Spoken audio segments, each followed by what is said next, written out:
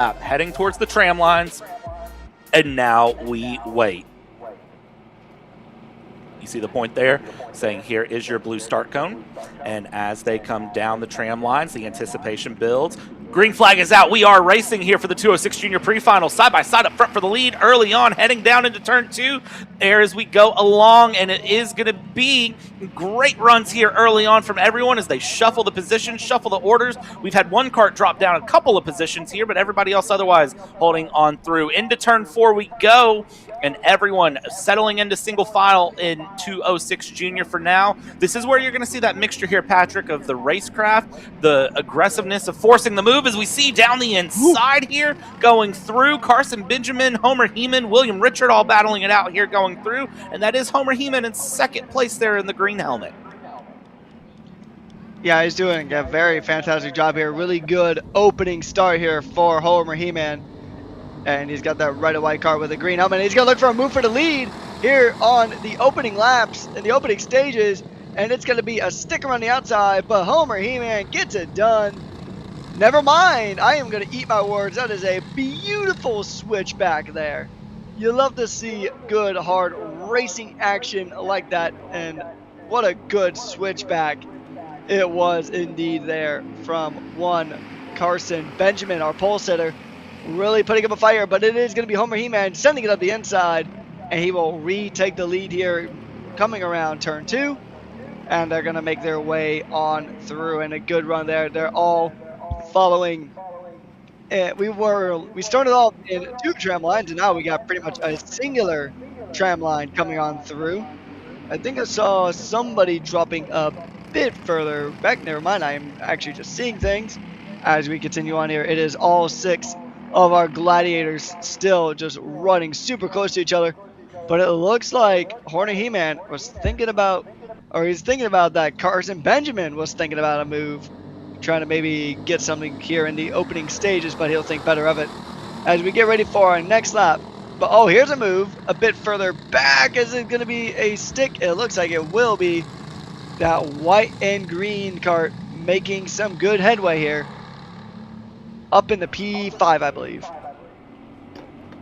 Great battles from all of them here as we go along. Let's just run down the straightaway here as we go. Homer Heeman going through in the front. William Richard in second. William Richard is the fastest car on track, by the way, right now, that 587 with a 109.654 going through. Carson Benjamin, P3, trying to fight it out for P2 here, looking for a move, and you see the very clear indication there between Richard and Benjamin. I don't think they're agreeing on who to pass where, how. Benjamin wants to be up into P2, is trying to go for a move. Evan Frey wants to go up as well, is going to possibly look for a dive into 7, not a dive to be found there. Elijah Matson-Vigas, the Tony kart there in the 370, holding back in 6th, and then of course you have Lincoln DeCoster, that number 23 plated kart, holding in 7th place as we go down the hill through 11, up the hill through 12 we go, heading along here. Nobody in the front 2 looking for a move here. Look over the shoulder there from William Richard, and nothing behind as they send their way through 12, demand all of the grip out of these MG tires that you can, send it through 13 and 14, and then continue down the front stretch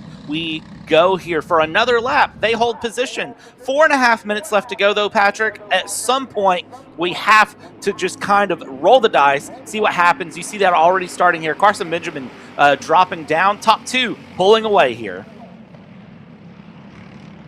Yeah, I mean, it gets to a point where you got to pretty much just either go big or go home, essentially. And it looks like so far they're going to wait for that. I mean, you still got about a little over 4 minutes left to go. So you still have some opportunities to make some passes as the 4 behind our top 2 are all scrapping it out for position. It is William Richards still trying to chase down that green helmet of Homer Heeman as they continue to make their way through, coming up now into turn 11. And if you can get a good slipstream, if you can get some good momentum, we talked about it earlier, Brad, if you can get some really good momentum, you can get some moves here. And speaking of moves, that's a move for P3 happening, but look at this, 3 wide coming through turn 13. And it is going to be, oh, it's the 370. Matson-Vigas, he's in the grass and he's losing. The hands are up. He is not too happy about that one. And tempers are flaring here as we get down to the final 3.5.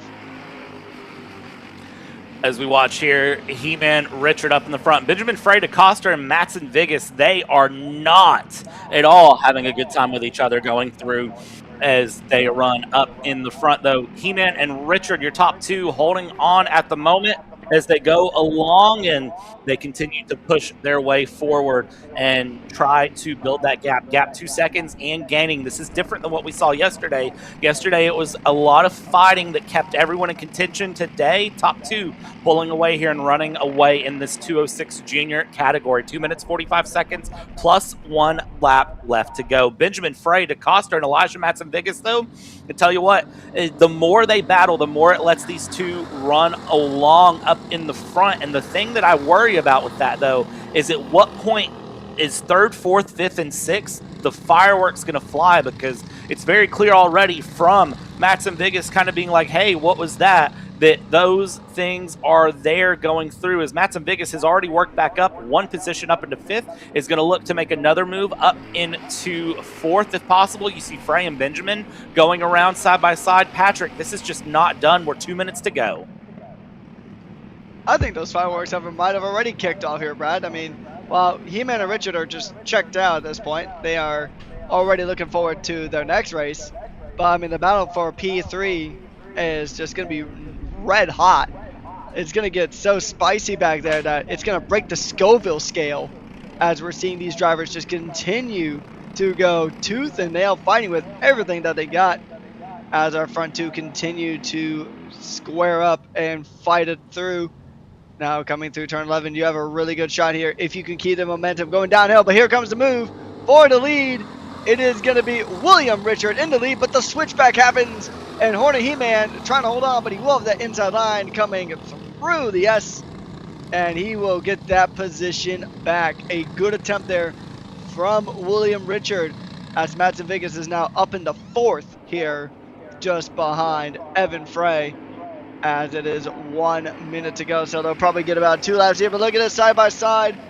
Is it going to be the switchback? No, not this time. William Richard is able to hold on, as these drivers are continuing to give it their all here.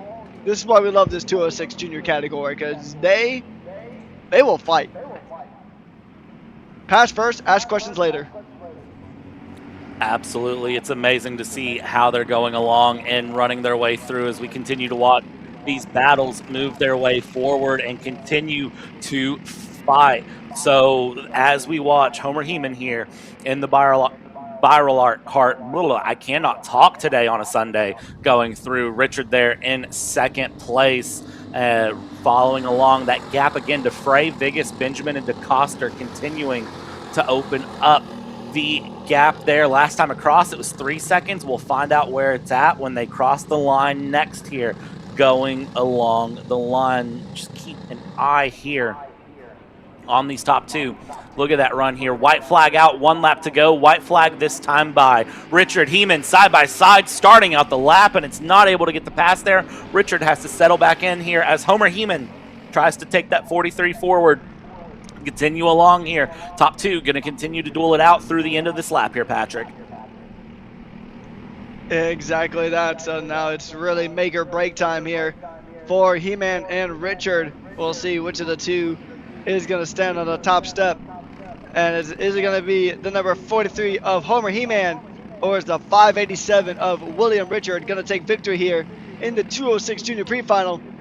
You got to get a good exit coming in through turn 11. This is really your last opportunity here. We're seeing the slipstream. We're seeing the momentum. The move is going to happen.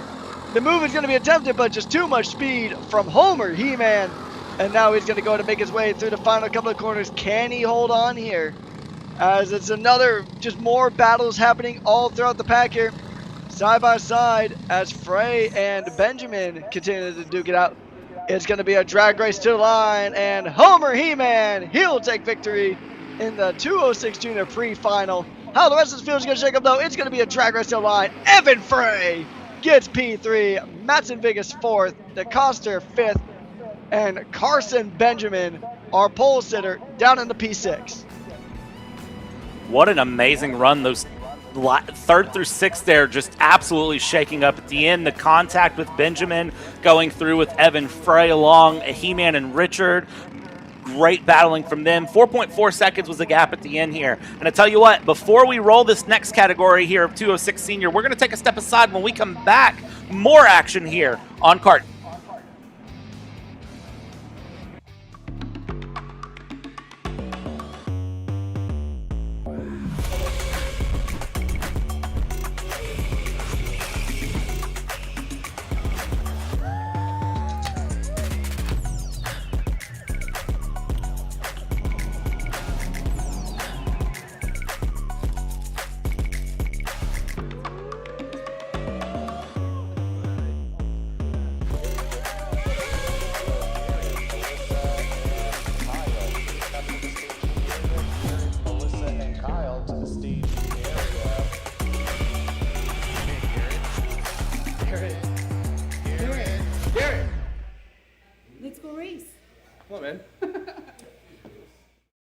Hi, I'm Jackson with Alpha Race Hub. Alpha is an all-in-one motorsports software solution that can solve all the software problems you need for your track, facility, or series. Alpha can cover all your software bases, from online registration, digital e-waivers, a proprietary timing and scoring software, incident management, automated points tabulation, tire and barcode scanning. We even have our own mobile timing app and rental kart activity management software. If you're looking to consolidate your motorsports software solutions, reach out to us at alphatiming.co.uk. Welcome to the future of kart race preparation, Kart Sim Pro North America. Featuring laser-scanned North American kart circuits and precision-tuned kart physics developed using real telemetry, dyno and tyre data, Kart Sim Pro North America delivers the most advanced and realistic kart simulation experience available today. Whether you're training for race day, refining your lines, or shaving tenths off your personal best, Kart Sim Pro gives you pro-level insight without leaving your home. Trusted by world champions, coaches, and karting enthusiasts alike, this is where virtual practice translates into real-world performance. Experience the thrill, the challenge, and the edge. Kart Sim Pro North America. Use code CHASER20 to get 20% off today.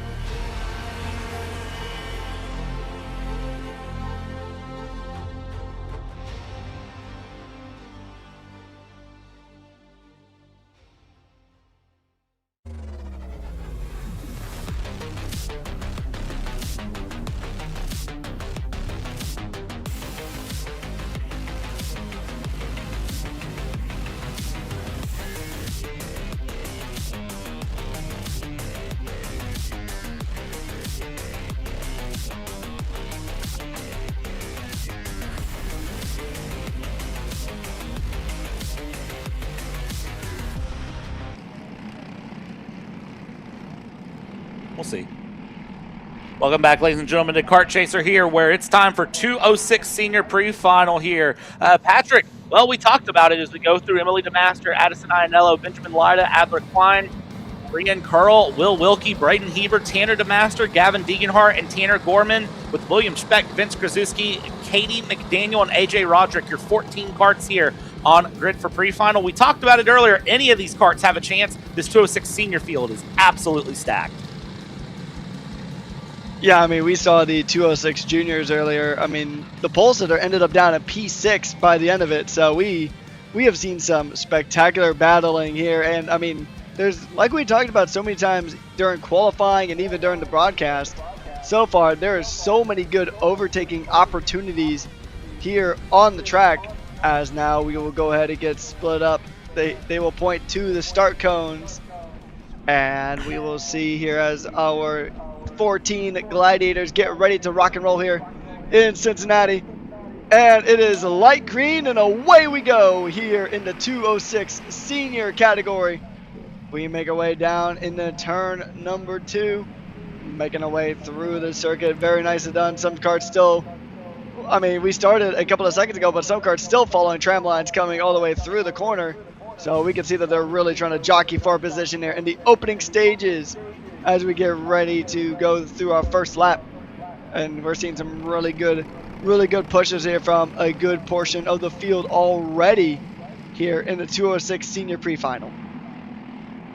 And watching here this pre-final get going, top 3 to Master Iannello, Ben Lida through. Braden Heber up into 4th place at the moment there. A great form there from that kart into P4. Going through, big jockeying for position up and down the field. It's Kentucky Derby weekend. We can say jockeying for position as they go along here through. But Braden Heber up into 4th, and then you have Adler Klein there, who is down into 5th as everything else has shuffled its way around, going through and along as we watch these karts continue their way forward. Crossing the line, Emily DeMaster leads Benjamin Lida with Ryan Curl up into 3rd. 4th place, Braden Heber, Adler Klein in 5th, Wilkie Iannello. Iannello losing 5 places on the first lap. That is a significant loss early on. Yeah, that is not ideal to start the race here, as we're seeing some more position trading here as they go on through. We're seeing drivers trade these positions back and forth like Pokemon cards as we get through with about 6 minutes to go here, and they are going to continue to fight here. As we're going to see, is Braden Heber going to go ahead and make a move coming down the hill? We've seen a lot of moves being made here in just the first 2 of our 9 pre-finals that we're having here tonight. We've already seen some fantastic moves being made down that hill on the run to turn 12. So far, everybody is playing nice for now, but Grip is not playing nice there for the number 21, and that is not good for Tanner Gorman, who touches a little bit of grass, and his car is not a fan of it. Yeah, Tanner Gorman now dropping down into P13 behind Krasuski, going through. Vince now up into P12. Up front, your top 6 hold stationary. Make that a lie. Will Wilkie looking for a move down the inside there on Adler Klein into turn 4. Makes the move stick. Very good job. Top 3 starting to shuffle along. They get right back nose to tail and hold on. Braden Heber there in 4th place. And then you have Klein and Wilkie holding 5th and 6th and 5th, respectively, as they have swapped through turn 4. Top 4, though, DeMaster, Lida, Curl, and Heber holding in their line through. Here we go, up the hill, down the hill, and we talked about this yesterday, me and Sheldon did, Patrick. Watch how they swerve to avoid that bump down the hill towards turn 12. It can make a difference in pace. Some drivers will swerve out to the left there, avoid the bump, and then stay to the inside. Some of them go right back out into line. It really just depends on, well, where they're at in position. Look at the line of karts here. The top 10 nose to tail as they come across the line here. Heber looking over the shoulder here, because here comes a charge from behind from Will Wilkie, trying to make a move here, going through, and Wilkie will make the move up, drops Braden Heber down a position. Good move there from Will Wilkie as he goes ahead and tries to continue his charge to the field. Looks like he's going to be trying to make another move here. He's trying to get one onto Ryan Curl, and that is going to be a fantastic move. He saw the opportunity, and he seized it with both hands. He has been an opportunist here today in this race, and he has made up 2 positions in the span of a singular lap. This is excellent racing from that number 84, who will be up into P3. Is he going to try to make another move now? Is going to be the question. The number 33 of Adler Klein, he's going to make a move, going wide there. That's going to be several positions lost there for, I believe that is Addison Iannello, losing a ton of positions there. As we continue on with about 3.5 minutes left to go, this has been pretty much just a race of, if you see an opportunity, you got to just grab it and go, as Wilkie is now up to 2nd position. Coming through in second place, Will Wilkie with the charge here in that 991 cart, making the moves here early, holding on here. DeMaster up in the front as they go through. Emily DeMaster showing great patience and pace here, not even really looking over the shoulder, just head down, cart forward, trying to keep that 206 senior cart moving as quickly as possible as they move their way along here. Up in first and second. Look at the ups and downs of the field. You got AJ Roderick there, the head driver for Roderick Racing Development there in the number 56 plated cart, up into 7th place, up 7 places as we continue to move along. Heber looking over the shoulder there in 5th. Ianello down 4 places on the day, but trying to find a move forward here. Top 4 holding on. 5th, 6th, 7th, 8th, 9th, and 10th again right there on the heels. Then you get a little bit of a gap back to Vince Krasuski, Tanner Gorman, Katie McDaniel, and William Speck, the 14 carts as they run here. 2 minutes, 20 seconds left to go as they come into turn number 1. And top 3 here holding nose to tail right now, DeMaster, Wilkie, Lida. Very good run here from the top 3, and they'll probably stay like this for quite some time. I don't think they'll make any risky moves until the end when they absolutely need to try to get these positions. So what these 3 might do is they might work together, try to work as a cohesive unit, and just try to build the gap so they could just keep this triple threat fight between the 3 of them. But Adler Klein, he's going to definitely try to make things a bit more difficult for our top 3.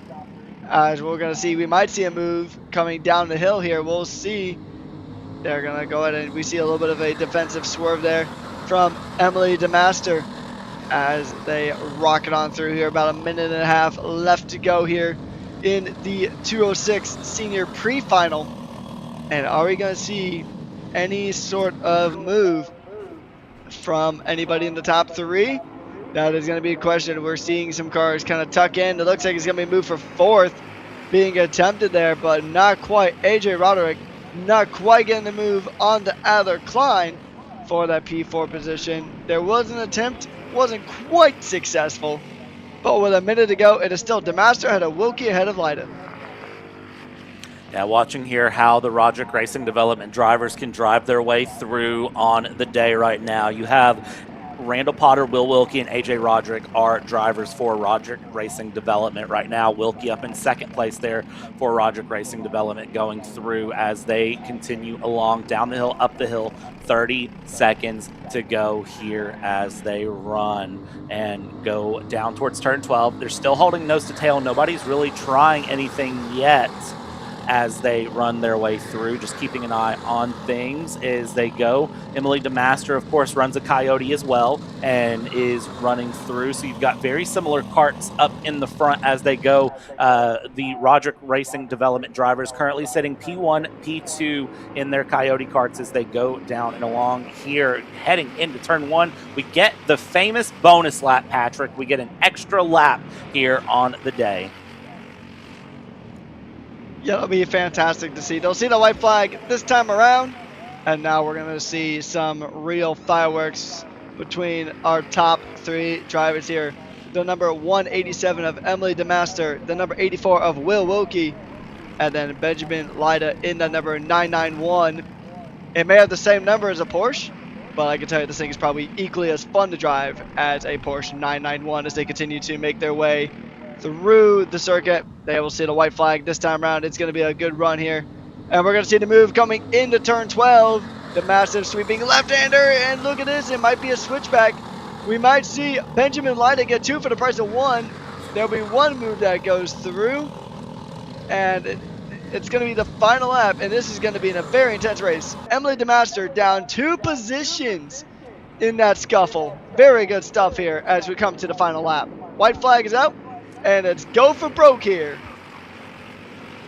Similar situation to what we saw yesterday. You get 2 teammates up together and then a 3rd wild card driver in the mix right now. That wild card this time around is Benjamin Lida heading through here. Roderick Racing P1, P3 here as they go through. Emily DeMaster trying to find a move through as they go and head along. Heading towards turn 7 now we go, and we keep that challenge well and truly alive for all of these carts as they head out of turn 7 down towards 8, 9, and 10 we go for the top 3 as they move their way through. And you see it right there as they come down down through 11, up the hill and down the hill we're going to go. Look over the shoulder. Everybody trying to shuffle things through. Who's going to find the run? Watch out for fourth place. AJ Roderick coming into the mix as well now. Do we have a steal for fourth? Contact from the teammates of Roderick Racing Development up at the front. Wilkie and DeMaster make contact. Ben Lida shuffles down the order. AJ Roderick is in the mix. It's a Roderick Racing Development 1, 2, 3 coming through as Ben Lida looks to fall down the order. Top 10 all within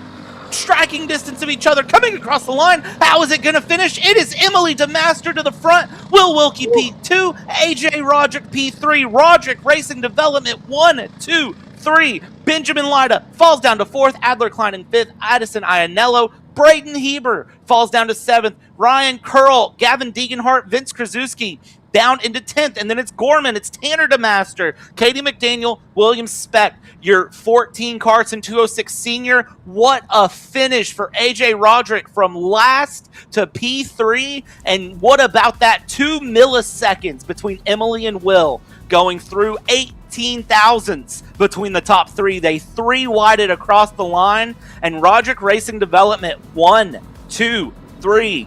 Patrick, it is textbook.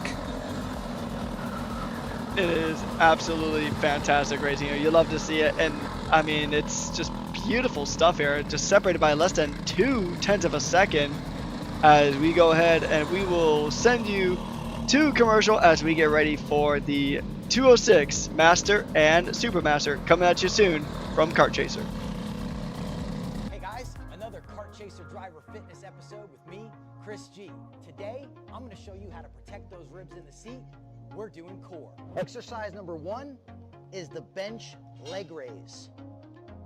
Controlled all the way down, full range of motion. Make sure you pick up that tailbone off the pad.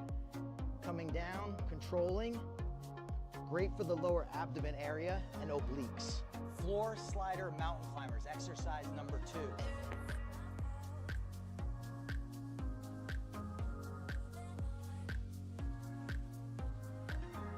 Exercise number 3, the plate-loaded decline bench sit-up. I'll see you guys on the next episode of Chris G Coaching, race-ready training that carries into real life. That's what we do. Champions aren't just born on the kart track. At SimShop, we deliver professional-grade simulators with the best performance-to-price ratio in the industry.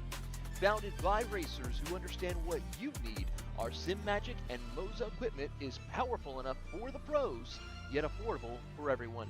With unmatched customer support and a thriving community, we're your racing partner. Visit simshop.com today.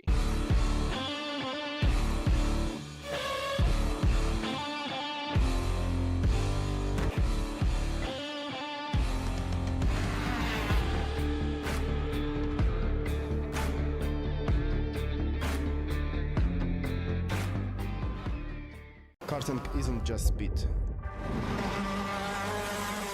It's control, precision, freedom. At Atlanta Motorsport Park, Kart Freedom isn't just a team. It's where drivers are made. Are you ready to get behind the wheel? From Formula One to NASCAR and IndyCar, all the pros start here.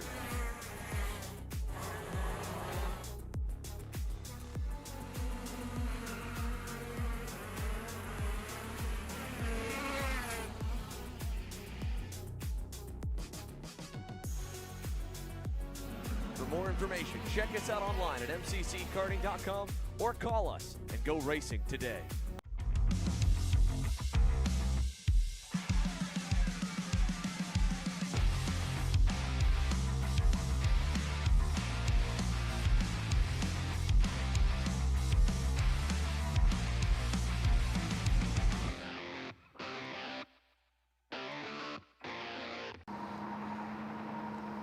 Cat food marketing. $9.99 a month. Dude, Caleb, wake up. Dude, we're live in 5 minutes. Let's go. Come on. What are you doing? Dude, I'm so sorry. Xander had me in a cat food marketing meeting till like 2 a.m. last night.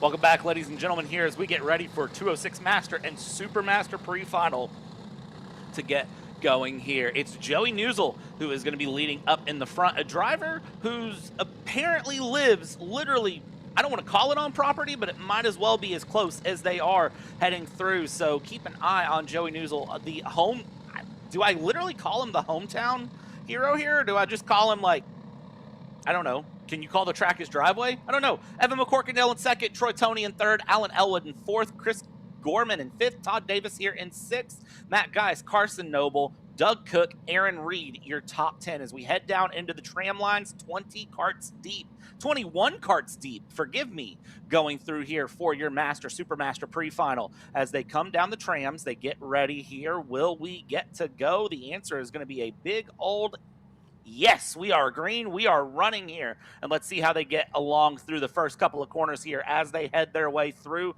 trying to keep things up and moving through the first few corners. Great battles up front going through, and everybody mostly making their way through. Looks like a couple of carts going around there in the early corner of turn 2, but I think most everyone else will make their way along here, heading down into turn number 4, heading towards turn 7. And, well, Patrick, it's going to be interesting to see how this 8 minutes plus a lap ends up for these Supermasters. Yeah, I think this is actually the biggest grid available tonight, Brad, with 21 carts. Beautiful stuff here.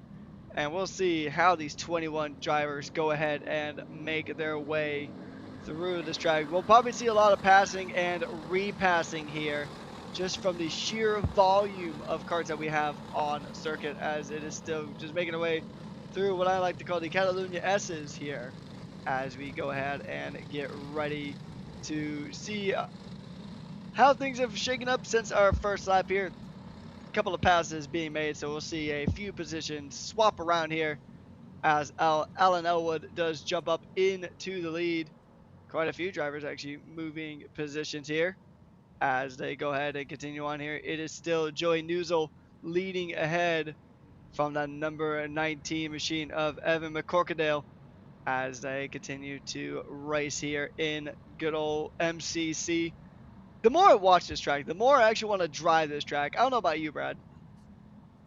Absolutely. I've been making some plans to try to get up here soon to drive. They do, of course, offer rental carts as well whenever there's not racing going on. So if you want to find out more info about that, be sure to check them out online. And I need to very quickly correct myself. Joey Newsel is not neck of the woods here right on the backyard. That is actually Finnegan Bailiff going through. Joey Newsel I'm thinking of, because Joey Newsel doesn't live that far away from me going through. So that's why I was thinking of Joey Newsel being close. It's not close to the track. It's close to me here going through, and close to my hometown as we watch these drivers continue their runs down through 11, 12, 13, 14. You see great runs from all of the pack here. Battles all the way back into P21 from Robert Newsel here, trying to make a move along, fighting with Larry Pike. That is a pass for P20, but as they go up in the front, Joey Newsel is holding off Evan McCorkindale at the line. It was less than a tenth going across the line there, with Elwood in third, Chris Gorman in fourth, Troy Toney in fifth, Matt Geist in sixth, as they all continue to carve their way through. We're kind of seeing this thing that we see with Masters and Supermasters that we don't get with Cadet Junior and, well, sometimes Senior. I think today you can argue with Senior, where the racecraft comes in and these drivers know to kind of settle a little bit, relax a little bit, Patrick. They want to think long-term. They're not thinking just lap to lap. They're thinking long-term strategy here, and we're really starting to see that, especially with the way these top two are sitting nose to tail. Yeah, they're pretty much just trying to work together right now, Brad, to try to pull away from Alan Elwood and the other 19 carts behind him. So it'll be teamwork makes the dream work, as the old saying goes, and we'll probably see that here from Newsel and McCorkindale as they continue to just kind of just go off into the distance here. It's about a 1 second gap here between Elwood and Newsel. So it's going to be a good run here. We'll see how this field does settle in. And they're still going to go nose to tail, pretty much following each other through like a two-person conga line as they make their way through here with about 4 minutes to go on the race clock before we get that final extra lap. So far, so good from the drivers. We still had a good amount of positional changes last lap. Matthew Burpo does go ahead and get up a position. He gets one ahead of Doug Cook. And we saw a few more positions change around last lap. We'll see if that's going to be the case here as McCorkadale and Newsel continue to battle out for the lead and continue to try to run away from the 19 drivers chasing them behind. You see that slight difference in line going through out of 13 and through 15, where it shuffles things along, and I kind of just wonder how that plays through for them as they go. It's really one of those, situations where you can set up that different line and try to have the run down into the front stretch and watch through a little bit of bumper shaking there from the 151 Larry Pike as he goes across the camera shot there out onto the main straight. A little bit of a shuffle there for him going through on that back end, and we saw that happen yesterday. This is a track with a lot of bumps, and those bumps and lumps can sometimes cause things to just get a little loose on your cart as it goes through, and we continue to watch how that affects things. We saw that yesterday, and I'm very much blanking on exactly who it was that had a slightly shaky rear bumper. I'll have to go back and remind myself later going through as we watch. Deep dive down the inside there, coming along for the pass. Great pass there, heading through in the mid-pack as everyone continues to run their way along. You see how turn 12 can be a great effective passing. 2 minutes, 22 seconds left to go here in 2:06 Master Supermaster. 2 minutes to go indeed, and I think we're going to have two of the most intense minutes in this entire race. Matt Geist jumping up a position as the drivers will go ahead across the line. Matt Geist up into P5 in the number 531 cart as we continue to race on here. But now there's a third cart that has joined the battle for the lead, and it's Alan Elwood who has jumped up, making this a three-way fight as we're seeing the cars make their way through the corners, through this very technical circuit. The national layout of the circuit is just absolutely amazing to see. This track looks, I mean, I know I said that the legacy layout from last week looks fun, but this, I mean, I feel like this run downhill is such a fun way to go through. As actually, McCorkadale, I think, is actually, oh no, he's still trying to chase the lead here. He's in a bright yellow cart as we have all of the primary colors in the top three. Newzo in the blue cart, McCorkadale in the yellow cart, and Alan Elwood in that red cart as we now come to a line with about a minute to go here. The top three will remain in position, but for how long is going to be the question. We see Alan Elwood really just trying to make magic happen here in that number 5 cart, and he's going to try here. He's pretty much nose to tail with Evan McCorkadale as they continue on here with less than 45 seconds to go.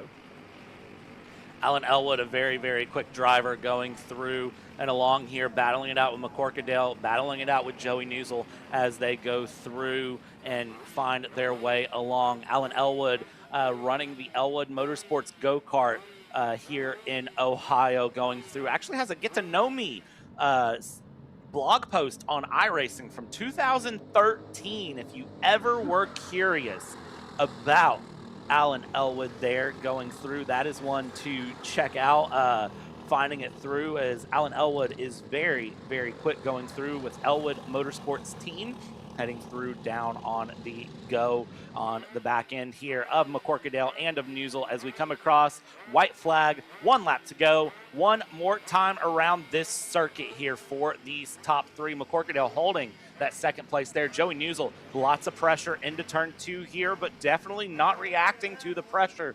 Keeps focusing ahead. I haven't even seen Joey Newsel look over the shoulder here yet, which has been super, super surprising so far as we go along here. Going out of the corner of number 4, heading towards 7. First time I think I've seen Newsel in a little bit look over the shoulder here, heading into 7, nothing to challenge here, half a lap left to go, and everything's going to come to a head as we head towards turn 12. Through 9 and 10 we go. 8, 9, 10, very clean, holding single file run down the hill into 11. Up the hill we're going to go. And it's again their holding place, 1, 2, 3. Go to the left for the bump. Do you stay to the left? And there's the dive out from McCorkadale, hard on the brakes down through, trying to get past Joey Newsel. Will give a little bit of a nudge there. Isn't able to pass. Newsel holding the line. Big hit there between Newsel and McCorkadale. Got to be careful of a pushback there. Newsel The rear of the cart came up off the ground. McCorkindale now with the run. Elwood with a run. As we come through, it'll be three wide across the line. Who's going to go through? Newsel to the inside. McCorkindale jumping in the seat. Elwood settles in, and it will be Newsel across the line. McCorkindale there. Elwood into third. Gorman. Guys, Tony Davis, your top 7 as they go through, as everyone else from 8th to 12th is now trying to shuffle through, and it is Carson Noble over Burpo. It's Daniel Fryer over Monison through for the top 11. 12th place goes Levi Wilbur, but I tell you what, Newsel, McCorkindale, Elwood, McCorkindale almost shipped Newsel into the next state over.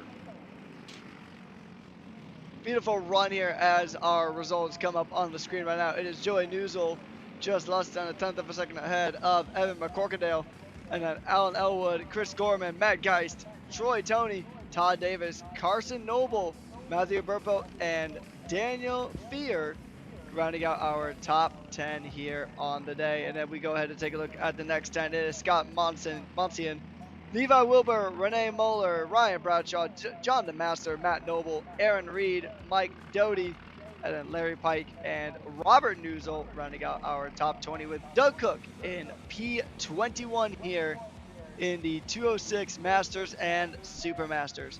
Now we go on to the most complicated class here of the bunch, and I mean that purely because of the technical aspects of our pro and junior shifter carts coming at you shortly. Cat food marketing. $9.99 a month. Dude, Caleb, wake up. Dude, we're live in 5 minutes. Let's go. Come on. What are you doing? Dude, I'm so sorry. Xander had me in a cat food marketing meeting till like 2 a.m. last night. Come on, man. Do you have anything I can drink? Dude, I got the perfect thing for you. Perico. It's a healthy energy drink alternative.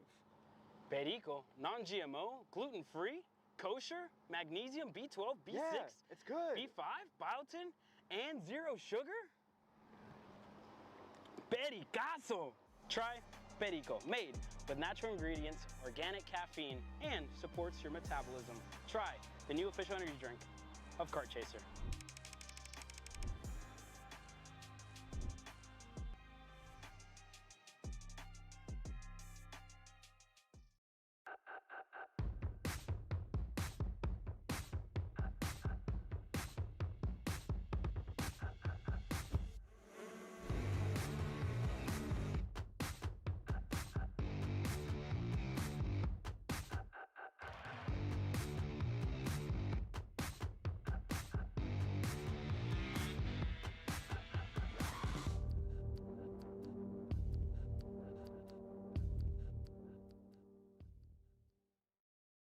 You know, I'm really starting to like this go-karting thing. Yeah, me too. Oh my gosh, can I show you this cute dress I just got? Yes, of course. Oh my goodness, it's so cute. I just love shopping. I love shopping too. Oh my god. Wait, did you guys say you like shopping? Of Yeah. course. Well, dude, I have the perfect place to do that at. ShopPayCarrot.com. At ShopPayCarrot.com, you can get free shipping on orders $200 or more. You can get anything you want, like MXC rims, gloves, rib vests, shoes, anything that you need, all at ShopPayCarrot.com.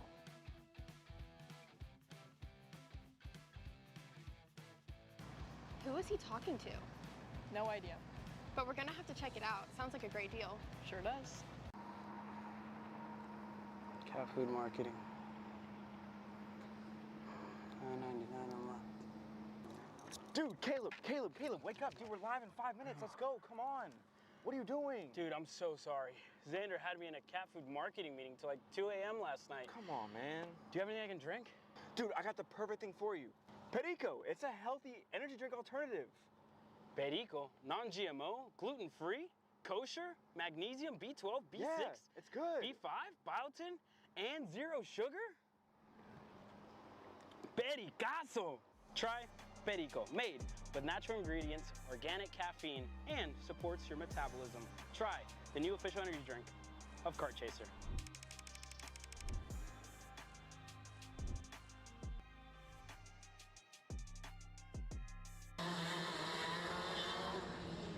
Welcome back, ladies and gentlemen, here to Kart Chaser as we get ready for the run of shifter and junior shifter here as it goes through. Yesterday it was Kyle Drysdale absolutely running through and having a great run. But today it seemed like there's a bit more pace out of some of these other drivers here in the pro shifter, senior shifter category. We'll see if that is the case going along here. Patrick, as we look at it here, Homer Heeman going through in the pole position for junior shifter. Kyle Drysdale is pole for senior shifter with Simonelik in second place. Both Simoneliks in second. Kevin Simonelik, of course, for the senior. Leet Simonelik for the juniors. What are we looking at here for the shifters? We're just going to see if drivers can really just keep it consistent, Brad, because you have that one extra thing you got to think about, which is shifting those gears. Something that none of the other karts here tend to have, really.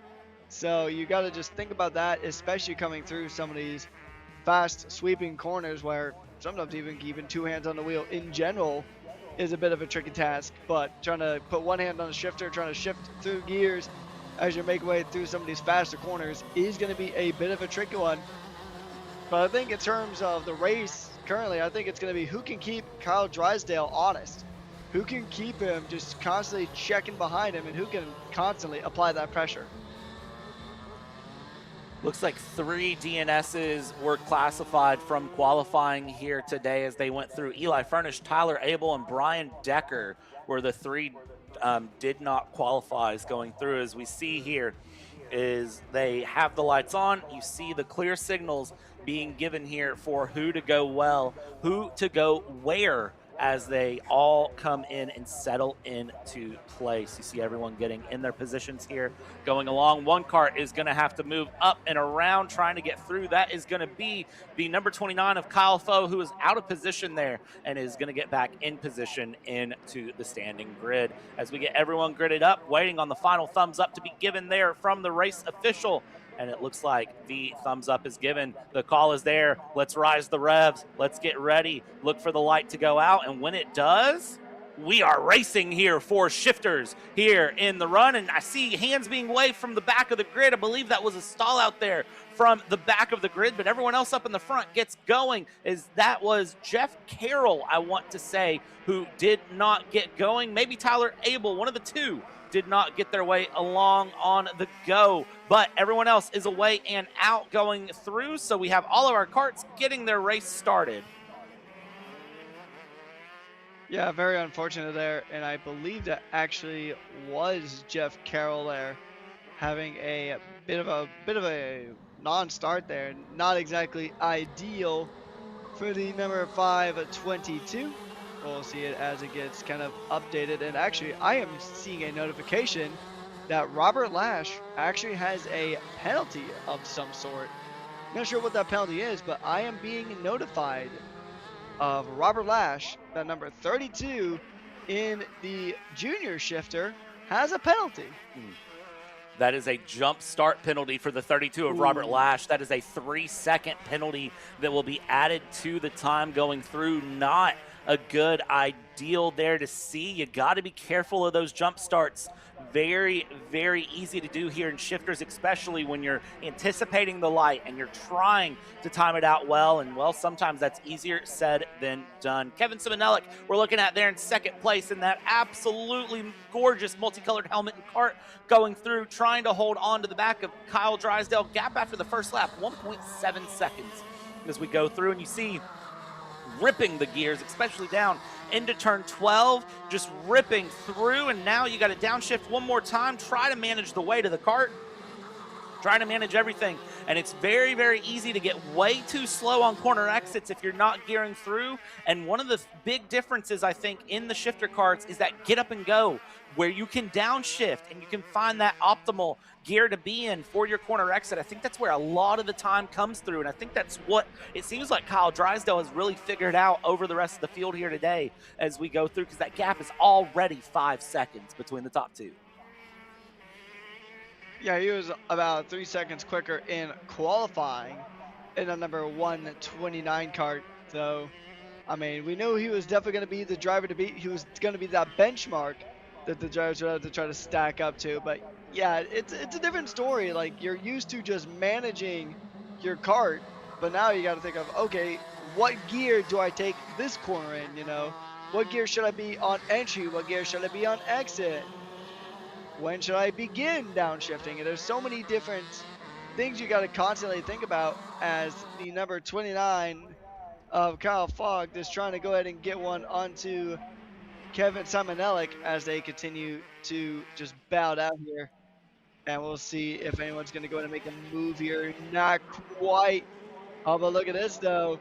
That number 29, that red and yellow cart, is going to try to make some moves. These are at least going to be an ever-present threat right behind that deep blue 566 of Kevin Simonellic, battling for P2 overall.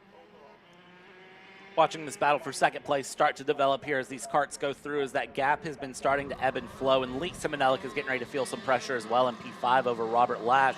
But right here, Kevin and Kyle getting ready to start doing some battle as they go through. One of the things you have to remember with these shifter carts as they go through, they have front brakes as well on them, which allows you to brake much later and run a very aggressive go. They're much more physical to drive as well. And shifting, you don't use a clutch. There is a left-hand clutch that you can use, but you only use it for launching. It's very similar to driving a motorcycle. You know, when I first looked into shifter carts, one of my thoughts was, well, if you can drive a manual transmission car, why can't you drive a manual transmission go-kart? I mean, in my head, I was thinking 3 pedals, you know, clutch, brake, gas, go. And that is one cart off there in a bad position off of turn 4. And you see, not happy about it at all. I want to say that is Homer.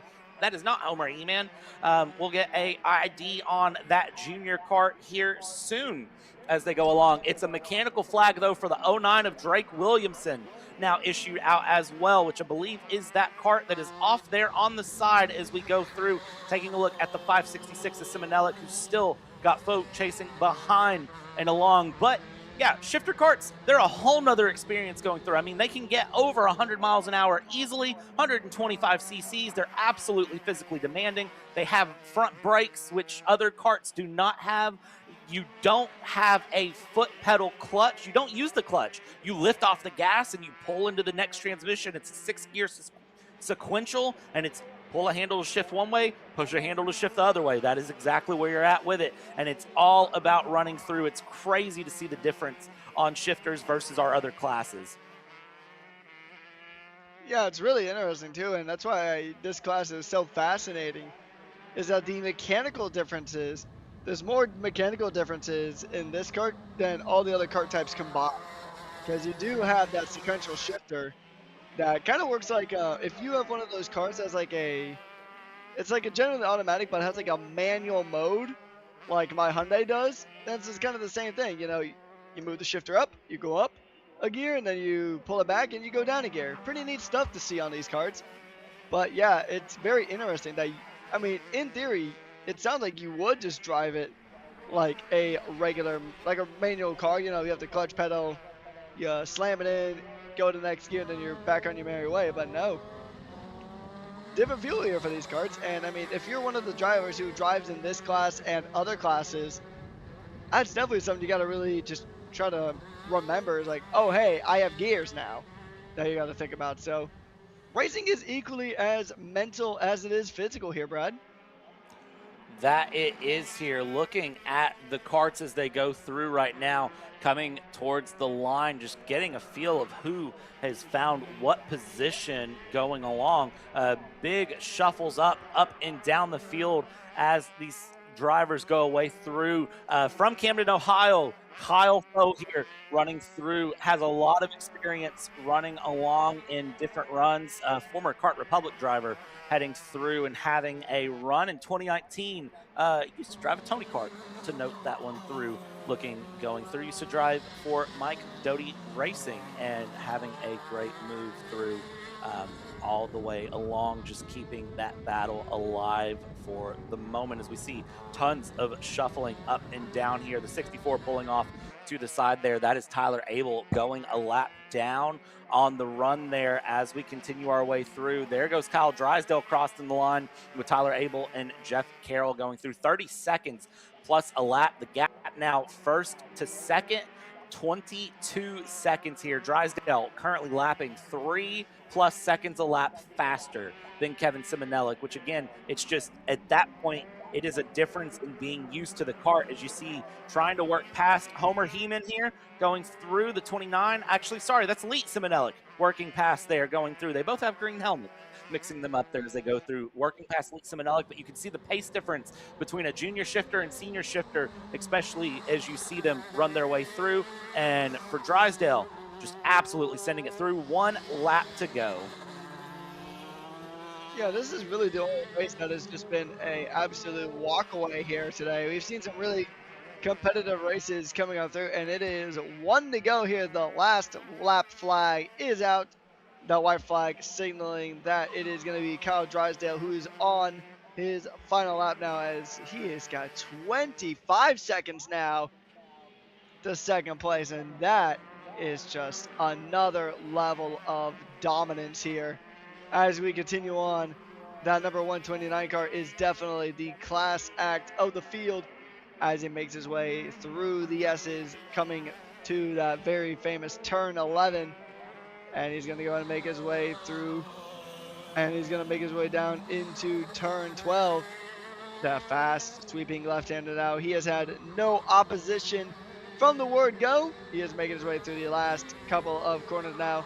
It's going to be the run to the line now. Here it is going to be Kyle Drysdale winning in the Pro and Junior Shifter category.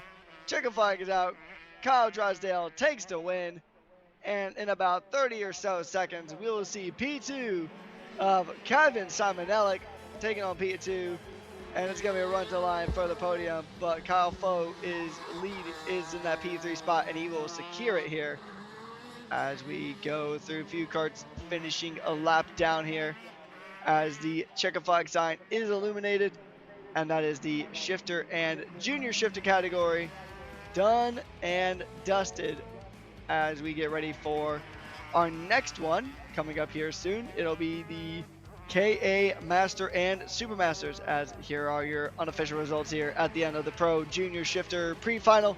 It is Kyle Drysdale ahead of Kevin Simonelli, Kyle Fogg, and then it is Homer He-Man, Robert Lash, Leah Simonelli, Tyler Abel, Jeff Carroll, and Drake Williamson, who had that mechanical failure about 7 laps ago, rounding out your 9 drivers on this junior and pro shifter field. Now they're going to have to take some time to retrieve their kart, so when we come back, it'll be the KA100 Master and Super Master coming to you live from Ohio. Hey guys, I'm Chris G. I'm Kart Chaser's driver fitness coach, and today I'm going to give you 3 tips on how to strengthen your shoulders for more endurance and better stability in the kart. Here we go. Okay, so exercise number 1 is the front rope pull-through cable raises. Okay, now this is the upright cable row. What you are doing here is you're picking a straight bar, as you see, and we're working the side areas of our shoulders, the medial. Exercise number 3, the dumbbell shrugs. As you guys can tell, I like to pause at the top before releasing. It's great for your strength, for that wheel stability. It's great for those shoulders and that upper back area. Chris G coaching, race-ready training that carries into real life. That's what we do here. See you on the next one. This is Henry. Henry feels sad. Henry feels sad because it's time for his next big race and his go-kart is in bits. Henry doesn't know that Acceleration Kart Racing is the United States' #1 shop for all of your karting equipment needs. Henry also doesn't know that Acceleration Kart Racing can deliver anything from tires to race suits and even wheels directly to your front door or to the racetrack itself, quickly and efficiently, with tech support available 6 days a week. Poor Henry doesn't even know that Acceleration Kart Racing offers free shipping to mainland USA on selected product if you spend $200 or more. Do yourself a favor. Go to accelerationkarting.com and make sure that you are never left stuck on the pre-grid with Henry. Be smart and don't be like Henry. All right, ladies and gentlemen, welcome back here to Kart Chaser, where we get going here for the next run. It's going to be the KA100 Master Super Master run for the pre-final. And let's talk about how this is going to go through for the run. Andy Kutcher up in the front with Paul Meese in second, Greg Lay in third, Damian Jennings in fourth, Jared Tracy fifth, Joe Newsel in sixth, Neil Hamilton finds P7, and Chris Kutcher finds 8th place here on the run. So this is going to be one to watch. Chris Kutcher not even getting a lap in qualifying, failure early on in the run. Hang on. I saw a cart pull off there. And that might have been actually... Oh, there's no way. There's no way that's one of the Kutchers. There's no way. Is it?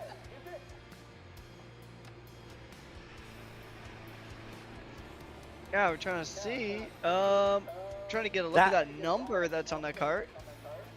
I believe that is Joey Newsel, if I'm not mistaken. We'll double check ourselves here in just a moment as the carts come across to the line and get ready to go here as they head through. And you see hands are up. We are looking to go, and they did not get the green here. They are going to send them around for another lap. We are not racing at this time. They will send them around for one more lap to get reset here and make sure we are good to go as they get that one cart out of the way, off of the track to go through and continue the run along. And we'll see how this plays out as the carts pace through. So, Patrick, since we get an extra formation lap, which we wouldn't normally get here, what's going to be the key for this Master Supermaster category? You got to really just try to stay consistent. Keep that momentum up. Like we were talking about earlier, you got to really keep the momentum up on this track, especially in getting a good exit through turn 11, because that will set you up so nicely on the downhill run into turn 12. As we see here, the 296 of Andy Kutcher is going to go ahead and lead us to the grid as we get ready to form those oh so beautiful tram lines as we get ready to rock, roll, and get ready to go here for the KA Master and Supermaster. We are halfway through the pre-finals. We got 4 more to go, including the pre-final we are currently going through with. And they're going to go ahead and do the tram lines. They're going to go ahead and punch it as soon as they see that green flag. And it's green flag, and away we go here with the KA Masters and Supermasters. A good launch there from the 296, making some good headway, but we'll see. He's already actually building up a pretty decent sized gap here. About 2 or 3 cart lengths in between, as it is a very good launch there. Oh, I see a penalty here for Paul Mazy. That might be another jump start, Brad. And oh, it's going to be a big slide there. Some near contact as we continue on. Drama already unfolding twice in the opening lap of the pre-final. This pre-final already going to show some absolutely amazing runs here going through. And yes, Paul Meese there with a black flag for tram line violation. So that will definitely hurt Paul going through. And here's the problem. This class is so competitive. You never know how that's going to play through as Neil Hamilton ducks a tire through. Coming across the line will go for the start of the first lap. It's going to be Kutcher over Meese, over Chris Kutcher, who's worked up into 3rd here, but now has to get past Paul Meese there in the green helmet in 2nd place. Going through Damian Jennings, Greg Lay, Jared Tracy, Neil Hamilton going through, and we can confirm at this point, just wanted to wait to get like 100% for sure, agreed, non-debatable confirmation that it was Joey Newsel with the mechanical failure there on the first lap of the outlaps going through. So that proves to make a big difference here going through. Chris Kutcher is running a gray suit here this weekend, not a black suit. So apologies for the mix up there to Chris. As we see Chris now trying to charge against Paul Meese going through. This is Master versus Supermaster at the moment. And you see the pass straight up the inside. Chris Kutcher now up into 2nd, now needs to get up behind Andy. And then let's see the Kutchers battle as we're going to watch Paul Meese continue to fall along there in 3rd. Gap, they're about a 2nd as they go across the line and come through. 1.4 seconds to be exact between Andy and Chris. And then Paul Meese there still holding on in 3rd. We'll see how the challenge for 2nd goes. Yeah, he's going to have to really go ahead and try to fight for it here. And I don't think that we're going to see that pass. Oh, actually, never mind. It is a Kutcher 1-2. Chris Kutcher goes ahead and gets that move for that P2 position. As he's now going to go ahead and chase the other Kutcher on the track, as it is going to be Andy now. Andy and Chris, that familial 1-2, holding up very nicely here as they make their way down into turn 12. We can see that green helmet there trying to go ahead and try to retake the position, as it is going to be Damian Jennings leading the rest of the field as they continue to race on here. And this is going to be a good run here. About 5 minutes to go here in the pre-final here for the KA Master and Supermaster, as now they go ahead and continue on. And it's once again the two Kutchers lining up and taking a very strong 1-2 here as they continue the run here in the pre-final. Looking very strong here from the Kutchers here coming into the pre-final. That battle here in the Kutchers 1 and 2 going through. Paul Meese has lost a little bit of touch to the top 3 there, or top 2 there. And then you have Jennings leading the rest of the pack going through as 4th, 5th, 6th, and 7th hang right behind that 211 and Newsel. Again, the failure of some sort of mechanical failure there down on the outlap. We'll see if we can get some behind the scenes info, find out exactly what that failure was as we have these karts continue to run their way through and keep their battles along here. That 275 looking very quick there going through. And for a second, I thought that was Oregon colors. You can tell that college sports has been going on, because for some reason I looked at the green, white, and orange, and I thought Oregon going through. You can tell that I wish football season was back. Also, OH. Yeah, sorry to everyone at the track for me having to do that right then. As we go through and along here, 3.5 minutes left to go, and you watch the gaps continue to fight themselves through. And right now, watching that 275 of Jennings be chased down by the 225 of Lay as they go out through turn number 7, and they keep just nose to tail here at the moment. Is Jared Tracy is not that far behind as well, and Neil Hamilton is not that far away either. Up the hill they go, down the hill they go, and you see again avoiding that bump. Some drivers avoid it, some drivers don't, and it really depends on category and how your kart is set up. Yeah, we don't talk about it a whole lot, but from our experience covering sim racing, Brad, we know that setups can really they're a very crucial part of racing. If your vehicle is not set up properly, and if you don't have your kart in this case set up to just handle the quirks of the track, then you're going to be kind of a sitting duck compared to anyone who does have their kart set up perfectly for this track. And setups come in all sorts of different shapes and feelings. And there's obviously, you got to keep the track specifics in mind, but also your own driving style. And that's just another layer of confidence. There is the 225 of Greg Leahy getting into the grass there, running a bit wide, and very nicely done to save it. But there is definitely time lost there from the number 225, as he does do a little bit of the grass touching. Not exactly ideal if you want to try to keep your positions here. 2 minutes to go now, and the Kutchers have really just started to run away with this one. So it'll be really fun to watch these two absolutely battle out here with the final 2 minutes to go in this pre-final for the KA Masters and Super Masters here. This is going to be a fun battle.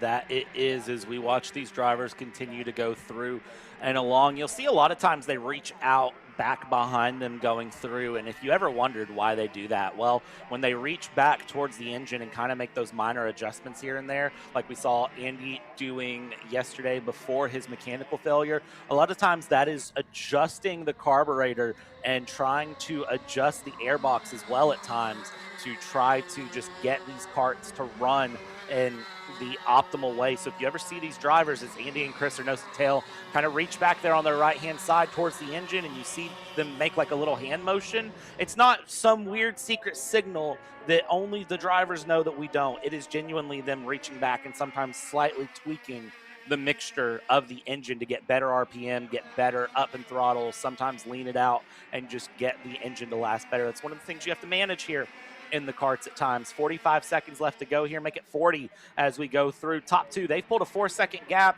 I would imagine when the 1 to go signal comes out, though, any sort of friendship or family love goes out of the radar here, Patrick, and they will pull the gloves off and start to battle.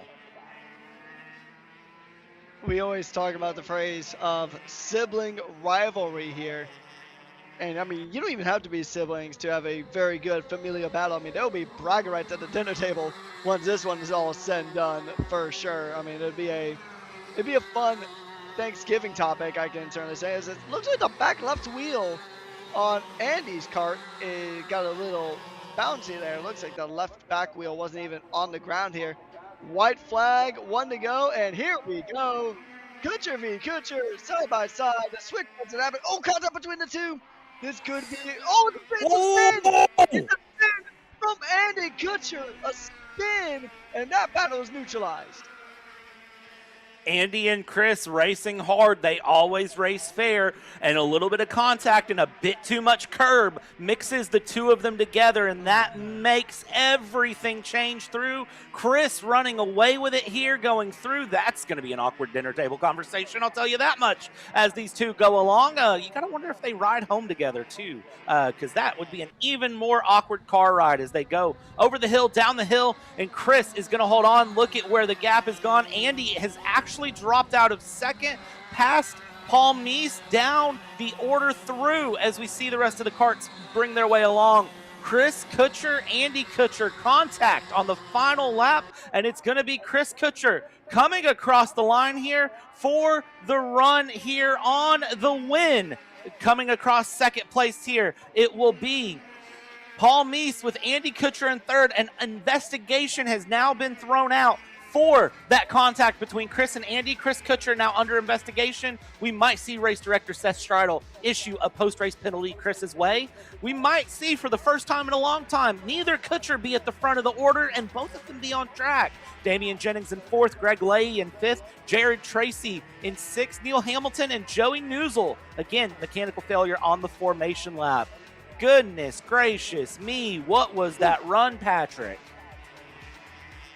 Chaos is what that run is, and yeah, that is a very awkward dinner table discussion. Yeah, that's gonna be at least a discussion. I mean, I'm sure they'll probably get along before the day's end. Probably shortly after the sun sets, they'll be best of friends again. But man, that's unfortunate there for. I mean, they had such a good run, but I mean, it's kind of the symptom of hard racing. You know, you're racing for all these points, trying to get or make the most in this championship, and I mean, sometimes you just race so hard that the karts just can't keep up with it sometimes, and you just have a bit of a spin there. As we get ready for the mini and micro Swift racers coming up here, coming at you shortly.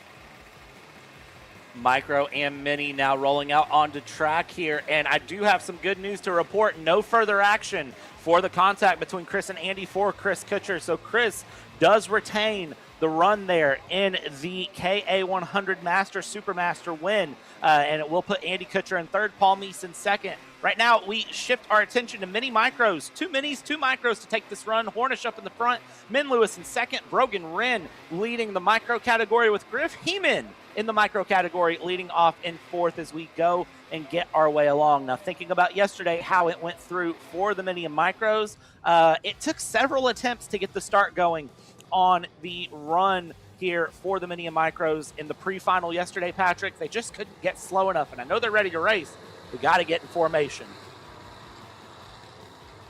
Yeah, so you got to pretty much just, I mean, the rules and regulations are there for a reason. And so we got to go ahead and make sure that our karts are at a safe starting speed. After that, I mean, you might as well just put the pedal to the metal and let your karts just run for it. But not quite yet. Not at that point just yet. We just got to see and get these drivers formed up into this beautiful go-kart equivalent of Foursquare as they will go 2 by 2 into the tram lines. They're pointing at the start cones. And it is green light and away we go here in the Mini and Micro Swift. This is going to be a fun one here. Can't wait to see how these drivers go ahead and make their way through. It'll be pretty much evenly split. We are 2 and 2, 2 micros, 2 minis. And this is going to be a good duo of battles here, I should say. As it'll be Sam Hornish and Min Lewis, and then Rogan Wren and Griff He-Man battling out in their respective classes. Again, to remember back to yesterday, Min Lewis swept the weekend yesterday going through. As of right now, Min Lewis sitting in 2nd place behind Sam Hornish as we head down turn 11, up the hill and down towards turn 12. And again, these karts will take that bump on the hill heading towards turn 12. They are not concerned at all about hitting the bump here as these Burrell Art karts head their way through and around, keeping the run through here. And you see them forcing the run out of 14, really milking the time going through that corner and letting the kart run wide. It's great to see them really trying to balance that carry of pace versus getting that turn through. Hornish currently leads over Min Lewis here up in the front after the first go around here of this national circuit. Again, 0.95 miles here, around 16 corners of great action to go through. And they continue to battle their way along as we head down into turn 7. Second nose to tail right now. And again, Min Lewis, faster than Sam Hornish yesterday, as of right now, is sitting in 2nd. There's a little bit of patience being shown here. I don't think Min Lewis is really looking to put too much pressure here early on Sam Hornish. I think okay just to follow through 1 and 2. Yeah, I mean, you still got a lot of time to really make the move happen. I mean, it's still about 6 minutes left to go on the clock. So you still got plenty of time. That's, what, about, let me just do some quick checking. Yeah, so you're looking at about a good 5 or 6 laps, and then the additional lap at the end. So you got plenty of time to make it work through here. So you don't need to do anything too risky. You're not going to win things in turn 1. You're going to win by just waiting it out and waiting and then making your move just before the checkered flag. That's how you got to play it here. And I think that is exactly what Min Lewis is going to aim for here. He's aiming for that patience, something we don't always see in this category. So it's a refreshing twist on the mini micro series. Yeah, watching how Min Lewis does here, going through, just holding right to the back in the run here and going along. This is a great one to watch going through for Min. Has done pretty well during indoor karting in the winter. Didn't get to do a lot, just jumping in random rental karts and having a good run through on the go. So Min Lewis going to be one to keep an eye on moving through the season here, looking at everything, because it's going to be exciting to watch and see how Min develops. Again, just looking at that update there from the family members of Min Lewis on social media. It was, again, doing well over the winter. Anytime going was going well. Just random rental karts, some doing well. Some of them were, just a random rental cart. You know how that goes. Patrick, everyone knows how the random rental cart lottery can go going along. Min was very excited to get back here to MCC and get practicing and racing, and is doing a great job so far. Currently your points leader right now over Sam Hornish by 50 points as it sits. Jack Katowski currently sitting in 3rd. Of course, Jack Katowski not here, is running at one of our 4 events Kart Chaser is covering today, is running at Miami Grands over at Trackhouse Motorplex. Finished 3rd in the Mini Swift category over there. So definitely a good performance there from Jack. But unfortunately, this doubleheader weekend will be a double drop round for Jack, dropping both rounds 2 and 3, so needs to continue once Jack comes back, the winner of round 1, to have good performances through the rest of the season. But Min Lewis, Sam Hornish, both quick. Blake Martinez is quick as well, so when they show back up, it's going to continue to be challenges. Plus, who knows who else might sign up through this 12-round season. And that's the beauty of it, right? Is that like a dark horse can just kind of show up partway through the season and really put the established front runners on notice. I mean, we kind of saw that in the real world, Formula One back in 2009 with Braun GP, team that kind of really just showed up out of nowhere and took everything. They won the drivers and the constructors championship that year, and I mean, nobody really expected that. So we can just see that even partway through the season where a name that we haven't really seen much of here at MCC shows up and starts putting everybody on notice. I mean, especially with it being a 12-round count, we got plenty of time. This is only round 3, so we're already a quarter through the championship just about, which is crazy how fast time flies. Time flies when you're having fun, and we are seeing that definitely here today, as it is a fun battle to win this between two very quick drivers in the mini Swifts, with Sam Hornish and Min Lewis still about a quarter of a second away here with 2.5 minutes left to go.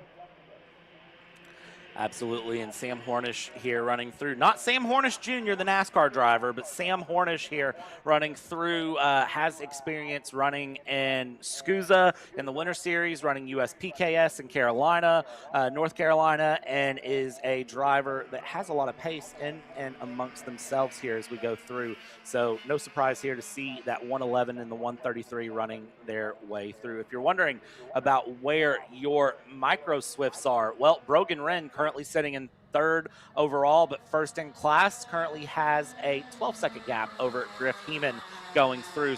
But the gap back to them is about 27 seconds, and that goes to show just the difference in these two classes here, Patrick.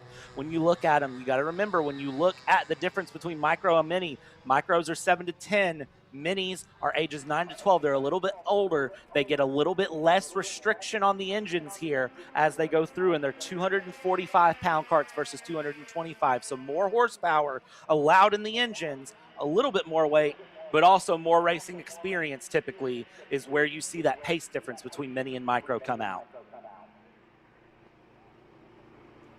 Yeah, definitely. So we'll just kind of have to see. We'll see how these drivers just manage these karts, because they are two separate karts, especially if you're just jumping into one of these karts for the first time.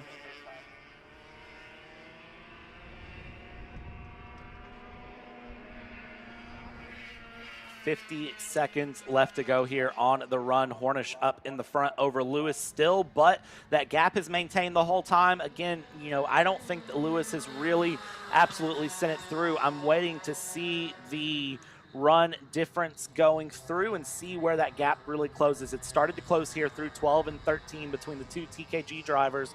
As they go through, they're going to come along across the line as we hit through less than 30 seconds to go. We will get a bonus lap here for these drivers. 2 to go this time by Hornish over Lewis, going through turn number 2 as they head through. And now look at that gap closing right there, bumper to bumper coming through as we head towards turn 4. Is it a dive to the inside for Lewis? It's not. Hornish holding the line through, and Lewis trying to look along here and just stick right behind as we go into 7, holding through. Well, a lap and a half left to go here, Patrick. A lap and a half indeed, as they continue to battle on through. These two have pretty much just been nose to tail the entire time as they continue to just pace on through. Now they're coming through essentially what is Ohio's equivalent of reverse Air Rouge, that famous corner in Spa-Francorchamps, the track in Belgium, as now we see these two red and white karts make their way on through.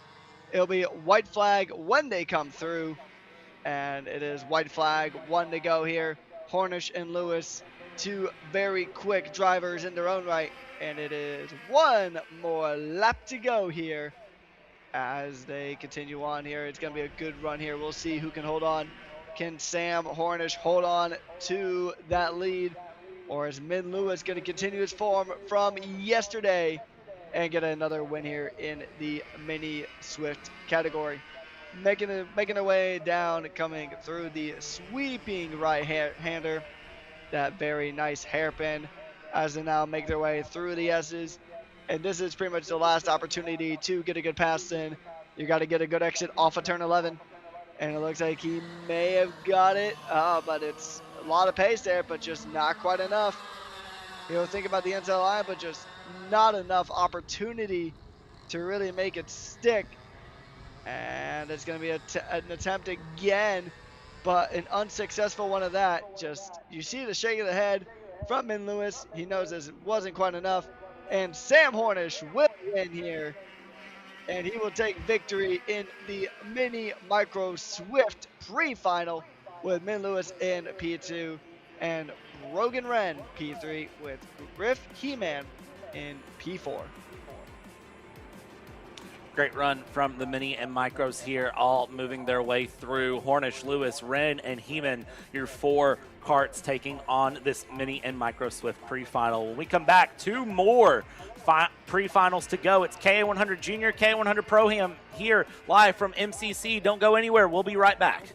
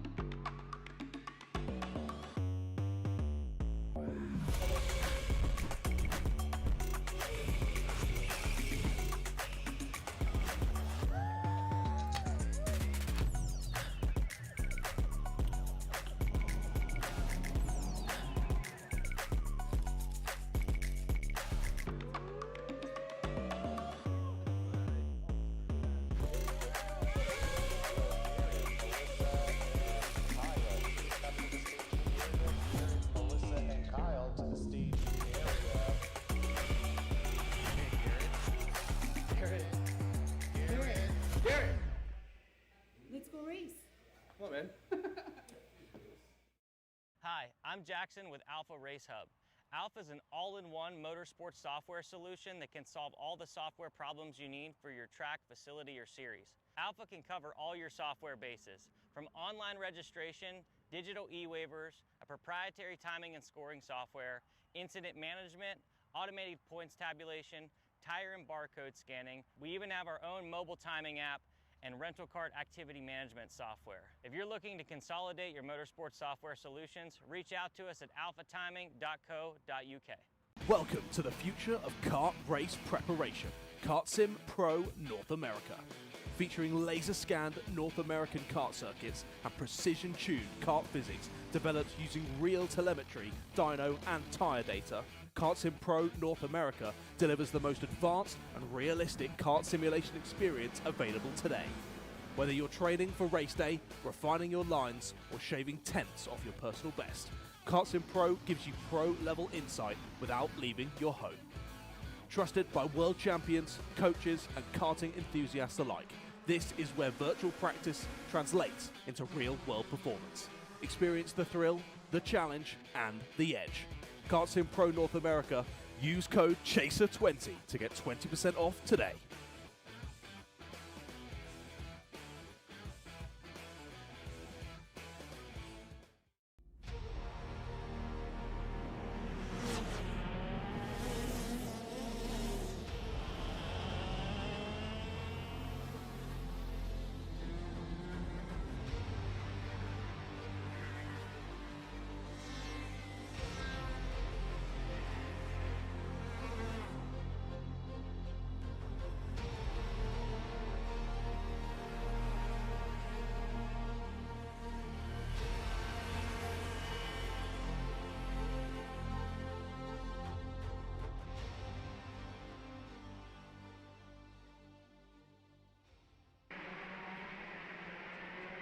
Good choice. Welcome back, ladies and gentlemen, here for the two remaining pre-finals of the day before we take a short break and then go into ready racing for your finals. 8 minutes plus a lap for pre-finals, 10 minutes plus 2 laps for your finals on the day. And let's talk about what's coming up here for your penultimate pre-final. It's KA100 Junior. Absolute fireworks expected here to come out of this class. And let's talk about how it runs at the moment. Well, right now, looking at the order, it is going to be Alex Kutcher over Ben Gleiberman, going through Homer Heeman in third, Robert Lash in fourth, Kai Park, Andrew Avalos, Eli Furnish, William Richard, Caleb Tracy, Lila Beck, and Carson Benjamin, your 11 karts running through here in the pre-final for KA100 Junior. No penalties handed out after the qualifying sessions were done, so this is the field as they were. We get ready to roll here for them, and well, you see the signal, slow it down, slow it down, slow it down, get them into the tram lines here and get them ready to go as they get ready. Kutcher had a sub 60-second lap to remind you in qualifying. Let's see what happens here as we get racing for KA100 Junior pre-final. Kutcher pulling away well. Homer Heeman holding in the second, side by side, third place on back as they go through turn 2 and up in the front though. We hold Kutcher with Heeman going through, and Gleiberman one kart off into the grass big time there. That is the 805 of Tracy, I believe, who was off there running through and going along. Everyone else up in the top 3 holding single file. Everyone else single file back behind now as we head towards turn 7. Yeah, it's a very good run there as we go through a very clean opening stage of the lap here, as it was a bit of a tricky one for the Kutchers earlier on with, I believe it was Andy having a bit of a moment getting contact with Chris Kutcher earlier on. Alex Kutcher, on the other hand, doesn't have the same issues. He is going to continue to race on here in the lead ahead of Horner Heeman and Ben Gleiberman, as I fused 2 names into one here, as we're going to see if we're going to see any positional changes here. Kai Park up into P3 as it sits right now. Andrew Avalos up into P6 and Lila Beck up into P8 and Caleb Tracy down into P10. So some positional moves being made here in the opening stages, in the opening minute and a half here of our penultimate pre-final of the day. And so far, some very good racing here from the KA Juniors. Watch out here, second and third place. Homer Heeman and Kai Park coming through. Both of them running Burrell Art carts and going along here as they go through. And you see looking through, holding on with each other as they go down the inside. Heeman down the inside of Alex Kutcher with the pass into 12. Clean pass there to go up into the lead. And does Park follow through? The answer is no as we go along and continue to watch these battles compete their way forward as we go across the line. It is now Homer Heeman, at least for the moment, with under 6 minutes to go plus a lap, leading through. Alex Kutcher right behind, putting in some great pressure, coming along here with Kai Park in third, Ben Gleiberman there in fourth, Robert Lash in fifth, Andrew Avalos in sixth. Let's see, is there a pass into 4? The answer is no. Alex is going to sit behind for now, Patrick, and the question will be, when does Alex decide to go for that pass back? Is it this lap? Is it wait a couple laps? What is your plan here? Because Kai Park looks quick behind as well. Now, granted, I would maybe try to wait it out a bit, but granted, I'm not the one in the driver's seat at the moment. So, I mean, the smarter thing to do would probably be wait a bit because, I mean, you still got 5 minutes to go. But the cooler thing would be to get the pass done. I think he's really got dual threat here because he wants to get that car ahead. He wants to get Horner Heeman. But then Kai Park, who is just right behind, is definitely going to be something you really got to be conscious about as they go ahead and begin the next lap with just under 5 minutes to go here. And it's going to be a good run here.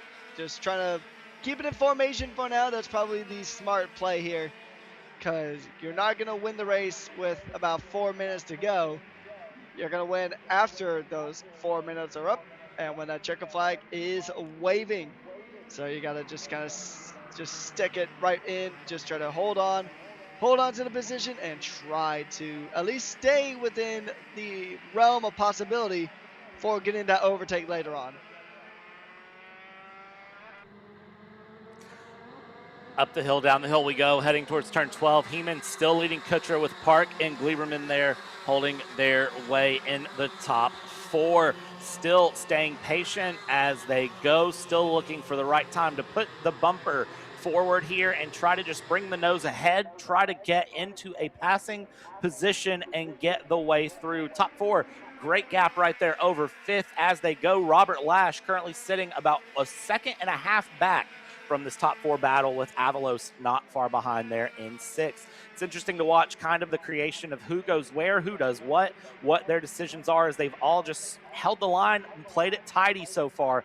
Nobody really looking for anything too complicated at the moment. Into 7 we go, and again there, Alex Kutcher not far off, but it is great to see Homer Heeman there holding on to some great pace up in the front.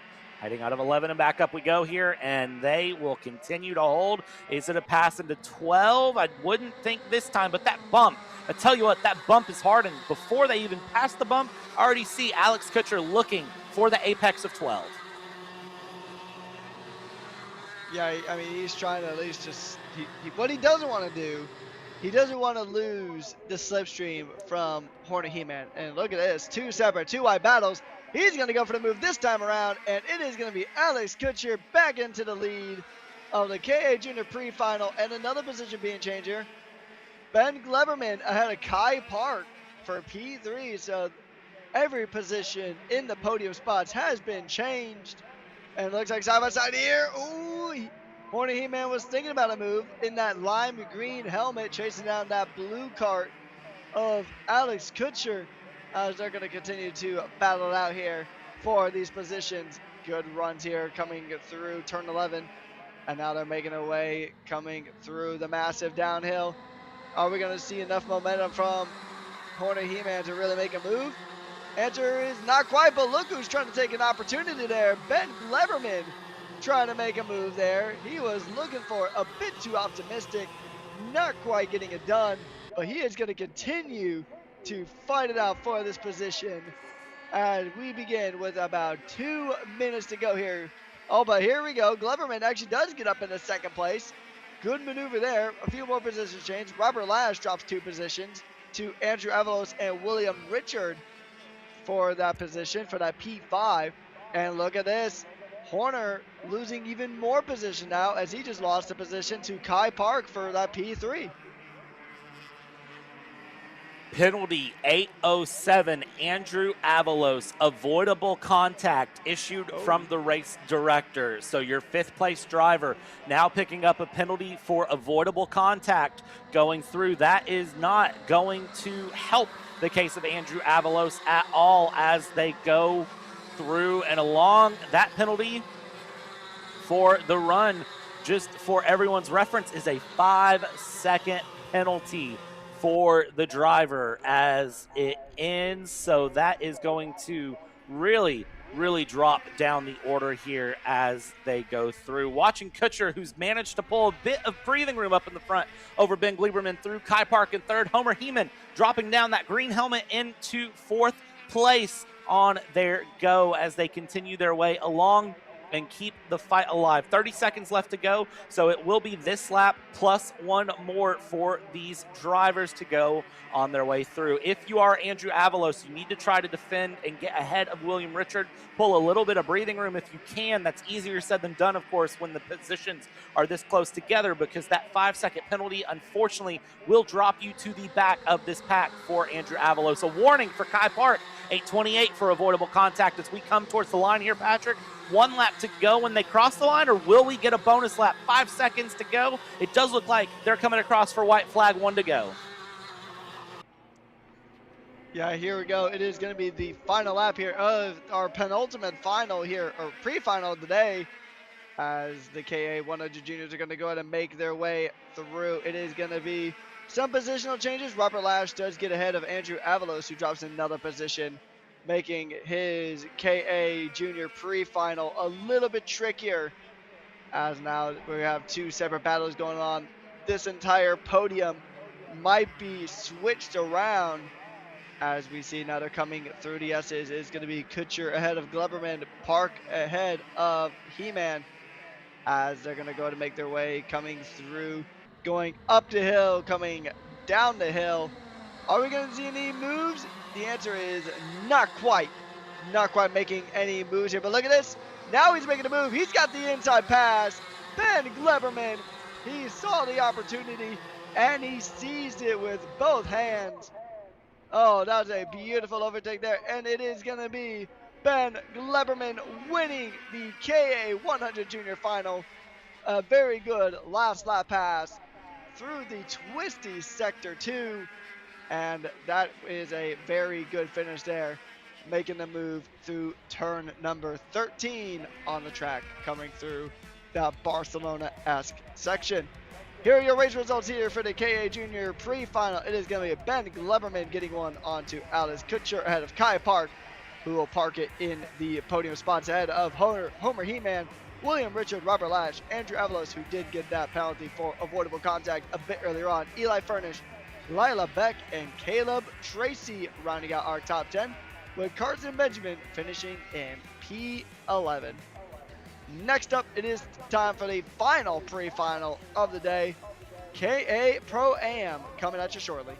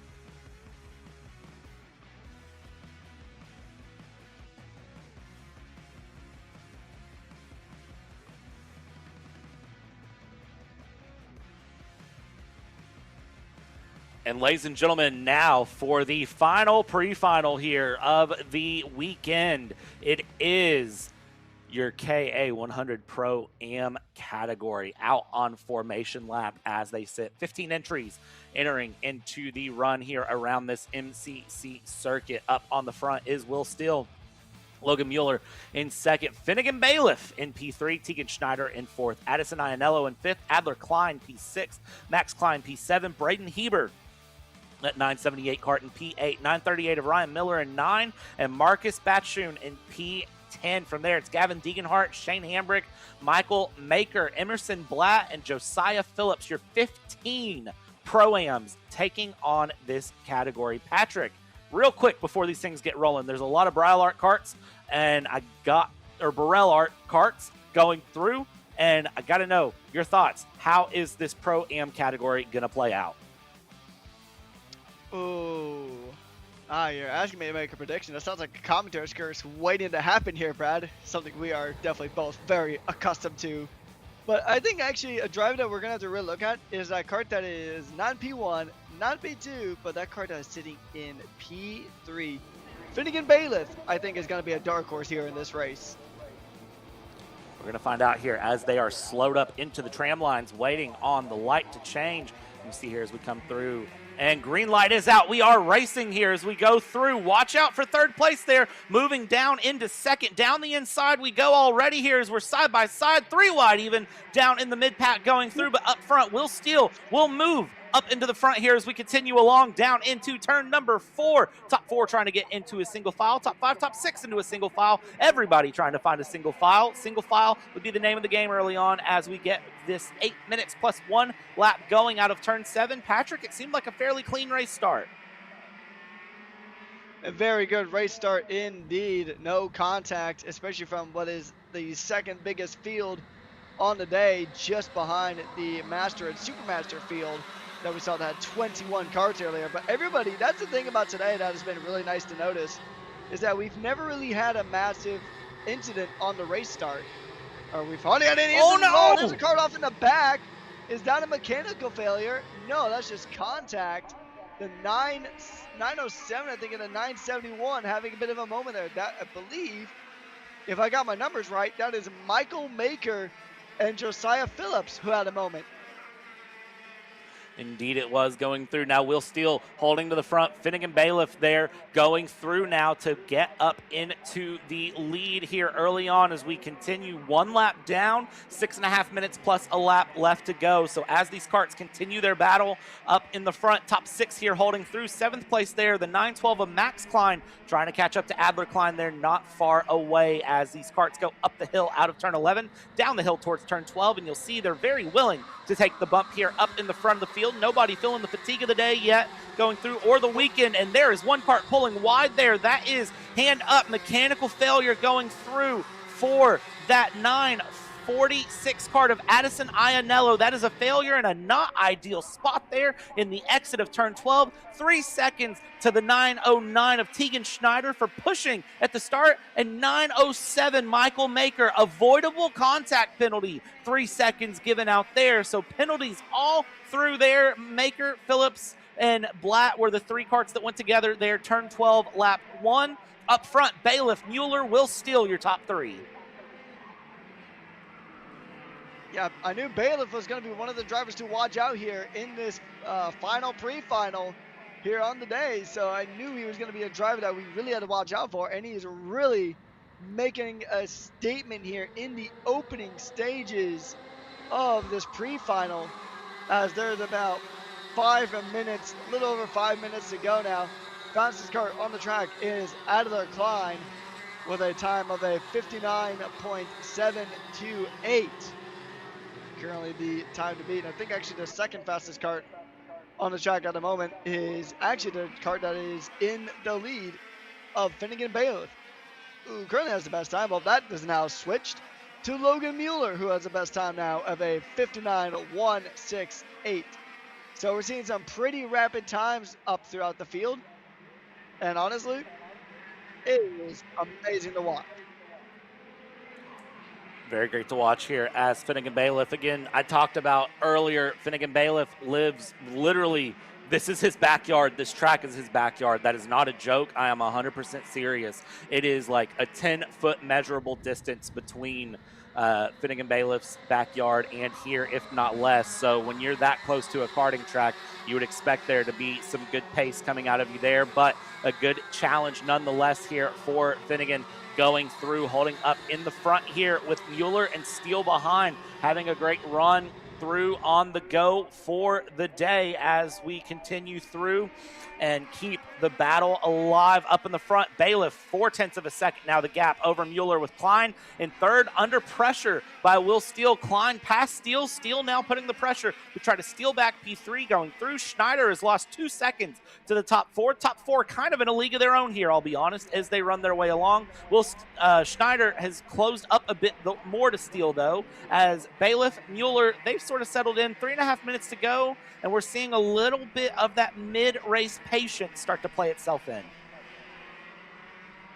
Yeah, so we'll probably see Will just wait a moment before he tries to steal that P3 away from Adler Klein as they continue to battle it out here and just try to really play the waiting game as they make their way through the Barcelona-esque section of turns 12 through 14.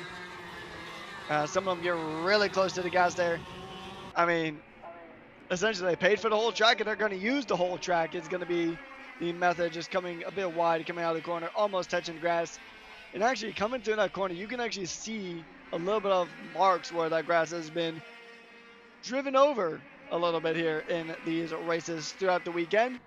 It's been a very fun weekend. And there's another card that is out. That's the 914 of Emerson Blatt. And he is out with a mechanical failure. Emerson Blatt out of the race as it sits, falling down from the back, or to the back of the field here with Addison Iannello through. Braden Heber, 978, penalty, avoidable contact. Braden Heber's day just went from bad to worse. That 978 in P11, now picking up that avoidable contact penalty here that is going to hand over a significant time penalty coming through for the next run here. We'll see where that places him going through and what that gives into the run. As it stands, looking at it, it is going to be a 5-second penalty should be going through for Braden Heber. We'll verify that post-race, though, before the final. That will put Braden Heber probably next to last going through ahead of Blatt and Iannello and the run. 1:40 left to go here, Patrick, as it sits. Bailiff up in the front with Mueller in second going through, but that gap is still maintaining fairly consistent. These two pushing really hard. And look at third place there of Adler Klein, who is very inclined to try to move up to the top two. Yeah, we'll see if he's going to be able to keep that position. As you're right, he is inclined to try to get a position. 3 wheels though coming through, so we are already seeing a little bit of that over grip that we kind of talked about during some of the breaks. Yeah, going 3 wheels like you're one of those Formula Drift Mustangs that occasionally go on 3 wheels as they are just full sending it through. 1 minute to go, so they will probably, depending on how much they manage the pace here in this one, they will probably, I would venture to say, 2 laps to go, 3 at the most. Depends on when they cross that line. But now we're seeing if will he steal that position away? And actually, I think he's got a penalty too, I am seeing here. Warning, Logan Mueller, tram line. Warning, Will Steele, tram line. Warning, Tegan Schneider pushing at the start. It is a busy day to be the race director here going through as we continue to watch. And those starts we were told before the weekend would be enforced very, very hard, and you see that coming to fruition as the warnings are handed out, as everything goes through. As we see here coming up to the line, 5 seconds will be on the clock. Let's see if we get the bonus lap. Yes, we do. Bonus lap to go as time expires. We're 2 laps to go now. This lap plus 1 more as they sit through. Bailiff leading Mueller by 1 second at the line. Top 4 have opened things up as Klein still under pressure by Will Steele. Yeah, Will Steele will do everything in his power to try to get that position back and try to jump up into that P3. We'll see if he can hold on here as Logan Mueller is he's actually lost a little bit, so he's actually more likely to get involved with a battle with Klein and Steele versus trying to fight for the win here. As Finnegan Bailiff, I mean, hometown hero, backyard hero, whatever you would like to refer to him as, he's going through, and you could see that back left tire just lifting a little bit coming through turn 13. I'm sure that's probably not an ideal feeling. He's just going to go ahead and tuck in and get ready to go for a white flag, and 1 lap to go here on the final pre-final of the day. Final pre-final of the Battalion Kart weekend as we go along through. It's been a wild weekend, but 1 pre-final lap left to go before we take a short moment, and then we go for 10 minutes plus 2 laps of Ready Racing finals. Right now, out of turn 4, you see Bailiff there, not even looking behind, looking through. Mueller looking down at the kart, though. Logan Mueller making some sort of adjustment there mid-run, or maybe having some sort of issue. Looks over the right shoulder. That gap to Klein and Steele has absolutely disintegrated here on the go down towards turn 11. Up the hill we go for Bailiff. It's a massive gap behind, but for second place, Mueller, Klein, Steele, that gap is all but gone for Bailiff. It's a couple more laps, or a couple more corners here to hold on here. You see the left rear tire pick up through 13 as they come through, and there's the swap for position going through between Klein and Steele. They swap through. Up front, it is Finnegan Bailiff, who's going to just play in the sand in his backyard and win here for second place. Mueller will come through, and Klein able to hold off Steele on the final asking, coming through. Big rip off there to the side there from Max Klein, trying to get past Tegan Schneider, not able to do so. And then from there we go. Ryan Miller, Marcus Batchun, Shane Hambrick, Braden Heber will bring it across in 10th, of course, with a penalty on his side. Josiah Phillips, P11. Michael Maker at 11th. Gavin Deeganhart, P13 here. Emerson Blatt, Addison Ionello, how they finish on the track. With that being said, pre-finals are done and dusted. We're going to take a short break. At 2:30 will be your opening ceremonies here trackside, and then from there we will join you live on Kart Chaser for your finals. 10 minutes plus 2 laps of exciting Ready Racing to finish off this Sunday. Don't go anywhere. We'll be right back.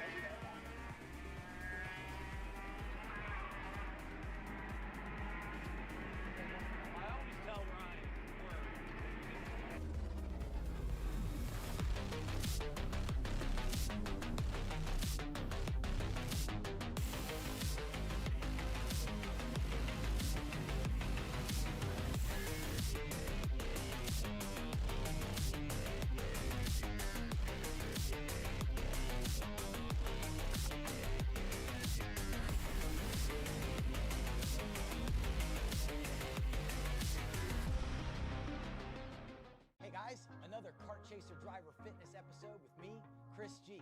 Today, I'm going to show you how to protect those ribs in the seat. We're doing core. Exercise number 1 is the bench leg raise. Controlled all the way down, full range of motion. Make sure you pick up that tailbone off the pad. Coming down, controlling. Great for the lower abdomen area and obliques. Floor slider mountain climbers, exercise number 2.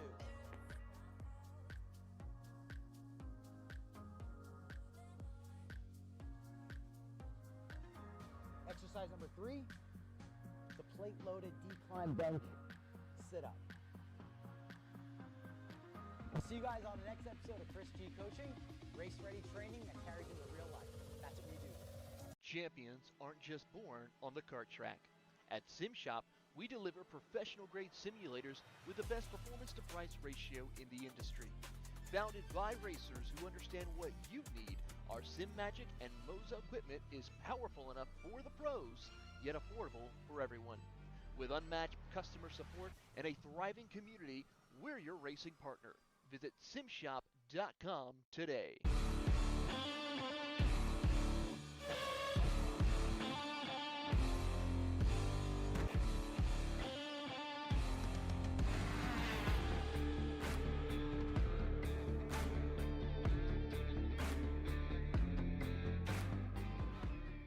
Karting isn't just speed.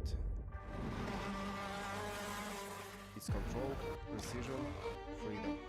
At Atlanta Motorsport Park, Kart Freedom isn't just a team. It's where drivers are made. Are you ready to get behind the wheel?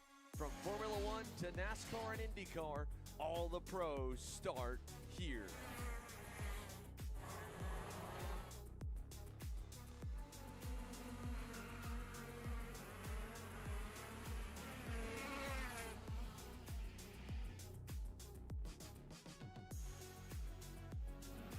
more information, check us out online at mcckarting.com or call us and go racing today.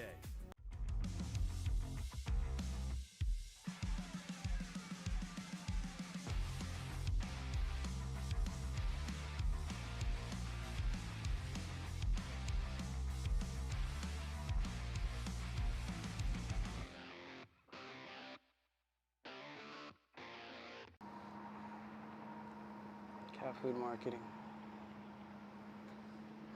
$9.99 a month. Dude, Caleb, wake up. Dude, we're live in 5 minutes. Let's go. Come on. What are you doing? Dude, I'm so sorry. Xander had me in a cat food marketing meeting till like 2 a.m. last night. Come on, man. Do you have anything I can drink? Dude, I got the perfect thing for you. Perico. It's a healthy energy drink alternative. Perico, non-GMO, gluten-free, kosher, magnesium, B12, B6, Yeah, it's good. B5, biotin, and 0 sugar? Pericazo! Try Perico, made with natural ingredients, organic caffeine, and supports your metabolism. Try the new official energy drink of Kart Chaser.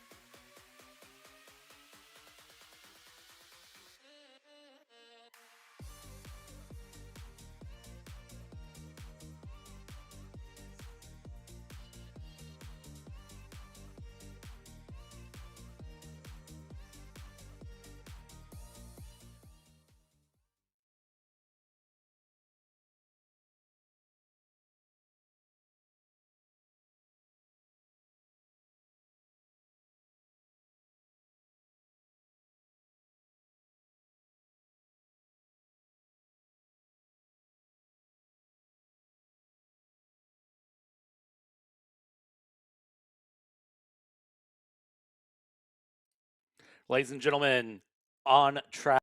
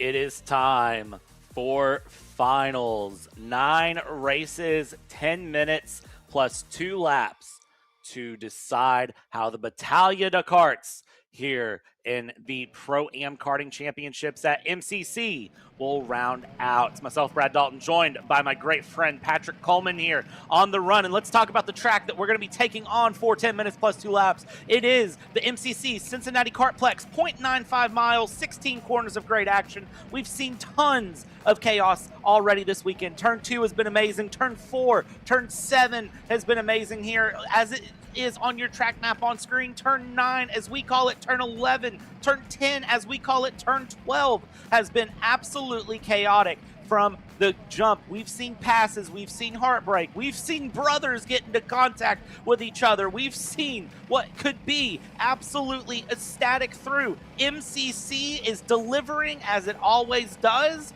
and will continue to do time and time again. But we got to get through finals to get through this weekend. It's been amazing so far, and as we come through, we are going to come out onto the track here and take a look at what is coming up for your action. First final here on the schedule is your 206 Cadets. Their pre-final today was absolutely amazing. Schneider, Hornish, Collins, Thixton, Martinez, and Bell all battled it out. And well, you see how they finish through as they start your final. Thixton over Hornish with Schneider and Martinez. Bell and Collins. Moving on from there, it is Leet Simonellik, Wyatt Huntsbarger, Philip Karanfalov, and Mila Bradshaw in your top 10 going through as they ran. And taking a look here just to confirm how it was for those 206 Cadets. No penalties handed out. Actually, that's a lie. The 444 took a penalty of Harrison Bell going through on the run. Took a 3-second penalty for avoidable contact, which put Harrison Bell into 5th when it was all said and done. So as we get these karts lined up, coming out of 14, heading towards 15 and 16, they've got 10 minutes plus 2 laps to take on, approximately 12-ish minutes of racing to decide out who is going to be crowned the winner of Sunday of round number 3 of this go. They are into the tram lines. They are being told where the blue cone is and being told to keep it slow. As they come through, we lock it in for 10 minutes. And it is the green flag. We are racing, and already we see drivers jumping out of line here to go through as we head down towards turn 1 here. Chase Thixton holding through down the inside. Thixton, Hornish, Schneider, Martinez all battling it out through. We've got shuffles for position. Drew Schneider holds 3rd, and we hold everything through. What will this 10 minutes bring us here? Patrick, we get through the first few quarters at least unscathed. Yeah, very nice of there from the 206 Cadets to go ahead and keep it nice and clean, despite being extremely feisty on the race start here. And this is going to be a good battle here. We have seen that this class has been absolutely electric here. Despite the fact they're running gas karts, They have been extremely electric here today. So look at this. It looks like Blake Martinez was thinking about a move onto Drew Schneider. That is Chase Thrixton still holding on to the lead here. As you can see, he is just fighting that car. There is so much rubber on the track now that the grip is just absolutely amazing out there right now. We are seeing a few hand signals, some drivers working together. Blake Martinez sending the move up the inside. He will get past Drew Schneider, and that is that blue number 38 kart up into P3. But if you think he's going to have it easy from here on out, you will be sorely mistaken, as Drew Schneider is going to potentially look for the retake. Harrison Bell, though, despite serving that penalty, he's already looking very punchy here in the top 5. One of the drivers to keep your eye on through this final is that blue helmet with the yellow stripe, the blue two-tone suit there of Blake Martinez. That is a driver that has had a weekend that I don't want to call favorable, honestly. Was very frustrated yesterday in both the pre-final and the final with some contact, with some moments. Today definitely seemed to have a moment as well, as we see Drew Schneider get passed by Harrison Bell. Schneider down into 5th place now, and Harrison Bell up into 4th in the 444. Look at Martinez already looking to try to get a move done for 2nd past Sam Hornish. Now, I will refresh your memory, 26 hours ago, we'll call it, in the pre-final, it was going to be Martinez and Hornish that had their coming together. That is where the frustration for Martinez really started. Who is it that's near each other right now? Well, it's Martinez behind Hornish here. And I'll tell you right now, memories of an elephant in these younger categories. These drivers remember it all, and we'll see how it plays through. Right now, Chase Thrixton, the 139, just kind of breathing up in the front, trying to hold their own here in that orange helmet, in that blue cart, and just running through along. Second place, you of course have the Burrell Art cart there, the TKG of Sam Hornish holding in 2nd, and then in 3rd, Blake Martinez trying to get past Sam Hornish here, looks to do so into turn 12. Big run down the hill. Is it a peak to the inside? The answer is no. Yeah, I'm sure we're going to see these guys battling it out here. Sam Hornish and Blake Martinez battling it out like 2021. Max Verstappen and Lewis Hamilton. I'm sure, though, like you said, memory of an elephant for these younger categories. And he's going to remember that incident, and he's going to want to get it back in full. And he's going to do it nice and clean, though. He won't do it through contact. He'll do it through a pass. And that is Blake Martinez up into P2. Very good pass there from the almost Neapolitan ice cream styled helmet there with the 3 different colors there. The blue, the yellow, and the pink. And he's going to go ahead and make his way through. We're seeing already Chase Thrixton just looking behind him. He'll probably see a pretty healthy gap, so he might be able to breathe a bit easier in that number 130 kart, or 139 kart, excuse me, as they continue through. Look at this Congo line from Hornish down to Schneider as they are just following each other through. Follow the leader as they come down here, coming into that fast sweeping turn 12, coming through the Barcelona section of the track. And oh, there's a bit of a snap there, it looks like, from the number 140, or sorry, that's the 444 Bell, having a bit of a snap there coming on through. And they're going to go ahead and cross the line. 6.5 minutes to go, roughly. And Drew Schneider dropping down all the way into 5th. So a bit of a tough final here for the 206 cadets, well, particularly for Drew Schneider. Yeah, Drew Schneider here hanging out in 5th place. I think this is patience. We saw this pay off amazingly yesterday, though, on the patience. Schneider lost that lead early in the pre-final and was able to just sort of sit back and stay patient. And then when all the battling in front started, who did that leave to the front? Well, it left Schneider all the way through. So I think patience is one of those virtues that Drew Schneider has well over anyone else as they go along. Harrison Bell now holding through. Schneider starting to lose some momentum to the top 3 because Harrison Bell's losing a little bit of pace to the top 3. But Harrison Bell was the fastest kart on track, but last time through was actually 4/10 slower than your top 2. Got to be careful there with the pace. Look at the grip from Martinez, pulling up nearly the whole left side of the kart. A little bit of a wiggle there from the 141 getting in the mix here as well as we go through, or sorry, that's the 111 coming through as Schneider goes through. So a bit of a wiggle going along there as we see Sam Hornish drop 2 positions after a bit of grip there coming through 13. The cart wiggled, had to counter steer to adjust, lost momentum, and that puts Drew Schneider up into 4th, Harrison Bell up into 3rd, and now Blake Martinez holding that 2nd place right now as we go along and continue to challenge. Thixton looking over the shoulder, nobody behind, and is going to just settle in here, keep trying to do what he's doing. Is 2x2 they chase. Yeah, they're going to try to, they need to work together. They want to have any chance of catching up to Thixton. Thixton is just chugging along the track here, just ticking down the minutes before those final 2 laps. And so here we go. It's going to be a move on the inside from Harrison Bell. Harrison Bell, he's going to go for it, and he's got that move. Schneider is trying to hold on from Hornish there as the battle for this far-away fight for 2nd is still red hot. A little bit of a grass touch there from Sam Hornish there, so he'll lose a small bit of time here as they're going to come across the line now. We'll see who can go ahead and try, if anyone's going to try to make a move coming into turn 1 or maybe try to line it up for turn 2. The answer is nobody is going to try to make the move just yet. Little under 3 minutes to go here in the first final of the day.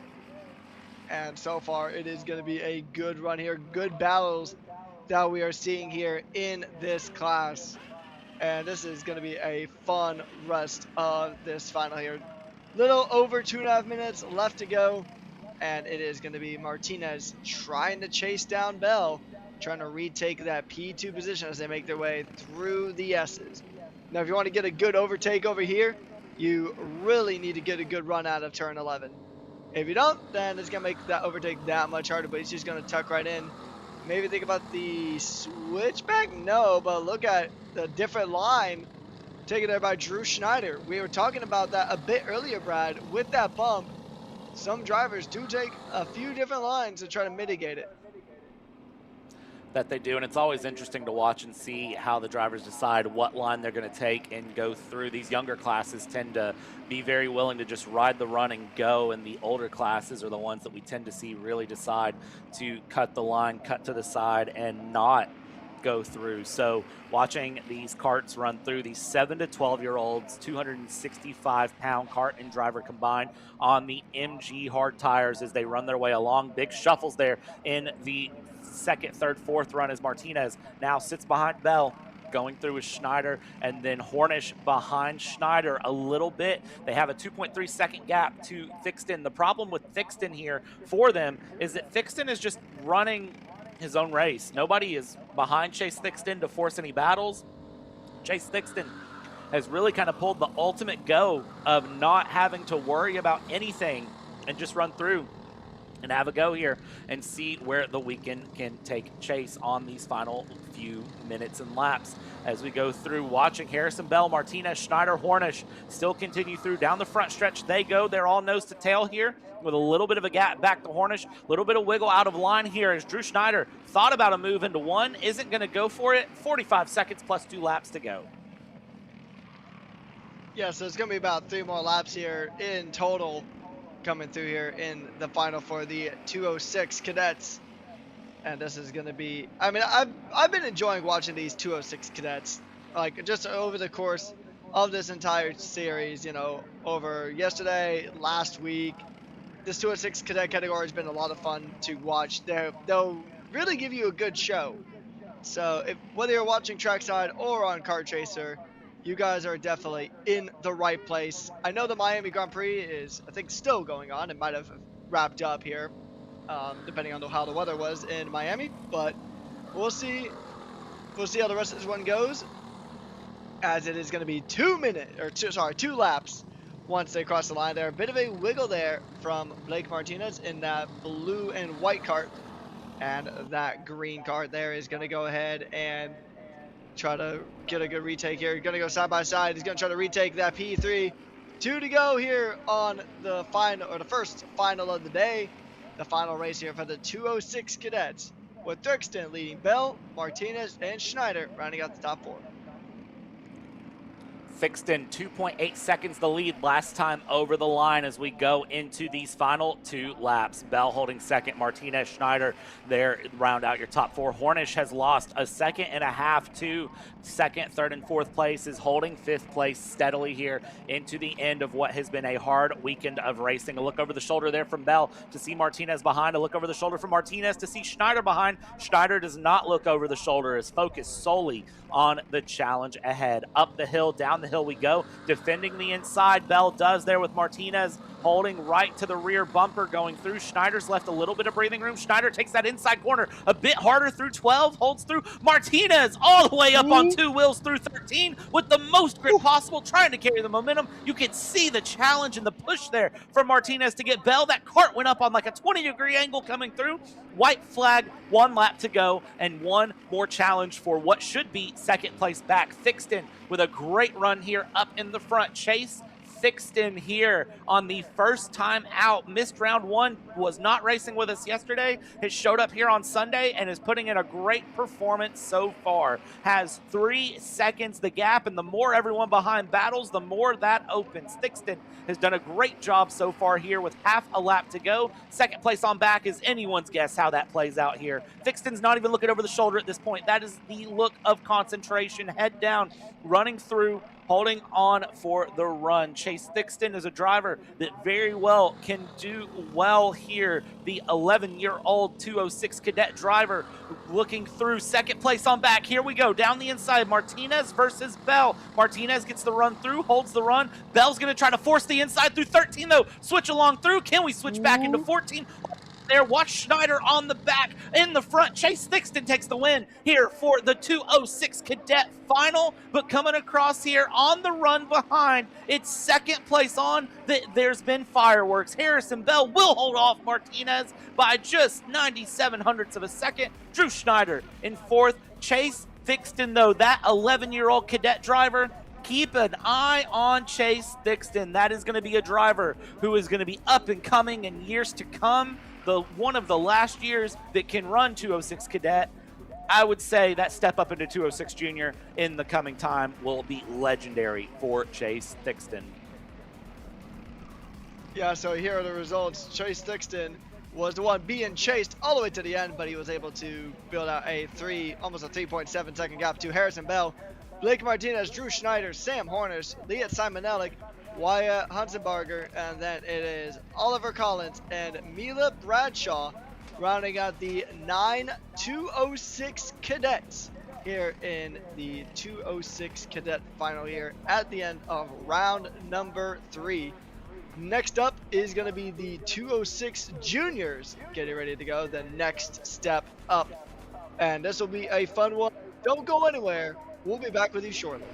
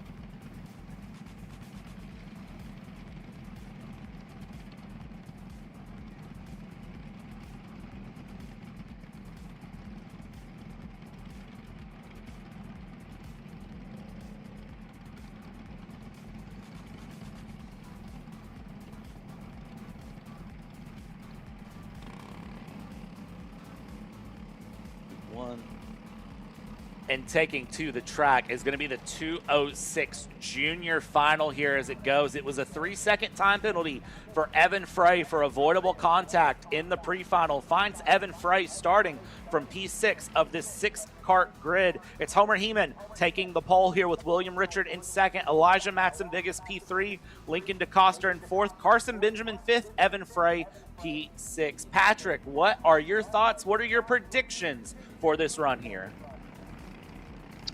Ooh, I mean, hey, last time I came out with a prediction, it ended up coming to fruition. So we'll see if I can go 2 for 2. But I think we're going to see a really good run here.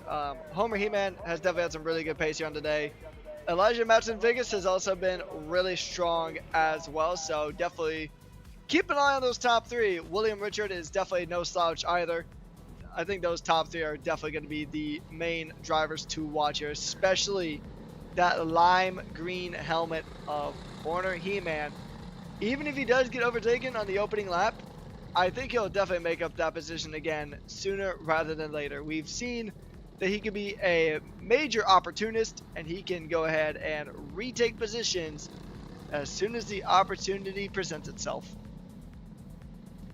That is going to be the key here. If you're passed, get the pass back. Let's see here in 2:06 Junior how they play things out. This is, again, ages 11 to 15, 320-pound carts as they come through. Cart and driver combined, 320 pounds. Coming in the tram lines here, you see where the blue cones are. Blue cones mark the start zone as these carts accelerate through. Green flag is out. We are racing down the inside. Homer Heeman holding the lead here on the outside, though. William Richard stays true to it. 2x2 up for the top 4 as they go. Homer Heeman holding that inside line through and along as we go, still keeping side by side for a majority of the pack, but in the front trying to hold through. Homer Heeman switching around through to the outside. The Tony Kart trying to make the move up into the front of William Richard, and up in the lead is going to be William Richard over Homer Heeman here, going through swaps for the lead here early on. How long can that stay true, though, as a penalty for Homer Heeman has been issued for tram line with the 98 of Carson Benjamin off the track. Drama here at the beginning of this 2:06 junior final. Penalty for Homer Heeman for tram line infringement, and Carson Benjamin going into the grass a little bit. But look at this. It is going to be Elijah Matson-Vigas losing 2 positions for the price of 1. And that is very, very rough there for the 370 as they continue to make their way through. And that is going to be a tough one there. It's going to be Homer Heeman back into the lead, but he does have that penalty that'll be looming over his head. William Richard in P2, Elijah Matson-Vigas down into P3. Evan Frey able to move up into 4th, so despite from starting at the back of the grid, he has been making some really strong progress there, and he's going to continue to race on through. So this will be a good run here. Almost all of our contenders, with the exception of Carson Benjamin, just kind of almost following in a bit of a snake formation as they just snake their way through the S's and coming through, getting ready to navigate that sharp but oh so crucial turn 11 as now they make their way down the hill. Will we see an overtake attempt? The answer is not this time. We'll see them just kind of tuck in and just, oh, never mind, I spoke a bit too soon. And that is the blue and white car making a move through turn number 13. And what a move that was. That is William Richard back up into the lead. Great move there for Richard to get up into the front there over Homer Heeman, with Matson-Vigas up in Frey in 4th, DeCoster Benjamin, your 6 carts as they go. Currently under investigation, the 831 of Evan Frey for that contact that sent Carson Benjamin off the track. No decision made. There's a decision. We will let you know as these carts continue to run through. Top 2 nose to tail here. Heeman and Richard swapping positions back and forth. Matson-Vigas and the Tony Kart there in 3rd, holding through as Frey sits in 4th, just looking to find a way along here. And not far behind those still is DeCoster and Benjamin. The more these top 4 battle, the more that lets 5th and 6th squeeze back in, and the more 5th and 6th squeeze back in, the more the battle opens up and things get crazier as it goes into turn 12. You run there from Heeman, trying to get a pass there on Richard. not able to do so as Matson Biggest there in third in weight. The 370, who's had a very eventful up and down weekend, it has to be said, as well in the categories as Matson Biggest has ran. We'll see if Matson Biggest can round out a win on Sunday afternoon. It would be great to see that happen. Right now, your fastest card on track, Patrick, it's the 370, Elijah Matson Biggest, a 108.435, fastest car on track. He's been very quick, but just kind of unlucky in a sense. It's just not been the easiest of weekends there for the number 370. But the pace is definitely there, and if these top three keep battling it out, then that's gonna bring Evan Frey, and there's the penalty for Evan Frey. We talked about it earlier. The penalty does come through, avoidable contact, and that is a rough one there for Evan Frey. I mean, you're racing hard, but you got to keep it clean, as unfortunate as it is.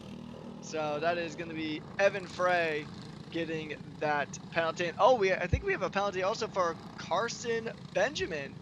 Avoidable contact, so they both got penalized for that incident earlier on. Yeah, that avoidable contact penalty is going through, but that is just the nature of how things are going here as we continue along, as everything continues to battle out here. Carson Benjamin, that number 98, the avoidable contact, 831. Evan Frey, avoidable contact. Homer He-Man, penalty for tramline violation. So while He-Man is racing up for second place, that penalty, when it comes through, could drop He-Man out of the podium places if Evan Frey can stick through, but then you have that penalty to factor in. So who knows how this final grid will round out. We'll keep an eye on it and keep you updated throughout the afternoon. But as of right now, let's focus on action on track as it ends up William Richard up in the front, Homer Heeman second, Elijah Matson Biggest here in third, coming along as they go through 12, up the hill through 13. 4.5 minutes left to go. We're halfway done on time here, and these three karts continue to hold through. Watch Matson Biggest right on the bumper of Heeman going through. You got to be careful with that, because a pushback penalty in post-race tech, that can cost you up to 6 seconds on a run. So, I mean, you want to avoid that as much as possible. Yeah, because, I mean, the last thing that any of these drivers would have want is, let's just use William Richard, for example. If he gets a penalty here at this stage, then all that hard work to fight through the field, to hold on to the win, to hold on to that lead against two very rapid 206 juniors in Homer Heeman and Elijah Matson Biggest, then getting a penalty just undoes all that hard work, and you can just get sent straight back. Depending on how close the gaps are, you can get sent back to P6 and pretty much go right from first to last, and that would just be the most heartbreaking thing aside from like a mechanical failure. So we'll see. Like we said, we'll keep you guys updated. A warning has now been issued for Carson Benjamin. Interesting. Oh, so actually avoidable contact has been reverted to a warning, so that penalty has actually been rescinded from the number 98. It's a busy day to be a race director here, I'll tell you that much, and I'm glad that it is not me as we watch these karts continue through along. Richard up in the front, He-Man holding second, Matson Biggest holding third. You can see here in the juniors, they're being a lot observed right now, not really trying to force the issue in the top three. They've pulled a 3-second gap right now over Evan Frey as these three continue to run through and hold nose to tail. They are looking to just continue to build that gap to Evan Frey, DeCoster, and Carson Benjamin behind. As they do that, once we see the 2 to go signal, remember this is plus 2 laps, not plus 1 lap. So once they see the plus 2 to go signal come out, that is where I imagine everything will explode. None of these drivers will hold nose to tail. We'll see some sins, we'll see some moments, but as of right now, they're playing it very smart and wise. They're sizing each other up, figuring out who's faster where, at what part of the track, what do they need to do in order to set runs up, and they're holding nose to tail right now with 2 minutes to go. 2 minutes on the clock, and then there'll be an additional 2 laps here. We'll see if is anyone going to really try to make the move here. I think pretty much they're just going to try to follow each other, single file line, just to go through here. They want to wait till those two laps to go appears on the like start board there. And then, like you said, Brad, they're going to absolutely give it their all and try to maximize the results here in the 206 Junior Final. We still got quite a few finals coming up here later on, but right now, with a minute and a half left to go, we have all of the ingredients, all the seasonings, and everything that we need for a very spicy final 2 laps here. It'll be probably about 3 laps to go, roughly. As it'll be this lap plus, actually no, it'll be about 3 laps afterwards, because it's this lap and then 3 more, because we'll probably get 1 more lap before the 2 laps to go warning appears. So 3 laps to go once they cross the line here. It is still William Richard ahead of Homer Heeman and Elijah Matson-Vegas. That's going to be our top 3 here, with Evan Frey, P4, Lincoln DeCoster in P5, and Carson Benjamin in P6. The top 3 still just kind of following each other on through. They're going to be really familiar with how everybody's helmet looks at the end of this one. Just staring straight into the back and trying to look for any gap that they might be able to exploit in the final 2 laps here. Coming through, these 3 holding nose to tail as they go along. 10 seconds left on the clock. Remember, when the clock expires, it goes 2 to go. So these top 3 hold nose to tail, going through 11, up the hill, then back down the hill towards 12. Well, next time by, they'll see a 2 to go signal. Look over the right shoulder for Homer Heeman, trying to see where William Richard is, sitting right in the back. A little bit of tighter line there for Heeman, then Matson-Vegas and Richard. And you see how the setup is a little bit different. 14 as we head into 15 and 16 now. Coming across the line, 2 to go is the call. And as they come through here, Patrick, this is where things are going to start to explode. Let's go ahead and start it now. Heeman down the inside. Matson-Vegas follows through. Richard drops to 3rd. Good way to seize the opportunity there from Homer Heeman and Elijah Matson-Vegas, doing a very good job there. But look at this, and it looks like it's going to be very dicey here. And I mean, these 206 juniors, they know it's 2 to go, and they are going to fight like this is the championship decider right here. Granted, it's a 12-round championship, but they're still going to race like it is the actual championship finale. We are going to see sends. We are going to see beautiful moves here. As we get ready for 1 more lap to go, they make the run down, coming through, coming into the Barcelona-style section. But look at this, ascent of the inside for William Richard. He's back in the P2, but can he go ahead and try to grab this P1? A little bit of a touch in the grass there. That's going to give an opportunity to Matson-Vegas right behind. And here we go, final lap. The white flag is out, 1 to go here. And this is going to be it. It's make or break time for these 206 juniors. Oh, but look at the move up the inside. Oh, that's tight, but he gets it done. Homer Heeman losing 2 positions there, coming out of turn 2.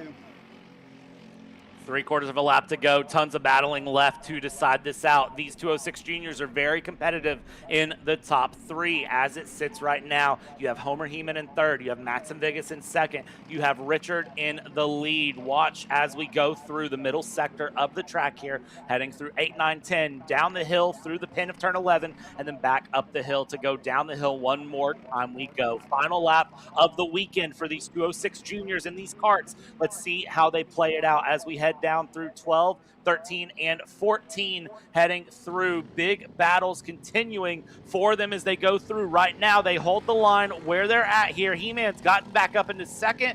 Richard, Matson-Vegas going through. Vegas there with the head down, trying to run through up in the front here. It is going to be a dive out to the side, dive out, jump in the seat, but what can you do? Because you've got William Richard winning the 206 junior final. Heeman in 2nd, Matson-Vegas in 3rd, a 10th away. Evan Frey in 4th, Lincoln DeCoster, and Carson Benjamin will come across the line, and you see Carson Benjamin and Lincoln DeCoster swimming across the line, trying to go through, but you can only swim so far, and it is Carson DeCoster, and that swimming motion has to be the victory celebration whenever that driver gets there. win here. 206 Junior final is done. 2 finals down, 7 finals to go. We're going to step aside here at Kart Chaser. When we come back, it's time for 206 Senior. We're ready racing here at MCC.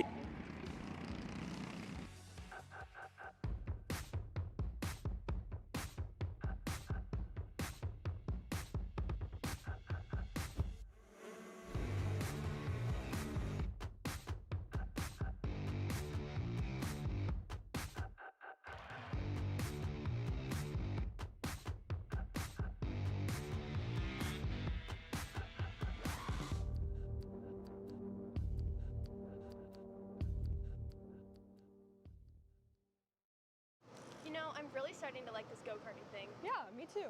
Oh my gosh, can I show you this cute dress I just got? Yes, of course. Oh my goodness, it's so cute. I just love shopping. I love shopping too. Oh my god. Wait, did you guys say you like shopping? Of Yeah. course. Well, dude, I have the perfect place to do that at. ShopPayKara.com. At ShopPayKara.com, you can get free shipping on orders $200 or more. You can get anything you want, like MXC rims, gloves, rib vests, shoes, anything that you need, all at ShopPayKara.com.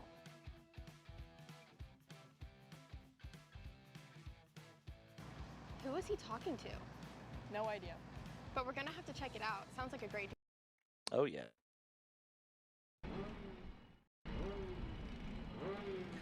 Welcome back, ladies and gentlemen, here to Kart Chaser as we go and we continue our way along, ready racing on this Sunday afternoon to finish out your weekend. And as it sits right now, it's 206 Senior out on track. Emily DeMaster up in the front with Will Wilkie in second, Benjamin Lida in third, Adler Klein in fourth, Addison Ianello, Braden Heber, Reed Earl, Gavin Degenhart, Vince Krasuski, Tanner Gorman, Tanner DeMaster, Katie McDaniel, William Speck, AJ Roderick back of the field, unfortunately, for this 06 Senior final. And if you're asking why, he was disqualified post-race for scales.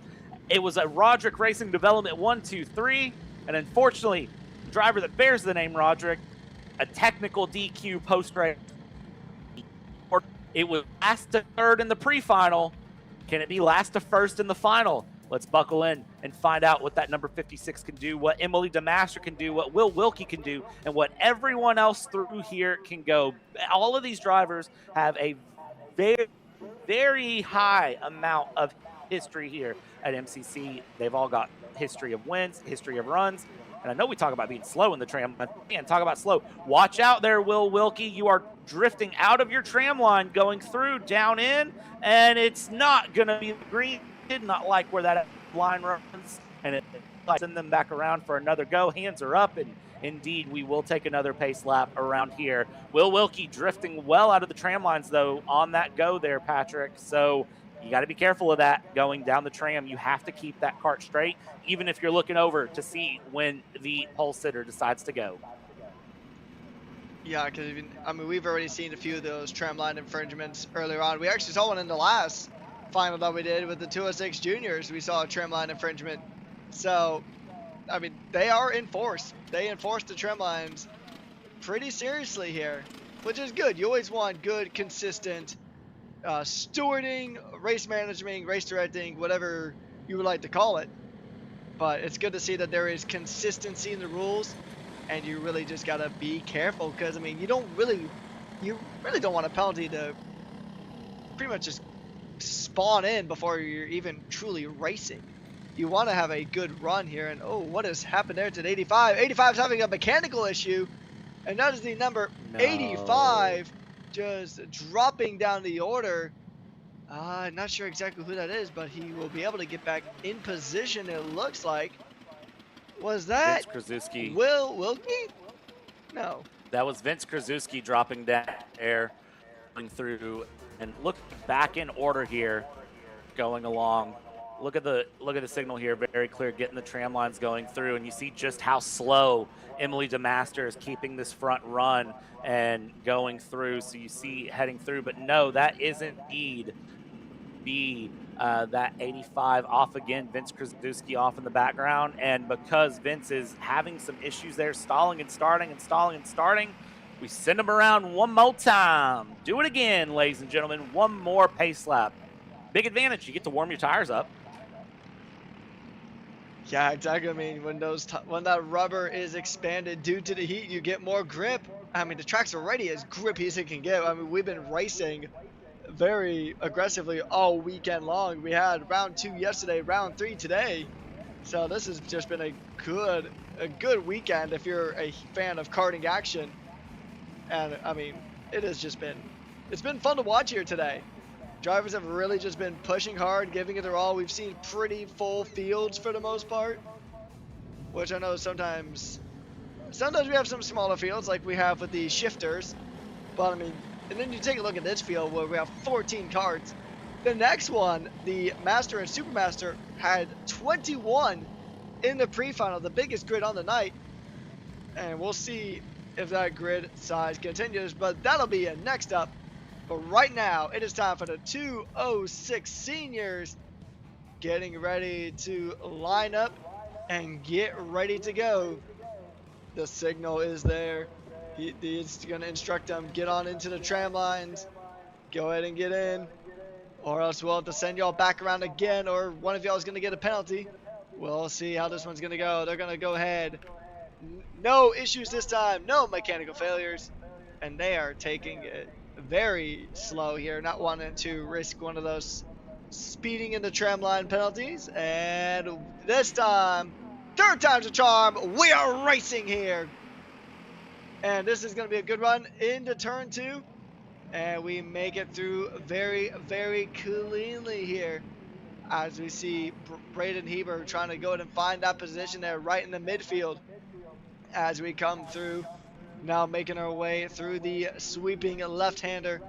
And then making a very good run here down into, I believe that's turn 7.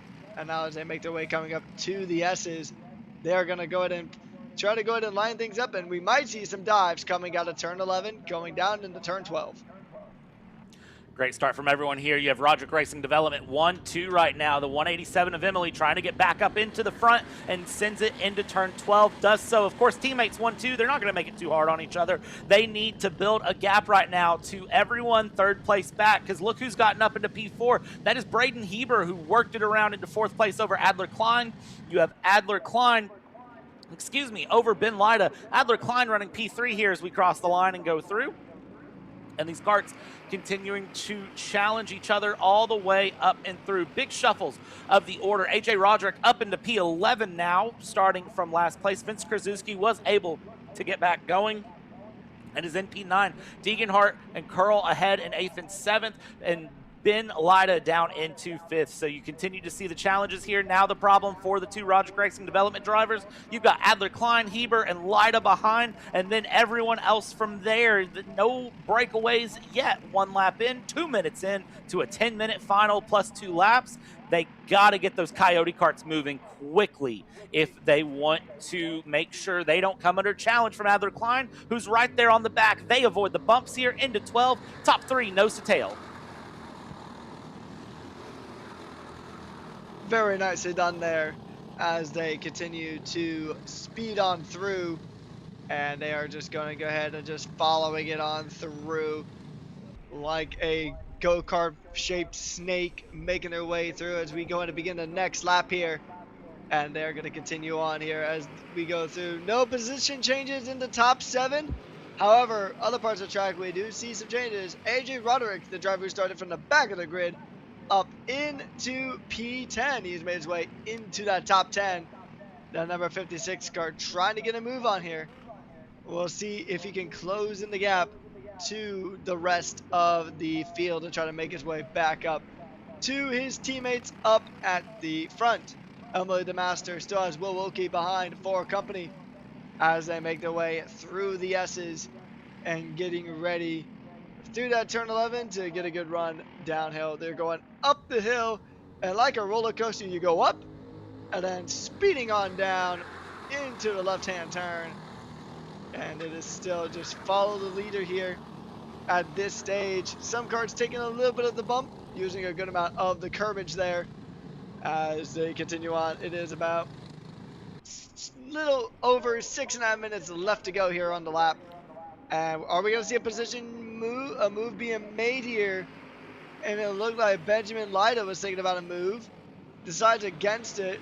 Still talking about Adler Klein, but that's a move there on to Braden Heber. That is Addison Iannello jumping up into P4 just ahead of Braden Heber. Fun fact about Adler Klein, if you look up Adler Klein's name, it comes up with typewriters. Apparently Adler Klein was a brand of typewriters back in the time where typewriters were used. So Adler Klein trying to type the way forward here for a win, holding off in third. Fourth place, Ben Lida here trying to find a way along as well as we continue these battles through and forward as these drivers continue on their way along. Just checking how they continue to fight here in 206 Senior. These drivers continuing to push their way along and find a great fight for themselves. Just watching how the battles can really sort themselves out for these drivers. They're still sitting nose to tail, top four, not really doing anything too crazy. Iannello and Heber have swapped places, though, for 5th and 6th. So as 5th and 6th battle, what does that let the top four do? It lets the top four breathe a little bit because it's going to help open that gap just a little for them as they go along here.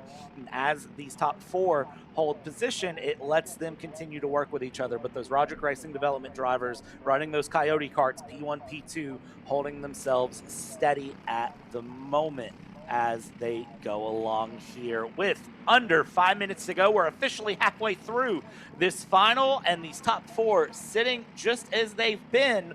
The patience is really showing in 206 Senior, but at what point does the cork pop off the bottle and the battle begin?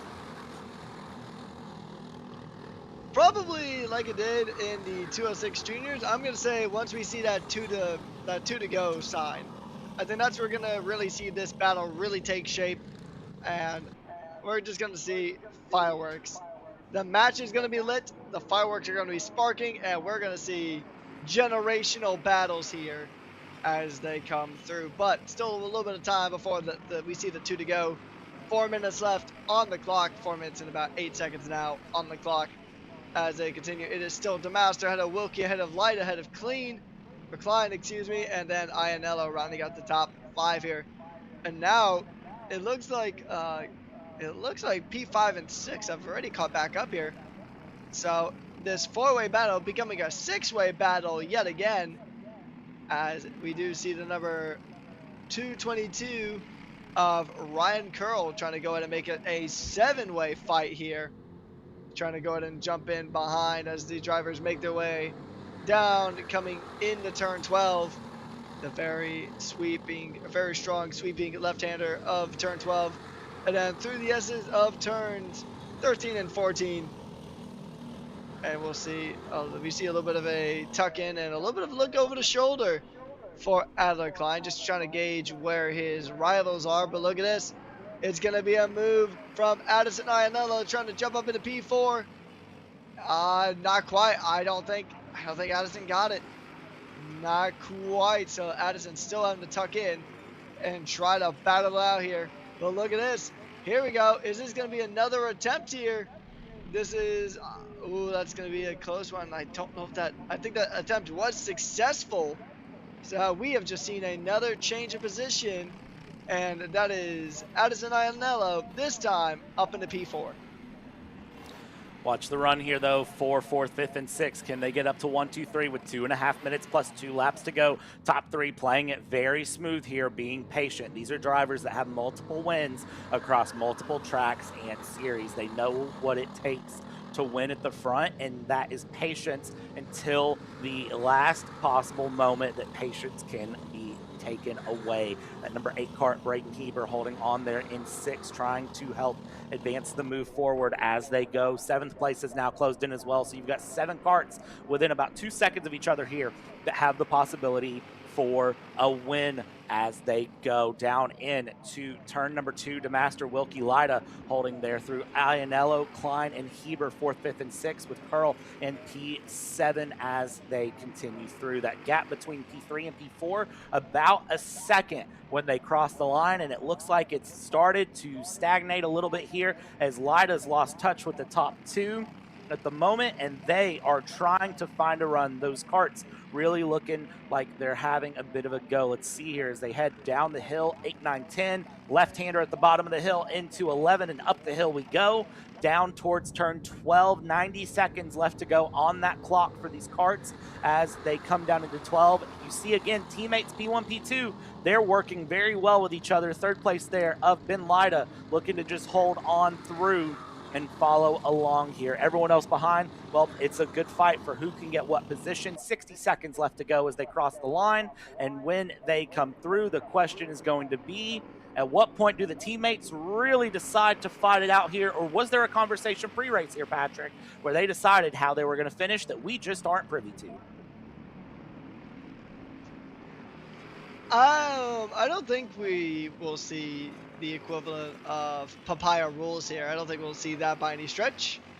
But I do think they're going to they'd rather settle out on track. Just whoever's the better kart at the end is probably going to be the one that's going to get it. Or at least that's how they would like to settle out. They'd like to settle out on track without team orders being a thing. But I think they're really going to try to push it once they see that 2 to go officially. Maybe even the white flag might be the time when we really start to see some crazy pushes. As we make our way downhill, it's going to be a move up the inside for Will Wilkie. That is an optimistic move, and the optimism paid off. That is P1 for the number 84. And actually, Emily DeMasters dropped down into 3rd, losing 2 positions to Wilkie and Lida, as it is going to be 2 to go here. And now things are really going to get spicy. We're going to turn up the heat, and we're going to see who can withstand that heat. And it's going to be Wilkie ahead of Lida, ahead of DeMaster, the top 3 here. But look at this. It's going to be a move from Benjamin Lida.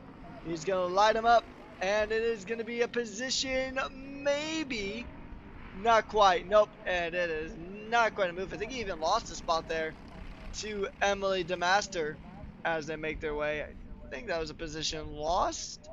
Now they're going to come through the S's and get ready to tackle that turn 11 and going up, then down the hill. And we'll see now. Look at this. These moves are trying to be made all throughout the field. Very good battling here as we get ready for the final lap here of the 206 senior final.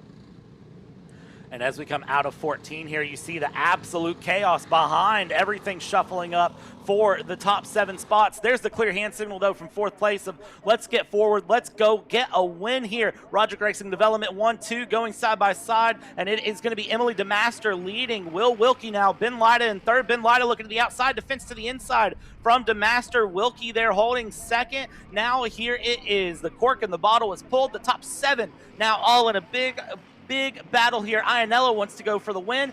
Braden Heber and Adler Klein wanting to battle through side by side to Master and Wilkie. Out of turn 4 they go. And now here's the problem for Wilkie.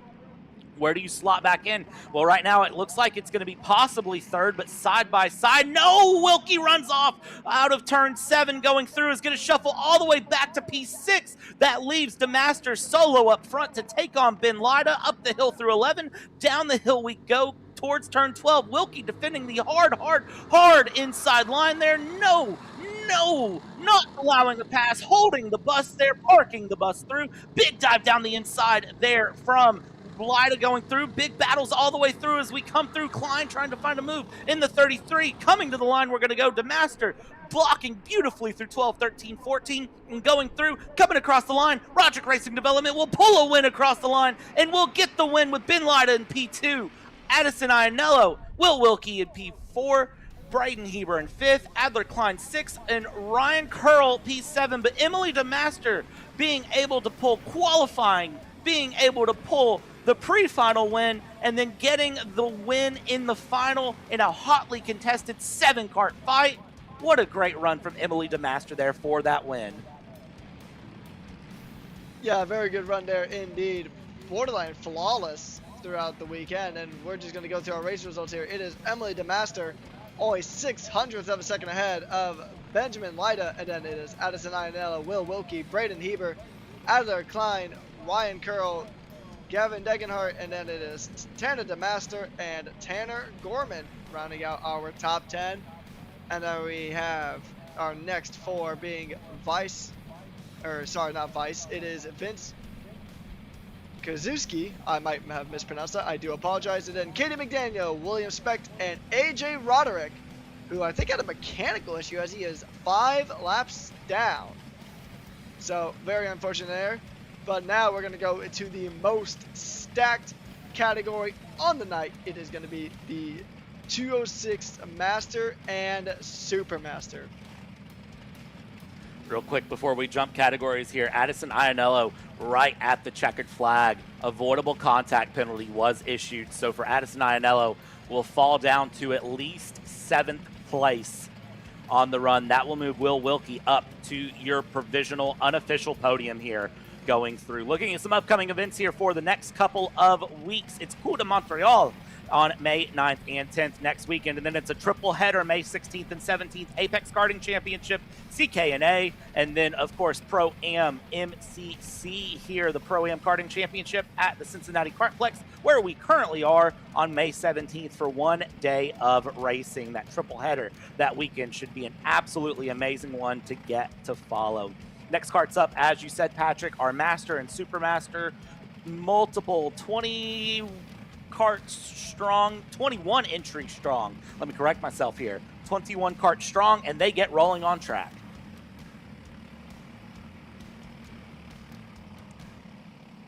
This will be a fun run here coming through, and this is the biggest class of the day. So we should see some really good racing here as we go ahead and get ready. 21 karts we had in the pre-final. Looks like we're gonna have all those karts yet again. 20 so far. I'm sure that 21st car will come around here shortly. So it is gonna be 20 plus karts on the track at once. We are gonna see some absolute cinema here on track. It is Joey Newsel ahead of Evan McCorkindale, and then Alan Elwood, Chris Gorman, Matt Geist, Troy Toney, Todd Davis, Carson Noble, Matthew Burpo, and Daniel Fear going ahead and rounding out the top 10. And then the next 10, it is going to be a very good cast here as Scott Monsian, Levi Wilbur, Renee Moeller, and Ryan Bradshaw, Matt Noble, Aaron Reed, Mike Doty, Larry Pike, and then Robert Newsel rounding out the top 20 here in the 206 Master and Super Master Final. We had 21 in the pre-final, 20 this time around, but I still think that we're going to have every bit of intense action here in this category. Should be a fun one, Brad. Absolutely going to be a fun one. Only kart not on track that we had in the pre-final is Doug Cook. Unfortunately, that number 59 kart not taking place in this Master Super Master combined final as we roll through. You see the signals here being given very clear. Here's the tram lines. Here's the tram lines. You never hit the age where you don't get the tram line reminder, by the way, ladies and gentlemen, if you're wondering. Masters, age 30 and up. Super Masters, age 50 and up. Just so you're aware if you didn't know the age group when we talk about these drivers. Age 30 and age 50, they come through. Green flag is out. We are racing here for Master Super Master in the 206 final as they go. Here we go down into turn 1. Joey Newsel trying to lead through. Evan McCorkindale getting shuffled down one order by Alan Elwood down into third for McCorkindale. Elwood holding on to second here. One kart off into the grass in the back end of the pack, but the top 3, they shuffle through. Joey Newsel, though, able to hold the lead here early on as we stay side by side. Everyone behind. Big battles going through. Top 5 find out single file, and you have the mix of Masters and Super Masters that will battle their way along. And as they get into the back half of this lap, everyone trying to shuffle in because we're about to go 3 wide into 8, 9, and 10, which is not what you want to see. They figure it out into single file before they hit turn 9, where it really, really gets hairy. And everyone else able to hold on, but it is Joey Newsel over Elwood, over McCorkindale, over Gorman, over Geist here. Your top 5 as they run along as you watch in through 12, 13, 14. Big battles continue through. Watch McCorkindale try to get past Elwood very, very quickly here. Yeah, that is very, very, very sketchy stuff going 3 wide into almost any corner on this track, let alone the tricky S's through turns 8, 9, and 10. That is definitely not on a regular basis, but they figured it out. These drivers, like you said, between the ages of 30 and 50, they've been around the block a couple of times. They know what they're doing here. So they're going to go ahead. I mean, they know what they're doing. They're not going to be as aggressive as, say, the 206 cadets, junior, or the juniors, or even the seniors. But they're still going to race hard. They're still going to race true.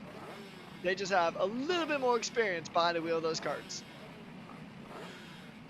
Tram line penalty issued for the number 19, Evan McCorkadale. Number 19, tram line penalty already issued out. So for Evan McCorkadale, that is going to be a big penalty to have to handle here post-race. That is going to hurt through, and that is a plus 3 second penalty that will be given out at the end of this race. So if you are a McCorkadale fan, I hate to be the bearer of bad news, but that tram line penalty has been handed out, and you will have to unfortunately feel that one later on in the race. As we go through top two, Joey Newsel, Alan Elwood holding on first and second here. They are pulling a gap right now to McCorkadale of about half a second. They sit. Gorman in fourth is looking to close with Matt Geist for company there in fifth. As you see the look over the shoulder from Elwood, kind of saying, hey, where is everyone at? McCorkadale just staying steady though on the run. Again, this is 7 minutes left to go. We're only 3 minutes into this race. 7 minutes plus 2 laps to go. Plenty of time for anything to happen here. And as of right now, for Alan Elwood, he is just sitting in second place, looking to get a run up to the front. He's got to pass Joey Newsel though, which is easier said than done, it appears. Yeah, I mean, we know that Joey Newsel had that mechanical failure earlier on today, but I mean, we know he's quick. We know that he is a very capable driver here in that 111 kart. So you said it perfectly, Brendan. Oh, there's a move that we weren't expecting there. That is the triple, I think that was a 446 of Matthew Burpo getting a very good send up there coming through turn 13, I want to say. Very good. Very optimistic move there, and it pays off. I mean, sometimes, I mean, that's part of that experience, you know, where you can make these overtakes. It's very fun to watch these drivers go ahead and make their way through the track. As Alan Elwood is going to try to get past Joey Newsel. This is going to be a fast and furious run here. As Evan McCorkadale, unfortunately, does still have that penalty that will be kind of looming over him. But he can definitely try to do some damage limitation. Maybe try to kind of slipstream with these front two to try to build a gap to Matt Geist. To maybe try to make that penalty rendered as moot. We'll see here. We saw them going on two wheels there just very temporarily. But look at McCorkadale. That bright yellow number 19. He was looking for a move there for a little bit. He's definitely going to be a driver that will want to make up some positions and try to run away with it here. But so far it is Elwood and Newsel still setting the pace here with just about another half of this race left to go. 5 minutes on the clock. 5 minutes left to go here as they head through Newsel, Elwood, McCorkadale. McCorkadale, a former RLV fast lap qualifier in CKNA several years ago, going through, has won multiple times through along and going in multiple variations of racing. Kind of take your pick of it going through. Sponsored by Ghost Racing Engines. A very, very quick driver. Has that tramline penalty looming over, unfortunately, that we'll see McCorkadale start to shuffle through. We'll see where that 3 seconds lands. As of right now, it put McCorkadale down into P5. And then you have the Roderick Racing Development driver there of Alan Elwood sitting in second place. Up front, you have Newsel. Again, a driver from my neck of the woods who always runs very quickly when Joey Newsel shows up here on the run, and you got to wonder for the Newsel driver where that can go through on the go. Let's see here, 4 minutes left to go, and as it sits, Matt Geist in fourth, Chris Gorman in fifth behind your top three with Davis, Burpo, Noble, Levi Wilbur, Scott Monsian, your top 10 here. 4 minutes officially to go. Pack is fairly steady on their run, and for these Masters and Super Masters, they're really showing their racecraft for their runs here in the pack. Yeah, very good pace here indeed, Brad, as they continue to just go along. They are starting to fill that gap. As they could go ahead and make their way through turn 11, now coming down the hill, and they're starting to build a gap from McCorkindale as well.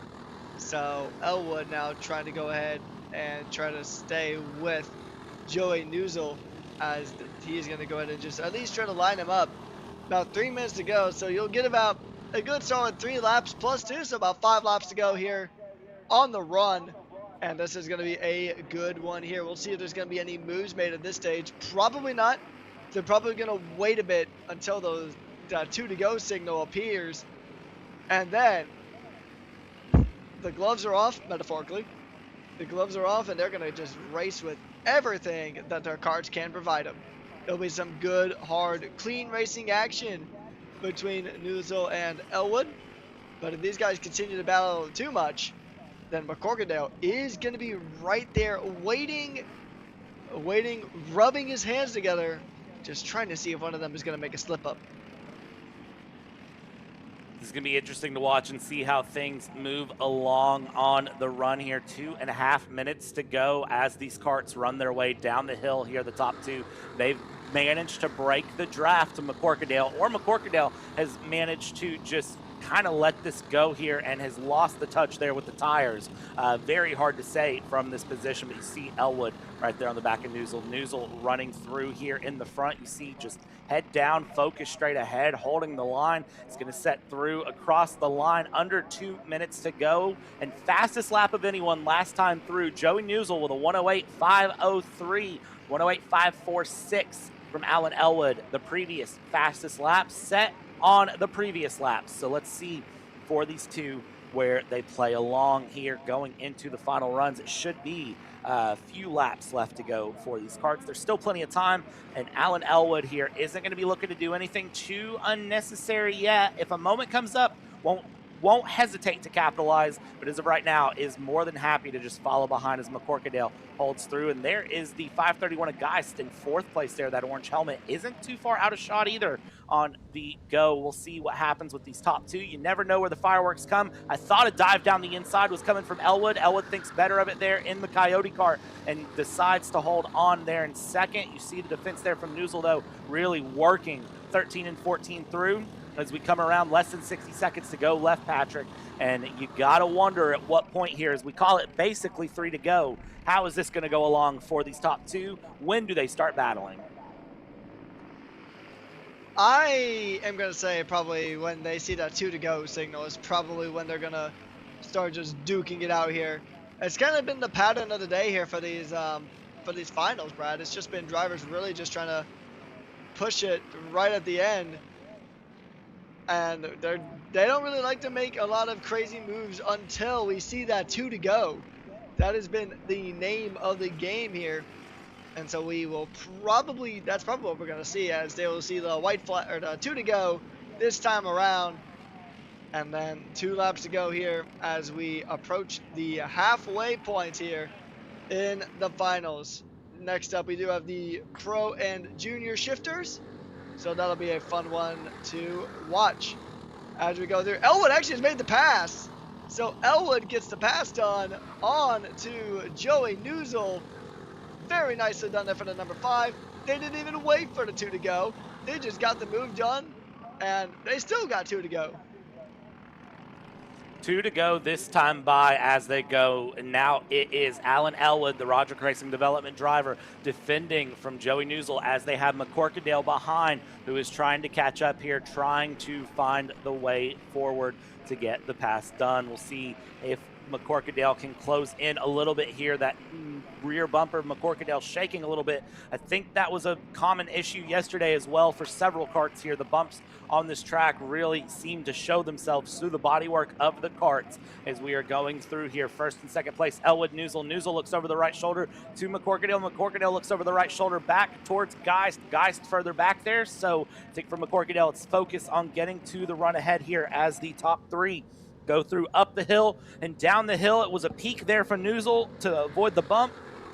It was not an attempt for a pass, though, as Elwood holds the lead for now through 12, through 13 into 14.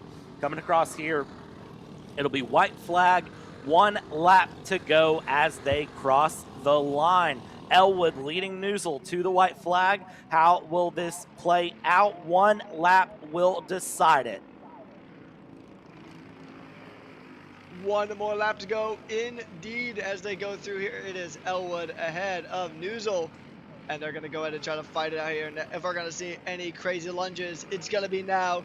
Joey Newsel, I mean, they've really built a gap here to Evan McCorkadale as they come through. Now they're making the run down into turn number 7. Are we going to see a move here? Nope. Oh, never mind. I spoke a bit too soon, and that's going to be a move there. Isn't going to stick side by side, and it was an attempt. Not quite a successful one there, but Joey Newsel, he's definitely making Elwood conscious of his surroundings, just trying to keep him behind. Are we going to see a lunge? Don't tell me he's going to be around the outside. Good defensive position there from Alan Elwood. Very good positioning there to hold on. Coming through turns 13 and 14. Unless there's going to be a move here. This looks like it's Elwood's to lose. And it's going to be coming across the line. And it is going to be Alan Elwood who will take no L's. Only a W here, right across the line. P1 for the number 5, Joey Newsel, P2. Evan McCorkadale will be provisionally P3. He does have that tramline penalty, though, which will disrupt that podium, which should promote Matt Geist to the podium post-race. But a very good battle there from Elwood and Joey Newsel as we take you through our results here. Alan Elwood going ahead and taking the win ahead of Joey Newsel, Evan McCorkadale, Matt Geist, Chris Gorman, Todd Davis, Matthew Burpo, Troy Tony ahead of Carson Noble, and Levi Wilbur rounding out the top 10. And then we got, for the next batch of drivers, it is Scott Monsian, Daniel Fear, and then it is Ryan Bradshaw, Matt Noble, Renee Moeller, Aaron Reed, Mike Doty, Larry Pike, and Robert Newsel rounding out our 19 karts here in the Masters and Super Masters. Next up, it is going to be the Pro and Junior Shifter category when we come back.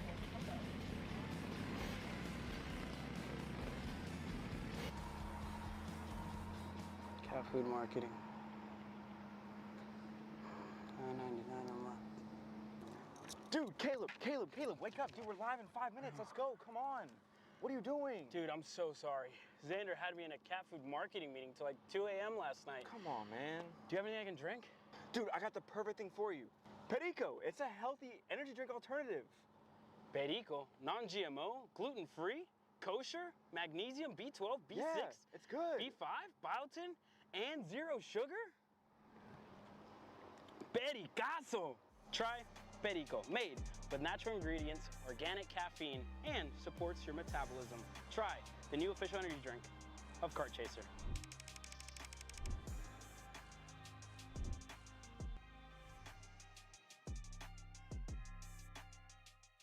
Hey guys, I'm Chris G. I'm Kart Chaser's driver fitness coach, and today I'm going to give you 3 tips on how to strengthen your shoulders for more endurance and better stability in the kart. Here we go. Okay, so exercise number 1 is the front rope pull-through cable raises. Okay, now this is the upright cable row. What you are doing here is you're picking a straight bar, as you see, and we're working the side areas of our shoulders, the medial. Exercise number 3, the dumbbell shrugs. As you guys can tell, I like to pause at the top before releasing. It's great for your strength, for that wheel stability. It's great for those shoulders and that upper back area. Chris G coaching, race-ready training that carries into real life. That's what we do here. See you on the next one. This is Henry. Henry feels sad.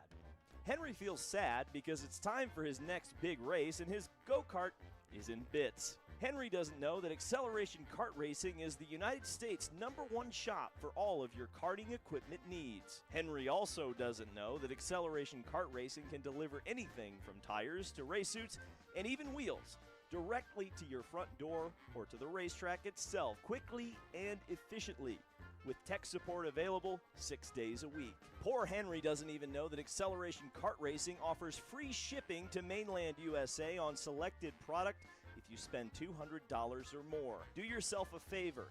Go to accelerationkarting.com and make sure that you are never left stuck on the pre-grid with Henry. Be smart and don't be like Henry.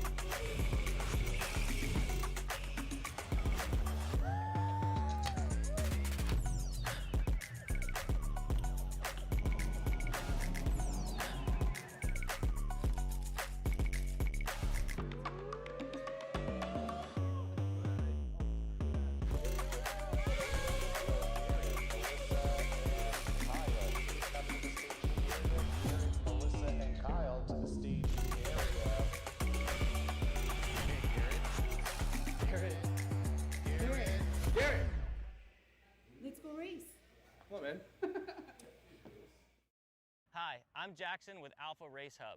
Alpha is an all-in-one motorsports software solution that can solve all the software problems you need for your track, facility, or series. Alpha can cover all your software bases, from online registration, digital e-waivers, a proprietary timing and scoring software, incident management, automated points tabulation, tire and barcode scanning. We even have our own mobile timing app and rental kart activity management software. If you're looking to consolidate your motorsports software solutions, reach out to us at alphatiming.co.uk. Welcome to the future of kart race preparation.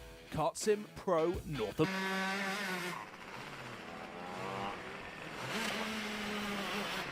Welcome back, ladies and gentlemen, here to Kart Chaser here from MCC.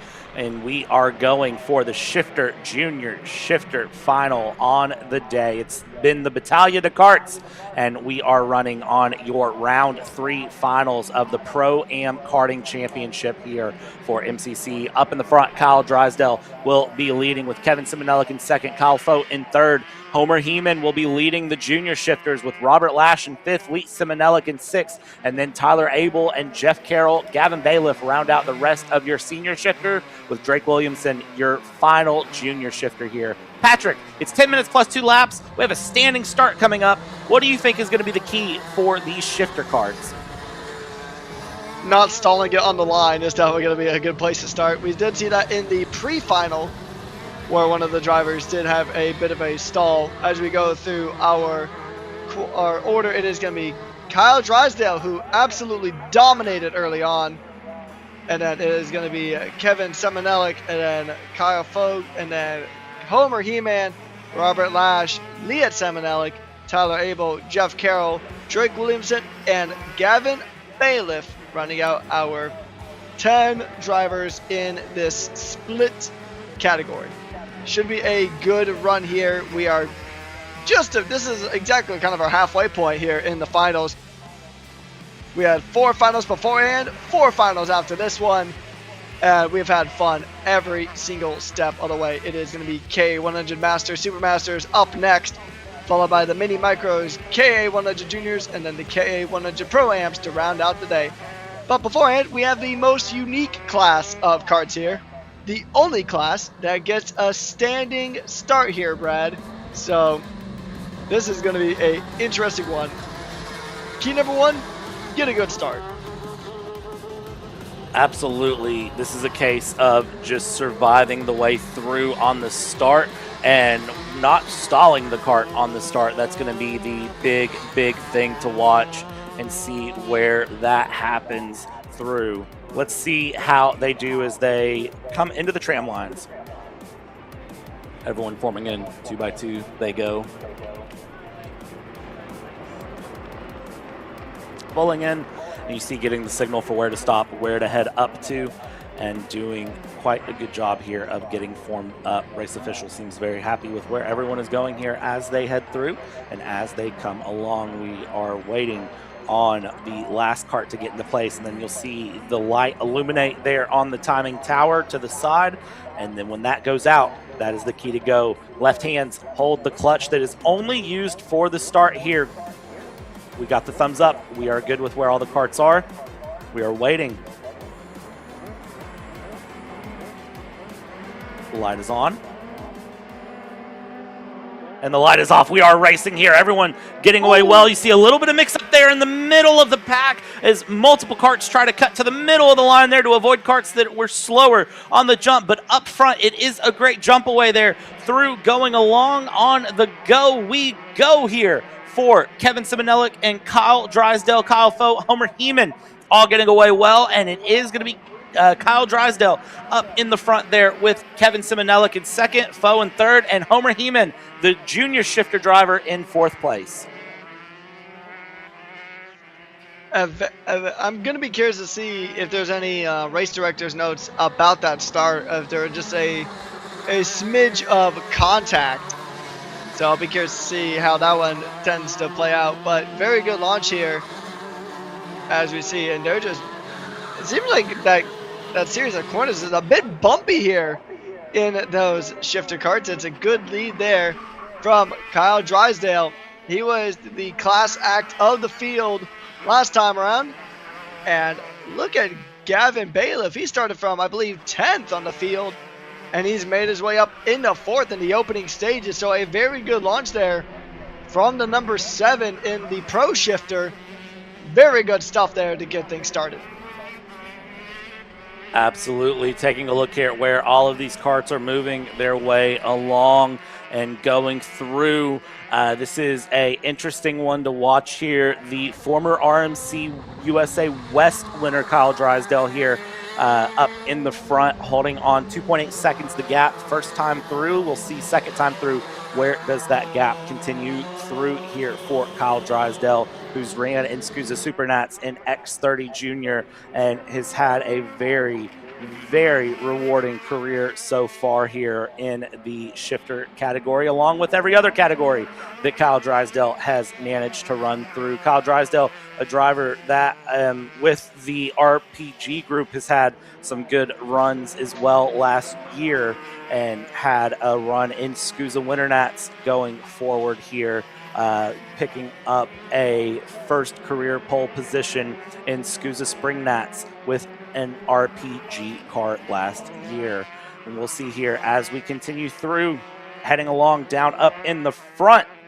It is still a great run going through for Kevin Simonelik there in second place, as Kevin Simonelik has tons of pace, as well as a name that, well, if you've been around MCC for any time here, you've watched any of our Kart Chaser grassroots coverage, you know Kevin Simonelik is a name that should be familiar to you in this area going through, because Simonelik is very, very quick, and Kevin Simonelik has some experience, of course, running in the Daytona Super GP in the USPKS run going through, has ran in multiple different categories, has ran SCUSA Supernats, has ran Master Shifter in SCUSA Supernats before, and had a run through, and then of course you have Leet Simonelik, who is running in the junior shifters going through and has some experience there as well. So just keep an eye on those multiple different karts through. And then Heeman in 5th place currently is very, very quick. Bailiff running in P3 here in the moment for Gavin Bailiff.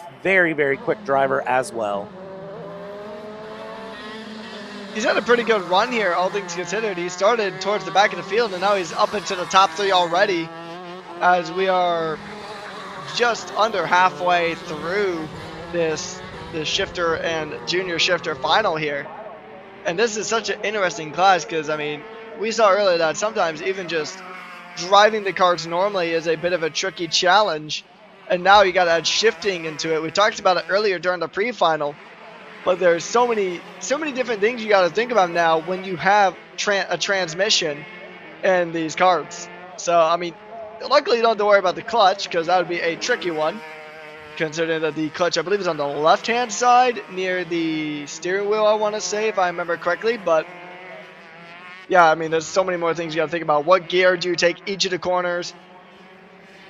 Some corners require a higher gear than others. I think it's typically the faster corners require a higher gear than some of the slow circuits, so you got to be thinking about that as well while keeping the optimal line. I mean, there is so much stuff that goes on just behind the wheel. And whoever says racing is not a sport, then I will just have to disagree, as there's a kart pulling off into the pit lane there. Interesting to see one kart pulling through here. Keep an eye on Gavin Bailiff. Gavin Bailiff, of course, a driver very, very quick here in their Burrell Art kart, going through very, very quick, running along. Has a lot of experience, has raced internationally as well in the FIA Karting World Cup. Has tons of experience through, so be curious to see what Gavin Bailiff can do here. Spent 2 weeks in Italy back at the end of September, start of October of last year, trying to run through in the FIA World Karting Championship. And then, of course, came back and then went immediately to Vegas and raced in Vegas representing Trinity Karting going through. So a great, great run there for the end of 2025 for Gavin Bailiff. Good to see Gavin Bailiff racing here in the finals going through. We'll see where Bailiff can finish up. Gap 12 seconds between Gavin Bailiff and Kyle Drysdale right now. And right now, Kyle Drysdale running a 54.895 with 4 minutes to go. Yeah, a very good lead there, or a very good run here so far from Kyle Drysdale, as he has got a 12-second gap, the biggest gap we have seen today here, as the racing has actually been really close here today. I mean, I think this is really the only category we have actually seen any sort of walk-off here, as Drysdale has got about a 13-second gap here. Curious to see who that car is that pulled in. That I think that might have been Jeff Carroll maybe, or Drake Williamson. I'm not sure exactly who that car was that is pulled off. We'll try to figure out who that is. But right now, I mean, Gavin Bailiff really being a very strong contender in that number 7. Good old lucky number 7. Started towards the back, made his way up into P2. I mean, even though it's not the win, it's not that top step of the podium, it's a drive that Gavin Bailiff can really be proud of here. I'll tell you what, something that I really want to enjoy right now, I want to enjoy the sounds of the karts for a minute, if you all don't mind. You've listened to a lot of me and Patrick talk. We haven't gotten to listen to a lot of just the raw kart sounds, and we have shifts now that we can include. So, Patrick, let's step aside for a second and just let's enjoy the sounds of the karts.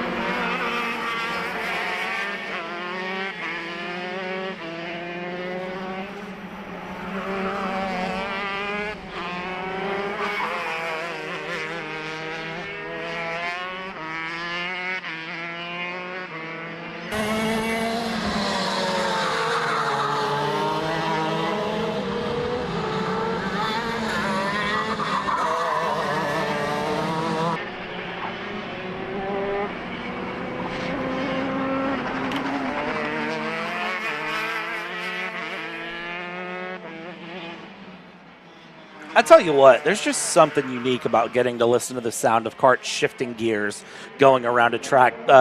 Obviously, it's not K1 having a Porsche Cup car running around their track, but, you know, it's still, shifter karts are amazing. going through here. And with less than 30 seconds to go, plus 2 laps here, Drysdale, 13-second gap over Gavin Bailiff here at the moment. Kevin Simonellic holding P3 as these karts go along here on the day.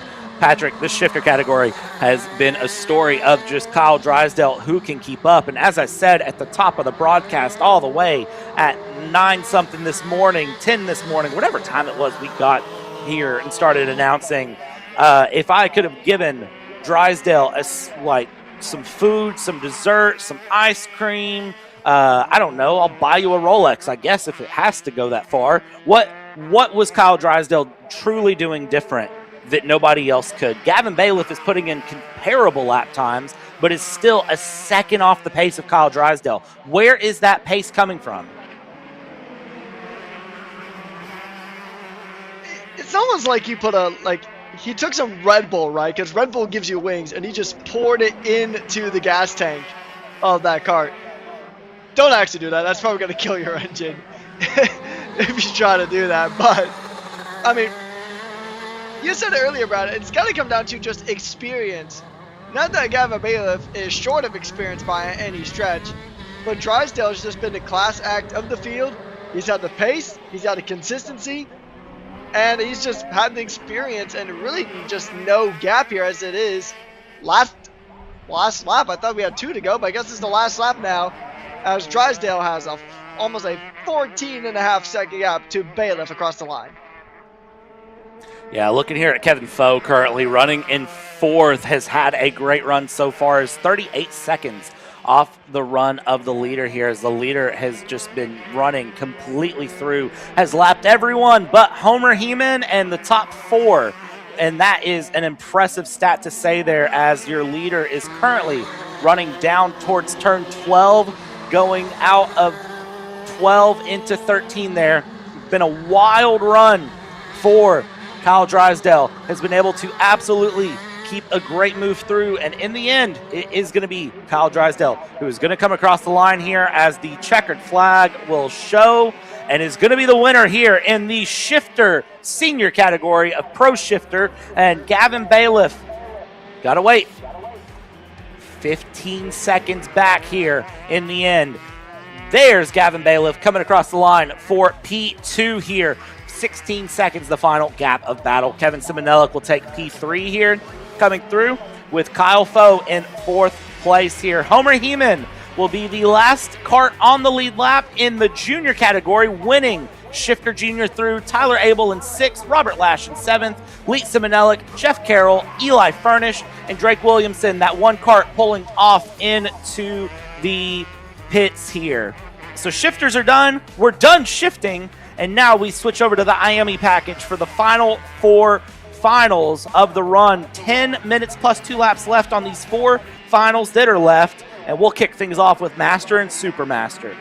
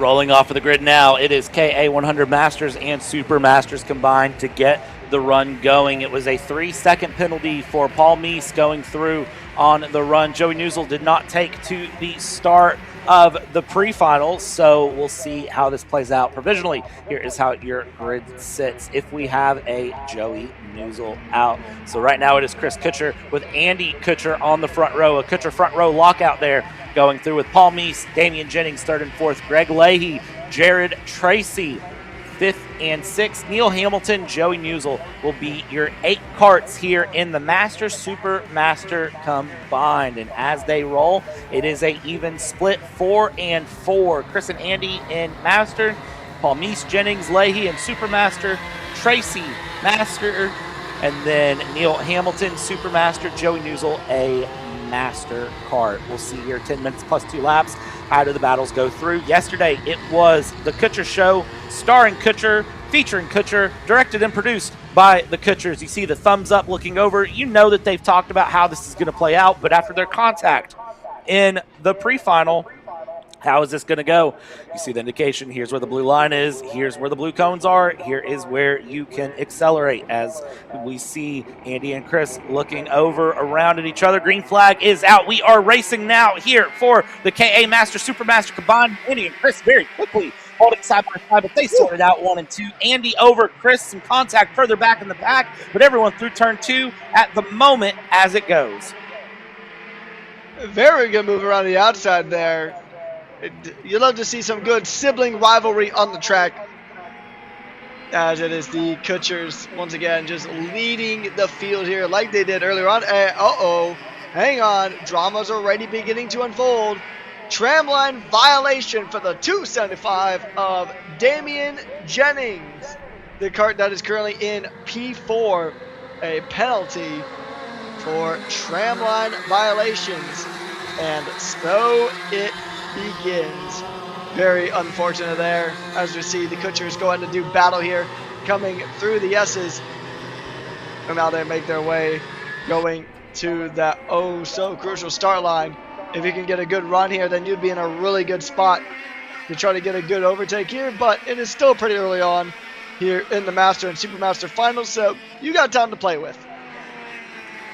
Plenty of time to make a decision here and see what you can do on the run as these karts continue through on the go early on. Andy over Chris is the run in Master and Super Master. Meese and Jennings holding nose to tail right now back behind these two as they look to pull a gap early on before they start battling and before they start running. It's going to be the same show that they always run. Somebody has to get up to them to break that up, though, as they will go through. Jared Tracy warning for tramline. So another tramline warning being issued, not a penalty, just a warning. Only Damian Jennings has a penalty at the moment, and that is a 3-second penalty. That will drop Damian Jennings down, currently behind Jared Tracy, into P5 overall. But again, this is a split class. Jared Tracy is in a different class than Damian Jennings, so that second place, as it sits with the gap, would be held in the position going through. As we come through, 7 minutes, 45 seconds left to go now, and it's still the Kutchers 1 and 2, 2 seconds over Paul Meese. Yeah, the brothers here are working together to build a very good gap here. As it looks like Damian Jennings, did he get hit with another warning? He did. So I think the penalty got reverted to a warning here. Unless he got a penalty and a warning for the same thing. I feel like that'd be kind of weird, a bit confusing. I know earlier one of the penalties got changed to a warning. Maybe that's the same case here. But as we go through, it is still the Kutcher Show here. And like Brad said, directed by, produced by, distributed by. It is pretty much a beautiful showcase of brotherly dominance here. As they continue on here, they got almost a 3-second gap to Paul Meese in P3. Keeping nose to tail here, keeping things through. But again, remember what we saw in the pre-final where it was fine until it wasn't. So you got to wonder how that's going to play out for these two going through. It's like a pressure cooker. It's just continuing to go through. Don't take the lid off too fast, though, or you're going to have problems like a lot of ham juice or roast juice all over your kitchen, which is not that good and very difficult to clean up, I might add. So I don't recommend having that moment happen at all. Totally not speaking from personal experience, by the way, of doing such a thing. Never would I ever take the lid off of my crock pot or pressure cooker way too fast. My mama taught me better is what I am going to say, and then I'm going to just chuckle as soon as I am done with this sentence. So let that be what that says. Paul Meese currently 2.9 seconds back behind Andy and Chris. Make that 3.9 seconds, 1 second found last time through on the last lap of this race as Paul Meese and Damian Jennings hold third and fourth at the moment, continuing to fight it out hard at the go for third. Andy and Chris, again, they know this track well. Tons of wins, tons of runs here, and they are continuing to push their way through. A little bit of a fun fact here. Between sessions, I was doing just a little bit of looking here. Andy Kutcher, Porsche Club driving instructor, if you did not know that. Also a karting champion, former professional detailer, and a car guy. At least so Andy self-proclaims through Instagram. So, and I will say, just taking a look there, yeah, I would believe that Andy is a big car guy nonetheless here as these karts continue their way through and continue their way around. Patrick, we're past halfway in this final for Master and Supermaster. And it's the same thing that we knew we were going to see, we expected to see. It's Chris and Andy playing really the strongest level of team game that you can ever expect, because here's the thing, if this goes wrong, they have to answer for it at the next family gathering, which is Mother's Day coming up next weekend. Is it really next weekend? Next Sunday. Ask me how I got reminded of it. Oh, you're right. Oh boy, that snuck up on me. I'm still trying to process the fact that I turned 23 in like a couple of days. And then Mother's Day right around. Whew. Well, yeah, this will be, if they get into contact here, it's going to be a pretty tricky time at the next Mother's Day gathering, like you said. As we see a little bit of three-wheeling action going on here.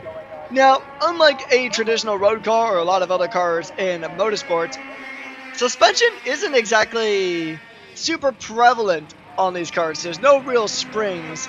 It's just pretty much wheel and axle, pretty much. So these cars are very susceptible to curbing.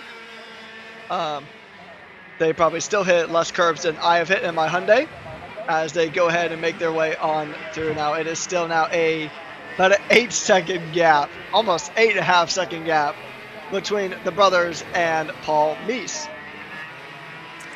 Let's talk about something for a second. Look at those trees. Look at the wind. Getting reports here from the ground here from our amazing Kart Chaser camera crew. Big shout out to Aubrey and Bella that have been absolutely killing it with the camera shots all day here. Much love to you all there on the lifts doing the work. Big shout out to Seth Control and every single track worker here making this weekend happen. If you're a track worker and you're there, thank you. We love you. We couldn't do this without you. There is a massive line of thunderstorms moving just north of Cincinnati, stretching from just south of Dayton, Ohio. Well, I say just south. It's about halfway between Dayton and Cincinnati, stretching all the way up through Richmond, Indiana, through Marion and Eunice, Indiana, up through Fort Wayne, up nearly to Chicago, Illinois. Massive sea of strong thunderstorms. Now, what does that bring for us here at about 4:15 Eastern time in Batavia, Ohio? Well, it's to the north of us. But do you know what happens when thunderstorms really start up? They can cause pop-ups. Those lines can expand. I'm just saying, look at the trees. The trees are speaking to me, and I speak for the trees when I say that there is the possibility of a light bit of precipitation striking this track that is may or may not be greater than 0%. Anything's possible, Patrick, is what I'm trying to say. Oh yeah, we have definitely seen that. And I mean, I know the Miami Grand Prix got pushed up a bit due to some very tricky weather conditions. So weather is a very big factor. I mean, especially in a state like Florida where everything is, the weather pretty much is just always on a D20 dice roll every single time. So hopefully the weather holds off a little bit, at least until we get done with our next couple of races, which as we're down to the last minute and a half before the final 2 laps with the KA Master and Super Master. We got mini micros up next, and then we have the big ones, the KA 100 Juniors and the KA 100 Pro-Am, to go ahead and round out the day here in good old Cincinnati. It's going to be a fun one here coming through MCC, but it's going to be just a battle of the brothers. Oh, looked like there's going to be a dive at the inside there from Chris onto his brother.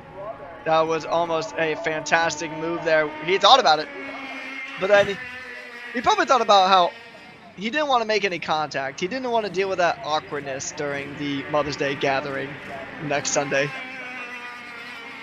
Yeah, we'll see how this goes through for these two. I remember a time where Chris did not run in a fire suit. I'm pretty sure there was a time where Chris did not run in a full gray fire suit like this. And if I'm mistaken, I apologize, but I feel like I remember a time where Chris did not have a full fire suit. So it's great to see here. Unless I'm mixing Chris up with someone else, then nevertheless, shout out to Chris Kutcher in the gray fire suit there. White versus gray, and the brothers rocking the identical white helmets here as they go along here. Andy trying to carry the momentum, carry the pace here, going through in that 296. You can see going up on 3 wheels through 13, then coming around 14, doing more of the same as they head up towards around 2 lap to go will be the signal here this time by. Look over the shoulder here. This is where last time things went absolutely sideways for the brothers. Right now, Chris Kutcher is the fastest kart on track, and the gap 8/100ths of a second when they came across the line. Nose to tail, they go through turn 2. Nothing too dangerous yet, I would say, going through, as this 15-mile-an-hour wind gust continues to blow its way around the circuit. It can affect the drivers and how they're feeling and just how the track feels. That wind genuinely can affect you in a kart more than you would think as we come through. Lap and a half to go, Patrick. When does Chris decide to make the move? Whew, that's going to be an interesting one. I mean, you can get a good run down here coming into turn 12. You're not going to make it here. Kind of late for that one. We'll see. If I were to make a guess, it's either going to be coming through turn 2 on this final lap here as we come to the white flag here, or maybe next time around coming down towards turn 12. I mean, those are like the 2 most opportune overtaking spots, but just so far, just too much real estate between the brothers. So they're not going to go ahead and make the move just yet. But the 2 brothers, the brotherly love is going to stop here on the final lap. It is now going to turn into a sibling rivalry. We saw this ended last time. Are we going to see history repeat itself? Or are we going to continue to run through cleanly? Now it is coming through the S's now for the Kutcher brothers. Is it going to be Andy? Is it going to be Chris? Who is going to win it? Can Chris cross Andy here? Coming into... Oh, look at this. He's going to try to cross around the outside. Switchback attempt. The position there from Andy is good. But we see the back left wheel just popping up a bit. So much grip. But it's going to be sent to the inside. But no! Just not enough there. And he tried everything in the book. But Andy Kutcher is going to win this sibling rivalry. The fist pumps in the air. It is a Kutcher 1-2. Andy ahead of Chris. A beautiful, beautiful last lap scramble between the 2 of them. Well, Paul is going to go ahead and rounding out the podium. Damian Jennings just behind. As Jared Tracy in that P5 and the 205. And it looks like there was about to be a battle here right at the end between Neil Hamilton and Greg Leahy, with Joey Newsel not taking to the start, 8 laps down.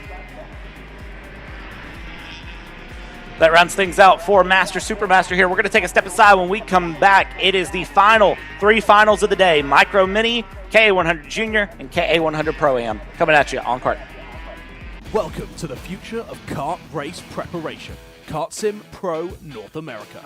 Featuring laser-scanned North American kart circuits and precision-tuned kart physics developed using real telemetry, dyno and tyre data, Kart Sim Pro North America delivers the most advanced and realistic kart simulation experience available today. Whether you're training for race day, refining your lines, or shaving tenths off your personal best, KartSim Pro gives you pro-level insight without leaving your home. Trusted by world champions, coaches, and karting enthusiasts alike, this is where virtual practice translates into real-world performance. Experience the thrill, the challenge, and the edge. KartSim Pro North America. Use code CHASER20 to get 20% off today.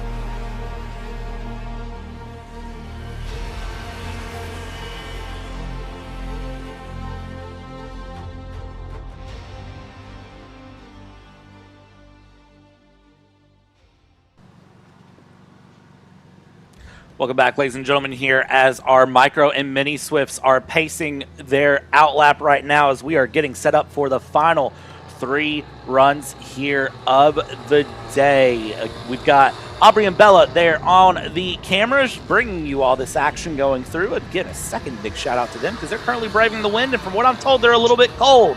But let's talk about the karts on track. Sam Hornish, Min Lewis going through first and second, Brogan Wren and Griff Heeman.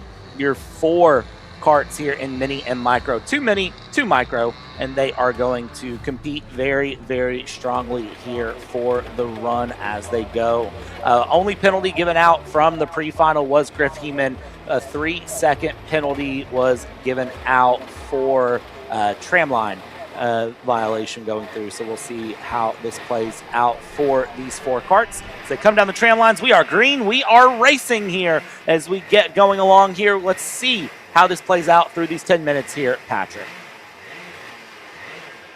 Yeah, so we saw that it was a good run for Sam Hornish last time, not really putting a foot wrong here in the mini category, with Min Lewis having a strong performance yesterday. So are we going to see a similar sweep from Sam Hornish that we saw from Min Lewis yesterday, or is it Sam Hornish's time to lose that spot to Min Lewis? Is Min Lewis going to continue the form? Only time will tell, as we are just over 30 seconds of the way into the race here. And oh, hang on, penalty. Tram lines again for Griff Heeman. That's going to be a rough one. Already getting slammed with that 3-second time penalty for the number 5 kart. Yeah, it looked like, I saw from the start that he was a bit off.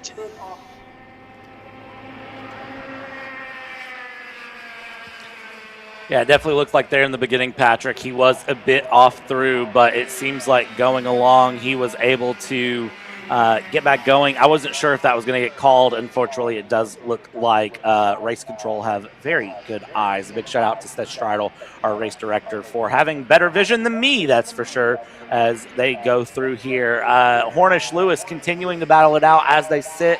Sam Hornish 0.4 of a second faster than Min Lewis on the first run of this circuit as they sit here. Half a second back, holding the gap there.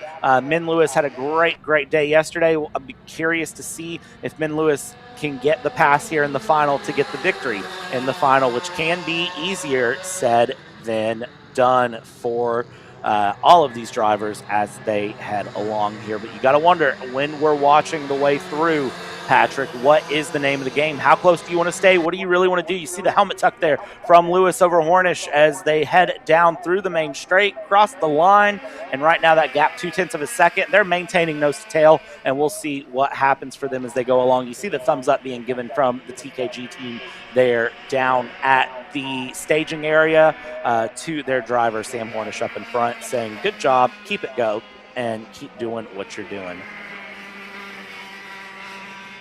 Yeah, in terms of what's going to be the kind of the strategy here of the bunch is going to be pretty much just don't make any unnecessary risks. Now, I know that these are younger drivers here in these minis and micros, and sometimes it's the whole mentality of, I'm the faster kart, so I'm going to pass you, using the Taro Catano mentality as they continue to make their way through turns 12 through 14.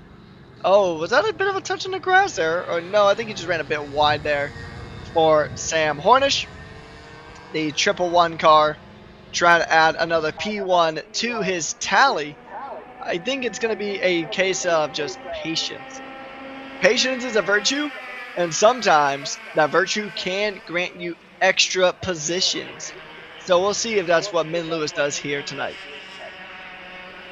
I'm curious to watch how this plays out all the way through the final here as the carts continue their way through. This is one of those easier said than done moments as these carts find their way ahead and continue to fight it out for position here. Hornish Lewis holding nose to tail at the moment again, just showing the patience here, showing the thought process of not wanting to do anything too unnecessary yet.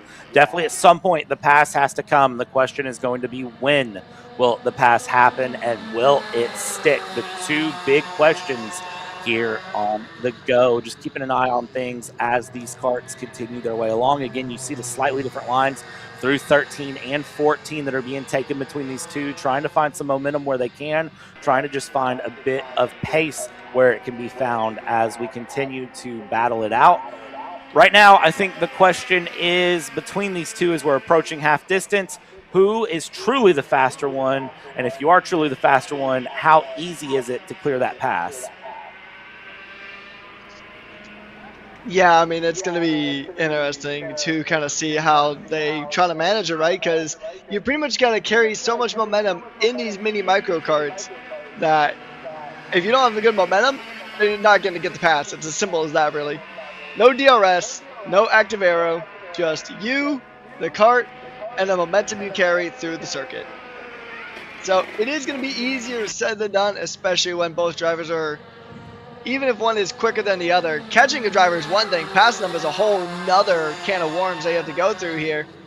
So you pretty much just have to rely on your opponent really making a mistake, or they just have a bit of a pace drop off. That's pretty much going to be the name of the game, and that might have been a little bit of a mistake there from Sam Hornish, dipping some wheels into the grass there. That's going to allow Min Lewis to close up a little bit, gain about a tenth of a second there from that mistake. And the margins are everything. I remember in third grade that I told my teacher that racing does not involve math. Boy, was that a faulty assumption, because you're always calculating so many things. And I'm sure now that if you are Min Lewis, you're going to have to try to calculate, okay, when is a good opportunity to make this pass? I was about to say, you lied to your math teacher big time if you said racing didn't involve math, because it sure does, more so than I ever understood, to be honest with you, as we go through and watch how these carts continue to run their way along here. 3 minutes, 45 seconds left to go. The top two holding first, second. Wren and Heeman, they're third and fourth on the go. Griff Heeman holding the consistent run there in fourth place, and consistently improving through the weekend has also, I think, been the name of the game for Griff, finding some more pace as it's gone along, which has been great to see from Griff going through. So keep an eye there on how that goes through. Brogan Wren running a 1:10.967 last time through. Fastest kart between Brogan and Griff, of course, was going to be Brogan. Min Lewis holding second. Sam Hornish holding up in the front here by half a second as the gaps continue to run along here. You see Griff being steady and consistent, improving through. Top two holding behind each other here, keeping some consistent pressure through. Under 3 minutes to go. Anything can happen at any point. 3 minutes plus 2 laps. At some point, Min Lewis has got to close that half a second up a little bit more and really go for the push. Yeah, he's just gotta send it, honestly. He's sooner rather than later. He's still got time though. He's still got about another 2.5 minutes, pretty much right on the dot now, to try to make that move happen. As currently with the average lap times here, that's gonna be probably about another 4 laps, roughly 4 to 5 laps, give or take. Just given that we got about 2 minutes left, and on average the lap times are about 1:05, with the fastest lap time actually going to Min Lewis. 1:05.175 currently is the quickest time on the track. But they're going to go ahead and just try to fight it out coming through, making their way down to the run into turn 7. It's going to be a good run here as we see. Just checking in on the micros here. That is Brogan Wren on your screen at the moment. Just currently just clocking in the laps, getting that experience. And I mean, he's been pretty consistent here and pretty strong in the micro category. So give it a few years or so, we might see him here in the minis going ahead and putting on a pretty good show. Yeah, Brogan's been doing very well here so far this weekend, so just keeping an eye on all of these great potential up-and-coming talents. We just got to keep an eye here and see how these karts go along as they continue to go very, very quick on the run here. It's always great to see these karts continue through as we have lapping Griff Heeman going through with Hornish and Lewis up in the run. And by the way, Min Lewis, fastest kart on the track currently with a 105.1 versus a 105.2 and was a 10th faster than Sam Hornish last time. So I think Lewis has been just saving a little bit here going through. Lewis versus Hornish. You got to wonder how these top two are going to play along as they head down towards 8, 9, and 10. Less than 60 seconds to go plus 2 laps down into the great bottom of the hill. Turn 11 to go up the hill to go back down the hill. And right now that gap 0.2 of a second and closing here for both of these Trinity Karting Group drivers as they bring their way along. Now they're making their way coming through turns 13 and 14 and now making a run to the start-finish line here. It'll be 3 laps to go. We got this lap here, and then out next time to cross the line there'll be 2 to go as there's 5 seconds on the clock as it gets closer and closer to hitting 0.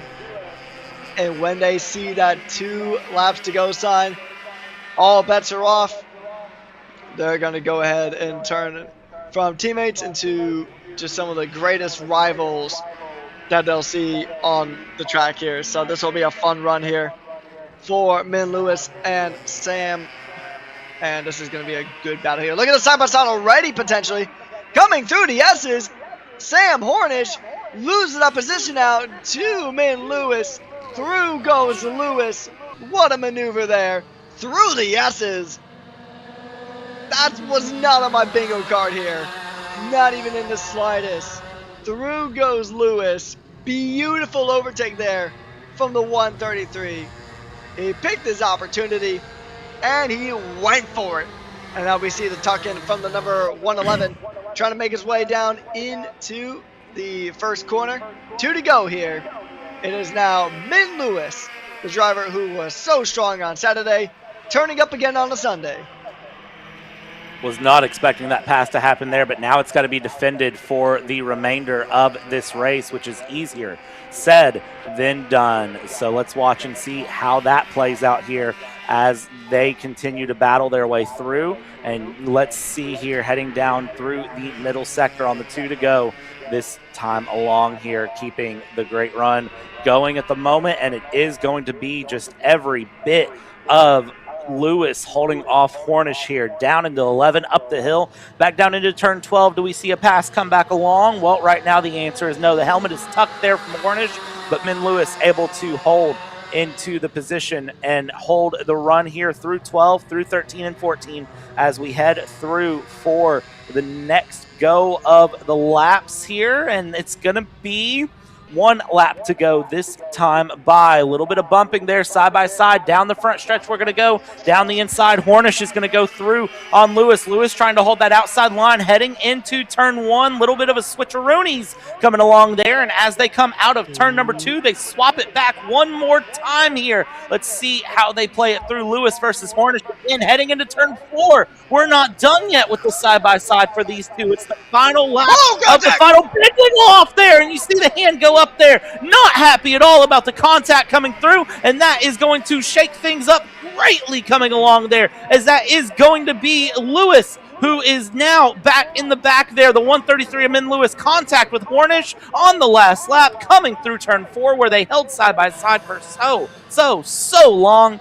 And now heading down into turn 12. Unfortunately, it is a large gap now. They were side by side going across the start line on the last lap. On this lap, that gap is half a second, if not more, coming towards the line as we come out of 15, run towards 16. You can see the Lewis so unhappy. Min Lewis robbed on the final lap.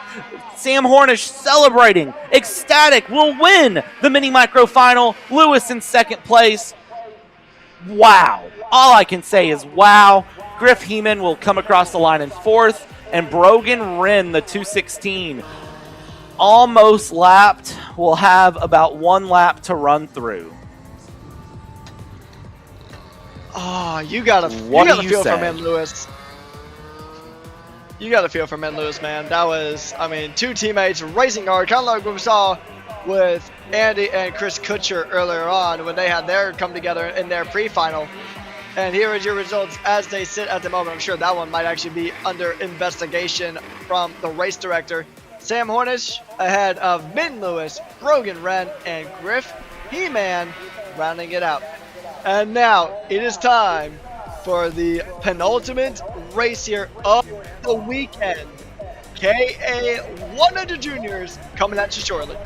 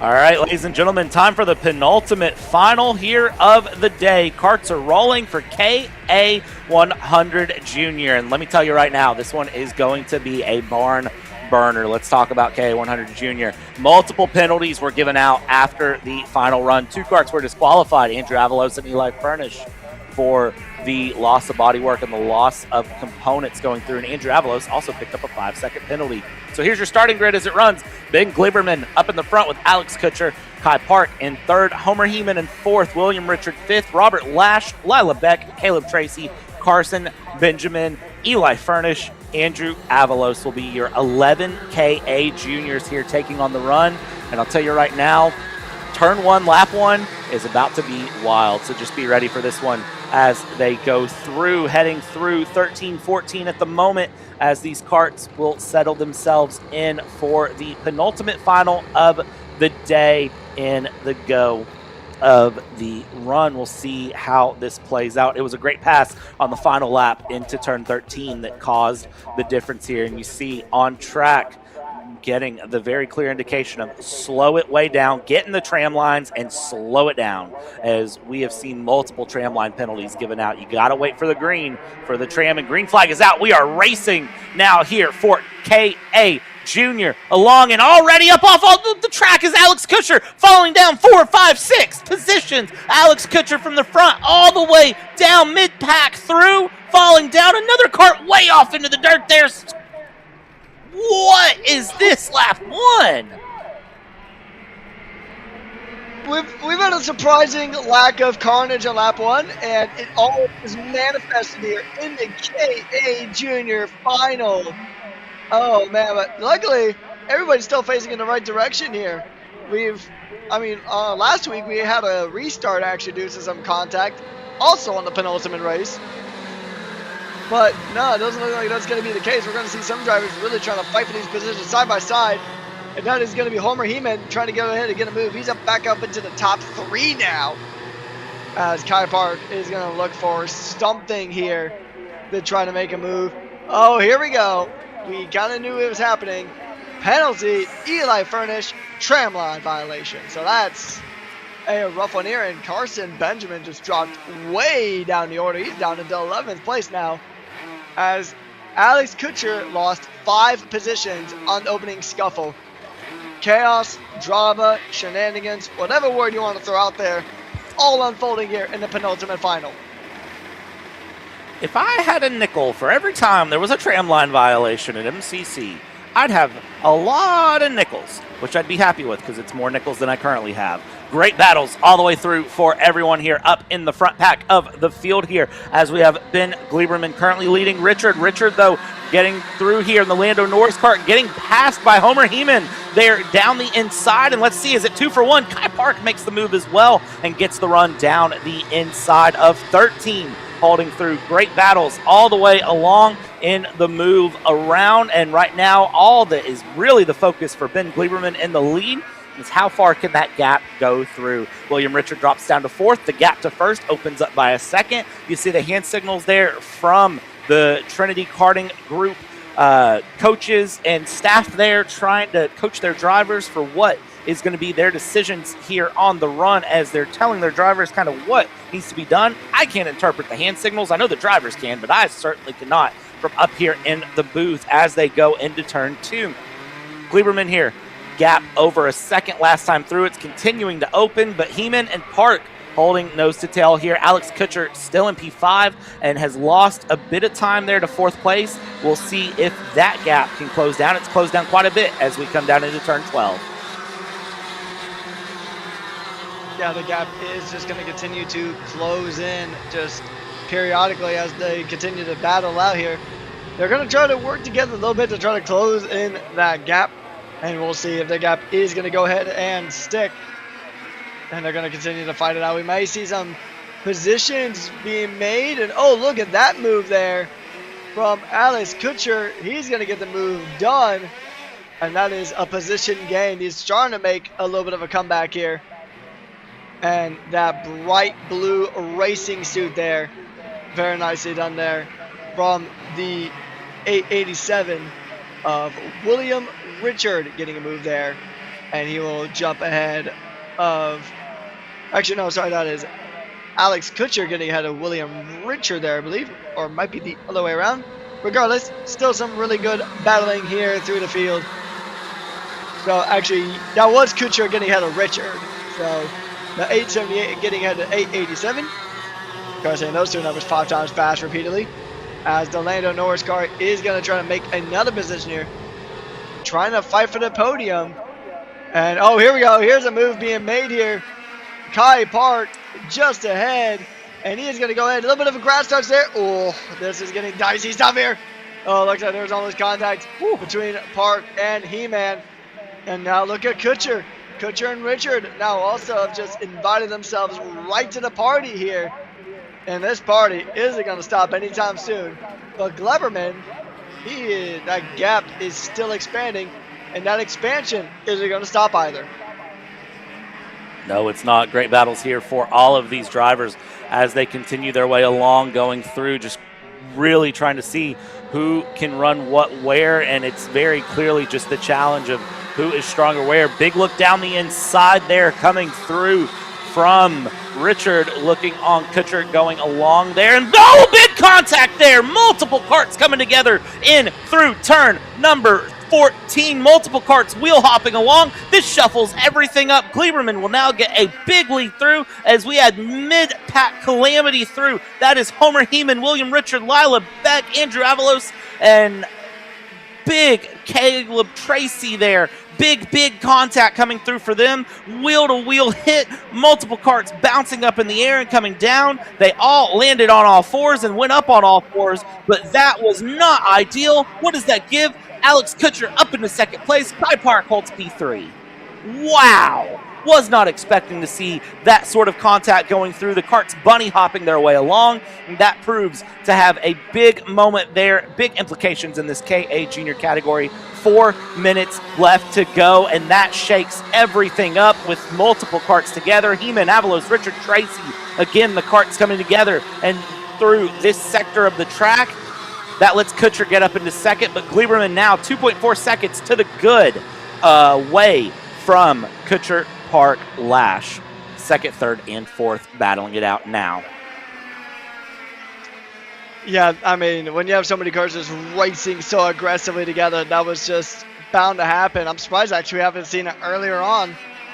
And I mean, we're going to probably see a good amount of a recovery drive there from these drivers who were affected by that incident just a few moments ago. And I think that's a penalty that has just been given. Incident responsibility for Horner He-Man going ahead and getting a penalty there. So that is, I mean, yeah, that's unfortunate there. So, I mean, even if he does make up a good amount of positions, that penalty is absolutely just going to slam any effort that he has. He's had such a strong weekend here too, but it just comes unraveled at the seams here in the penultimate race of the weekend. Very tragic stuff here. Now the goal for Alex Kutcher is to try to close this gap up. Kai Park in third, Robert Lash in fourth, still right there in the mix. So trying to do everything possible to close this gap up and move along here on the go. Gleberman in the front, very consistent. Set a purple lap last time through, 1 minute, .304. And it's very similar times from Alex Kutcher and Kai Park, 1 minute, 365 and a 1 minute, 396. They're very close on the pace there, but they're just not close enough to really get the way forward here. You see Kutcher looking over the shoulder there, knows that Kai Park is behind, and Kai Park not looking over the shoulder because Robert Lash is a bit of a momentum back, and you can hear the kart kind of behind you. You know the kart's behind you. You're just kind of trying to visually place in your head where the other karts are at going through. So as we look, under 2 minutes to go, Gleberman, Kutcher, Park, Lash, Beck, your top five as they go through, as Alex Kutcher still trying to run faster laps than Ben Gleberman did again, but not by much. Last lap through, 1 minute 386 to 1 minute 328. That's not enough to close up 2.5 seconds in 90 seconds plus 2 laps. Yeah, I mean, when you're in that situation where you can kind of hear the car behind you, you're almost trying to perform some form of echolocation to try to gauge, like, hey, where is this car that is chasing me down? And you got to kind of keep that in your memory, but you can't really just look behind you because, I mean, you got to, for the most part, you got to keep your eyes forward. You got to keep your eyes on the line and just try to hold on to the best of your ability. 1 minute to go here in the penultimate final of today's action. So it should be about 3 more laps to go. This lap plus 2 more, as 50 seconds on the clock for the penultimate final of the day. And this one should be a good run here. We're going to see. Oh, and there's a retirement. That is Eli Furnish. The number 814 car just stuck with mechanical issues. And he is done for today. You can just see the dejection on him. Oh, you got to feel for the guy. We said it earlier on in the broadcast. Just mechanical failures are so heartbreaking to have. That they are the worst thing in racing, but they are the one thing that is inevitable. You're going to have a mechanical failure somewhere. The big question is, how do you come back from it? And I'll tell you right now, with what I know about Eli Furnish, will come back and be a very strong racer moving forward. Battle still continuing through on these karts as we go through. 2 to go signal this time by coming along. First place, Gleberman through. Kutcher and Park second and third. Gap as they cross the line, 1.7 seconds. It is closing down to Ben Gleberman, but is it closing down fast enough here? I don't know the answer to that. Kai Park, fastest kart of anyone last time by with a 1 minute .029, so pace continuing to improve for these karts as we get deeper into the run, which is contrary to what you would expect. Usually you would expect deeper into the run, the karts aren't going to get nearly as fast. They're going to lose time here. But no, we see Kai Park saving the best for last here as these karts go through. A lap and a half left to go here, Patrick. How does it play out? Can they close that gap to Gleiberman? It's going to be a tricky one. It's possible because, you know, everything is possible, but look at this. It's going to be a move coming around turns 13 and 14. A good amount of curb usage there from Kai Park. And a mechanical failure. Another one for Alex Kutcher now. Wow, we are seeing just insane drama. Like, what are the odds? Well, I mean, oh, that's so unfortunate. Everything just coming to a head here right at the end. And, I mean, mechanical failures are heartbreaking enough in itself, but having one right before the final lap, you can, well, at least, it's at the same corner, too, that Eli Furnish had his mechanical failure. So that is retirement row right there. That is, final lap. That is heartbreaking. 2 to go. Alex Kutcher, mechanical failure, some sort of engine problem. One of the things that was just pointed out to me on the back end here is look at the front bumper of Kai Park. We think that there is some sort of issue with the pushback on Kai Park. Ben Gleiberman is going to come across to win here and will get the win in KA100 Junior Final. But the question is, second place Kai Park, is that a full pushback, a partial pushback, or are my eyes deceiving me? As Homer Heeman has been given 2 more penalties through, one of them for passing under yellow going through. So Homer Heeman, provisionally on track as 4th, will fall way down the order. Where will Kai Park end up after post-race tech? Robert Lash is in 3rd. Beck, Avalos, Caleb Tracy, William Richard, Carson Benjamin rounds things out with Kutcher retiring with 2 to go, less than 2 to go. It was a lap plus a corner to go. And Eli Furnish retiring 4 laps before the end. What a wild K100 Junior Final. Yeah, that is, you got to feel for them. I mean, they've had such a strong weekend, too. I mean, especially Alex Kutcher. I mean, he had a very strong day here today. But mechanical failures are no respecter of persons. They don't care if that you've had the best day or the worst day of your career. They will show up and just take you out before you even really get a chance. Now, it is time for the finale. The finale of the finals. The final coming up here soon with the KA100 Pro-Am.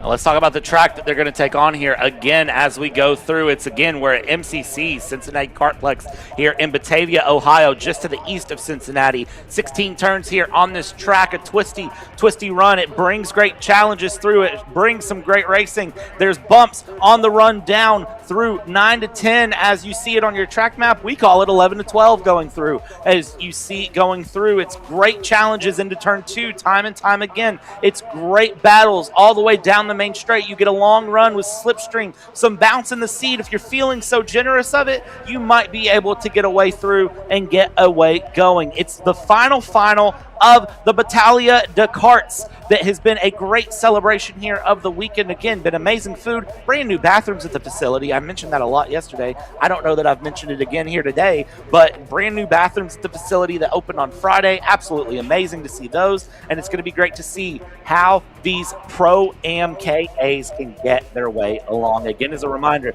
this is ages 14 and up, 360 pounds on the MG hard karting tire. So I'm curious to see where they find themselves. Let's talk about the starting lineup for your Pro-Am final. And as it stands, this is how this Pro-Am is going to run with a newly updated grid just released at 3:40 p.m. It's Finnegan Bailiff up at the front, Logan Mueller in second place, Adler Klein, Will Steele third and fourth, Tegan Schneider with Max Klein, Ryan Miller, Marcus Batschun, Shane Hambrick, Michael Maker. From there, Braden Heber finds P11 after a 3-second penalty for avoidable contact, with Gavin Dagenart at P12. Josiah Phillips took 5 seconds for incident responsibility and will be P13. Emerson Blatt, 14th. Addison Ionello was a retirement out, as well as Emerson, and they are 14th and 15th on the run. Multiple warnings were issued, multiple penalties were issued out, as we discussed. This class also got a reminder between sessions: no pushing allowed at the start, and stay in the tram lines till the green flag. Specifically, this class was pinged in the MCC Pro-Am Karting Championship Discord, where all of the official communications come out. The race director, Seth Streidel, pinged the class and said, hey, no pushing allowed at the start, stay in the tram line till the green flag. So you know that that is something they are going to watch. They've watched it heavy all day, but when your class specifically is called out, Patrick, that is your clue of, oh boy, they are really going to be watching us for this. I better not mess this up. Yeah, they're going to be watching you like a hawk. If your group specifically gets pinged, yeah, you might want to pay a bit more attention, and you might want to be a little bit careful. Just a bit extra.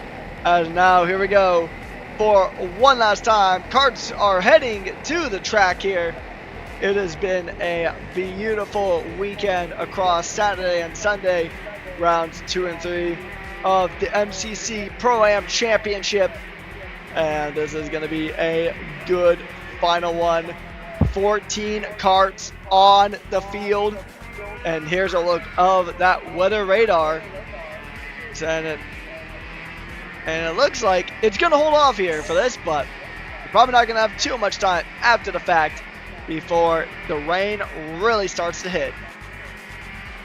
Windy and cold is the reports we're getting from our camera crew trackside here. And again, lots of love to them for this as we watch this run through. That weather is moving southeast, so if you're looking at the radar, there is a cell that is moving southeast that may hit here in about an hour or so time. Call it about 6 to 6:30 local track time as we go through.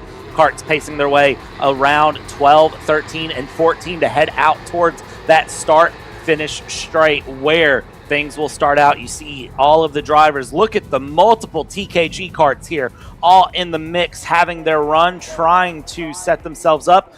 Very clear points at the tram line, and then right back off the track we go. Look for the light, look for things to change, and let's see where this plays through. As green light is out, we are racing for the KA100 Pro-Am Final here. And up front, very quickly, Finnegan Bailiff trying to get a run. And 2 karts there. Big spin there through turn 1. One of those is a TKG kart going through. That is the 912 of Max Klein, who is off. And then the other kart off as well going through. A third kart is off. 2 of the TKGs are off into turn number 2. Oh, that's a rough start for that team. I mean, TKG has been having a really good weekend here in rounds 2 and 3, but not a great start here to the KA100 Pro-Am Final. Here, the final race of the weekend. A bit of a rough start for that team. We're already seeing a little bit of tucking in as they make their way down into the first couple, through the last couple of corners on the first lap. Some beautiful stuff here as they go along. And we are seeing them just kind of snake their way on through what we call turns 13 and 14 here on the racetrack. And now we're going to go ahead and begin our next lap here. It's going to be a good run coming through. And it's going to be all the three karts in the lead. And 3 karts that we've really just kept an eye on here. It is going to be Finnegan Bailiff, Logan Mueller, and Will Steele going ahead and making our way through. And I mean, these 3 had a really good fight earlier on in the pre-final, in which Finnegan Bailiff did win, starting from P3. So we'll see if we can see that magic happen here. But what I can definitely tell you, Brad, and what we have seen all throughout today, is these KA100s can really battle it out here. These karts, you want to talk about battling it out. It's going to be absolutely crazy to watch how they go through, how they continue their way along. Top 3, Bailiff, Mueller, Still. Again, these are 3 TKG teammates coming through. Of course, we're at the home of TKG, so no surprise to see so many Burrell karts and TKG teammates running through. Look down there from the 933 of Klein. Something with that rear bumper looked a little askew in my view between Klein. I don't want to say that it was disconnected, but definitely it looked a little bit off, and you saw Klein take the quick glimpse to the rear bumper as well, kind of having the same sort of look there of, okay, what is this? As Klein and Schneider are battling it out here, running through and along. You got to wonder how that is going to go through for those two, as they are helmet tucked, racing hard here, going along down into turn number 7. Let's head towards 8, 9, 10, and 11. There's a look at that rear bumper. Maybe not as bad as I thought it was, but it does appear angled just a little bit more than I think it should be up, which is unusual to say, honestly. Yeah, so that one might be inspected a bit later on in tech. We'll see what we've seen. A few penalties for tech-related issues, missing components falling off. We've seen a few penalties handed out for that earlier on today, and so we'll see if that's going to be the case for the karts with the askew rear bumper. Not exactly ideal though, because I mean, on top of the fact that you can get a penalty for it, it doesn't really help your aerodynamics. The whole balance of the kart gets thrown off as well. Just the asymmetry really just does not help your case. So we'll probably see a loss of performance there. And I mean, it's definitely not good at the early stages of this race. We are still within the first half of the timed regulation before our final 2 laps of the racing day. It is going to be a good battle here, just up and down the field. While Bailiff, he has a gap, not a big one, mind you, only about a 10.5 difference between Bailiff and Mueller, fighting it out for these positions as they go through. Braden Heber trying to get one on to Ryan Miller as they continue to just speed on through here.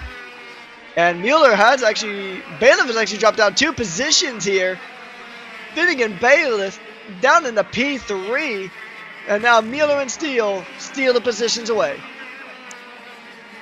Give it time, though. This is going to continue to shuffle its way up and down the field as these karts continue to battle. This is 3 teammates, and one of them literally lives next door, all playing in the sandbox at this point for these top 3 as they go through. This is the fun of MCC here, is you get to see lots of varying battles that we can hear as we're at this 0.95 mile national circuit, seeing just how these karts handle. It's a TKG 1, 2, 3. Tegan Schneider in 4th, Adler Klein in 5th, Miller, Braden Heber up into 7th from P11, having a good go of that, and then Michael Maker making some positions up into P10 from P8. Or up into P8 from P10. I said that backwards.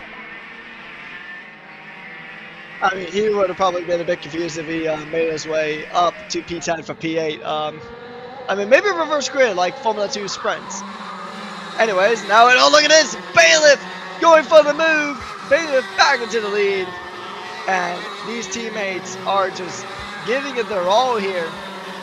And I mean, this is a fantastic showcase from this TKG team. As now the 3 TKG Musketeers are making their way through, but it is going to be Logan Mueller trying to get the inside. Logan Mueller with that yellowish helmet is going to go ahead and go through here. And then you got Bailiff with the green helmet, just tucking it right behind, sitting in P2, looking for any kind of move to try to go for the retake. And the helmet with that blue visor, that P3 car of Will Steele, going to go ahead and try to just kind of stay with him. And they'll see if any kind of moves can happen here. Coming through the S's now, and then coming into turn 11. We'll see if the move can be done. He's going to go to tuck in. Oh, is this going to be a pass coming down into turn 12? It's going to be up the inside for Finnegan Bailiff.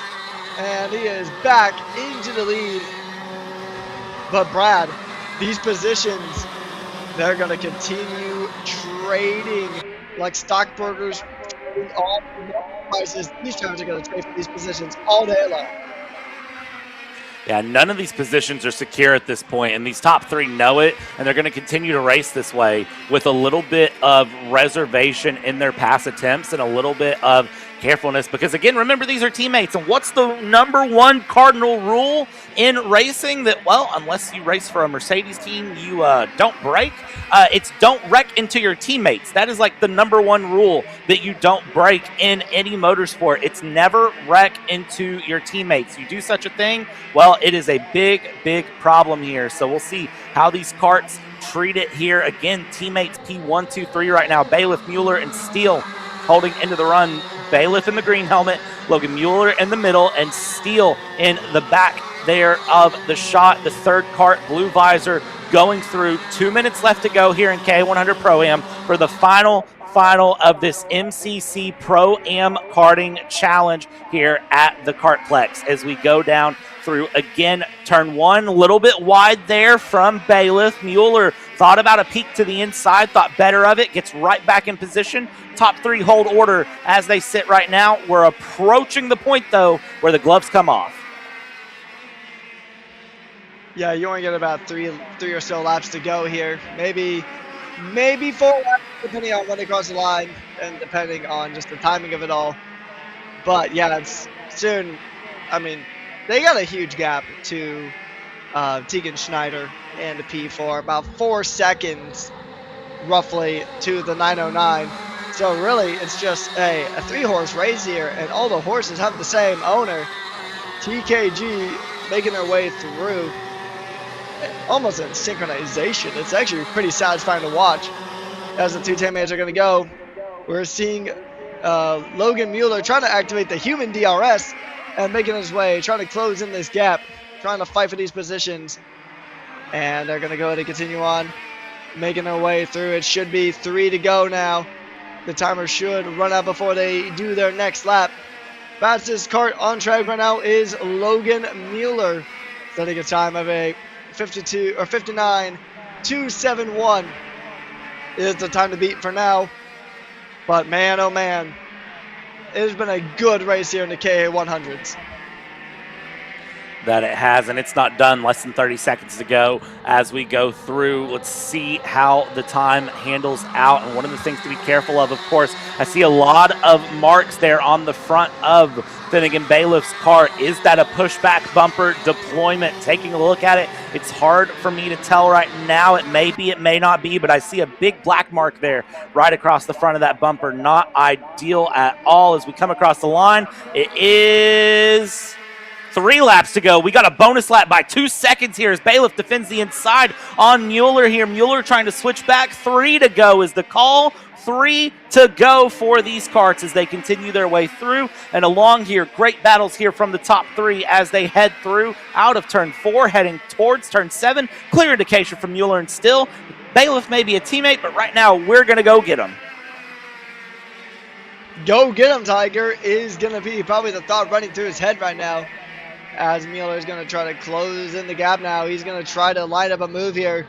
It'll be 2 to go once they cross the line. It's going to be moved to the outside. Is it going to be the switchback attempt here from Logan Mueller? No, not quite. Bailiff had a good kart position there.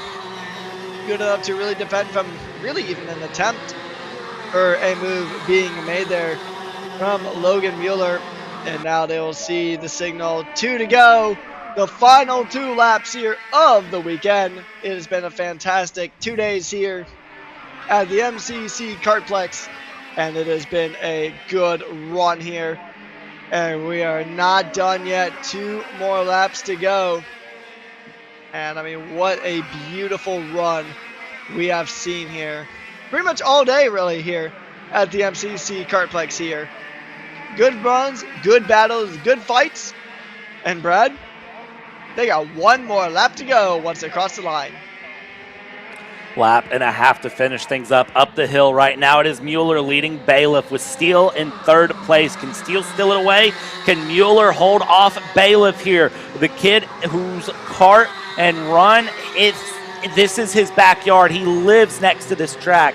Can they hold off Finnegan Bailiff here going through as we come in? Everyone tucking down. White flag, 1 lap to go. It'll be a TKG 1, 2, 3, but what order is the question? Steele has been patient in 3rd place. You see Mueller defending the inside to Bailiff into turn 2 as we're on the last lap of this weekend. Going through and along here, holding on to the run. Send it through turn 4. Nothing. Looking through. Steele looking quick, though. Looking to hold on. Glimpse over the shoulder from Mueller as Bailiff is still right there in the back. Heading through turn 7. They go along and hold on here. Still holding 1, 2, 3. Glimpse over the shoulder from Mueller again. Bailiff taking a slightly different line through the S's, heading down towards turn 11. Now up the hill we go to go down the hill. One last lap here. Defense deep to the inside here. Holds the inside line. Mueller does. Forces Bailiff to take the outside. It'll be a dive to the inside if it's there. They come through.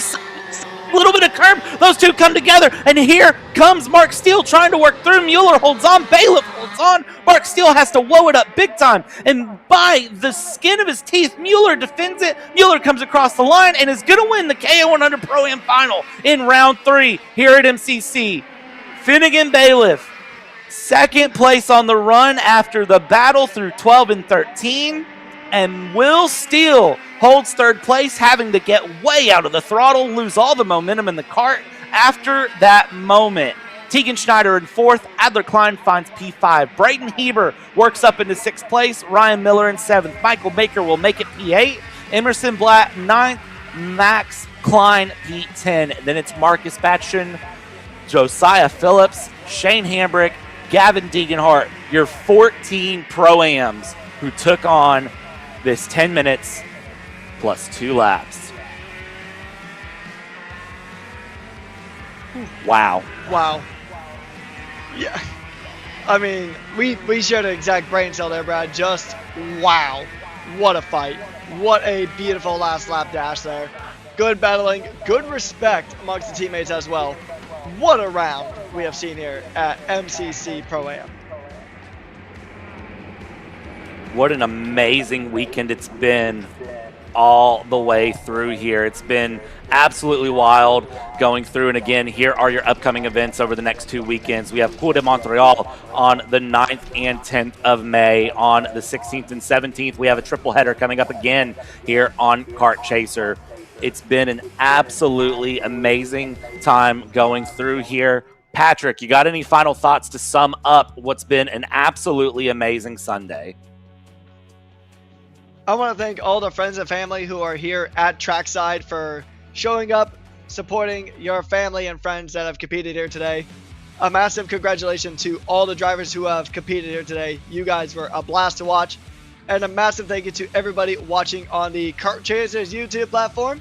And hopefully, we'll see you guys in the next couple of rounds. On behalf of everyone here at Kart Chaser, going through on behalf of our camera operators at the track, Aubrey and Bella, on behalf of Jake behind the scenes bringing you these beautiful pictures, on behalf of Patrick, on behalf of Sheldon yesterday, on behalf of our entire social media team, and on behalf of anyone who I forgot to mention, my name is Brad. We've taken you start to finish here at MCC. Be sure to join us for the next round of MCC in 2 weeks' time, where we'll take you start to finish yet again. Good night. This broadcast is the sole property of Kart Chaser Group, LLC. Any rebroadcast, reproduction, or other use of the images, audio, or accounts of this event, in whole or in part, without the expressed written consent of Kart Chaser Group, LLC is strictly prohibited. Thanks for watching.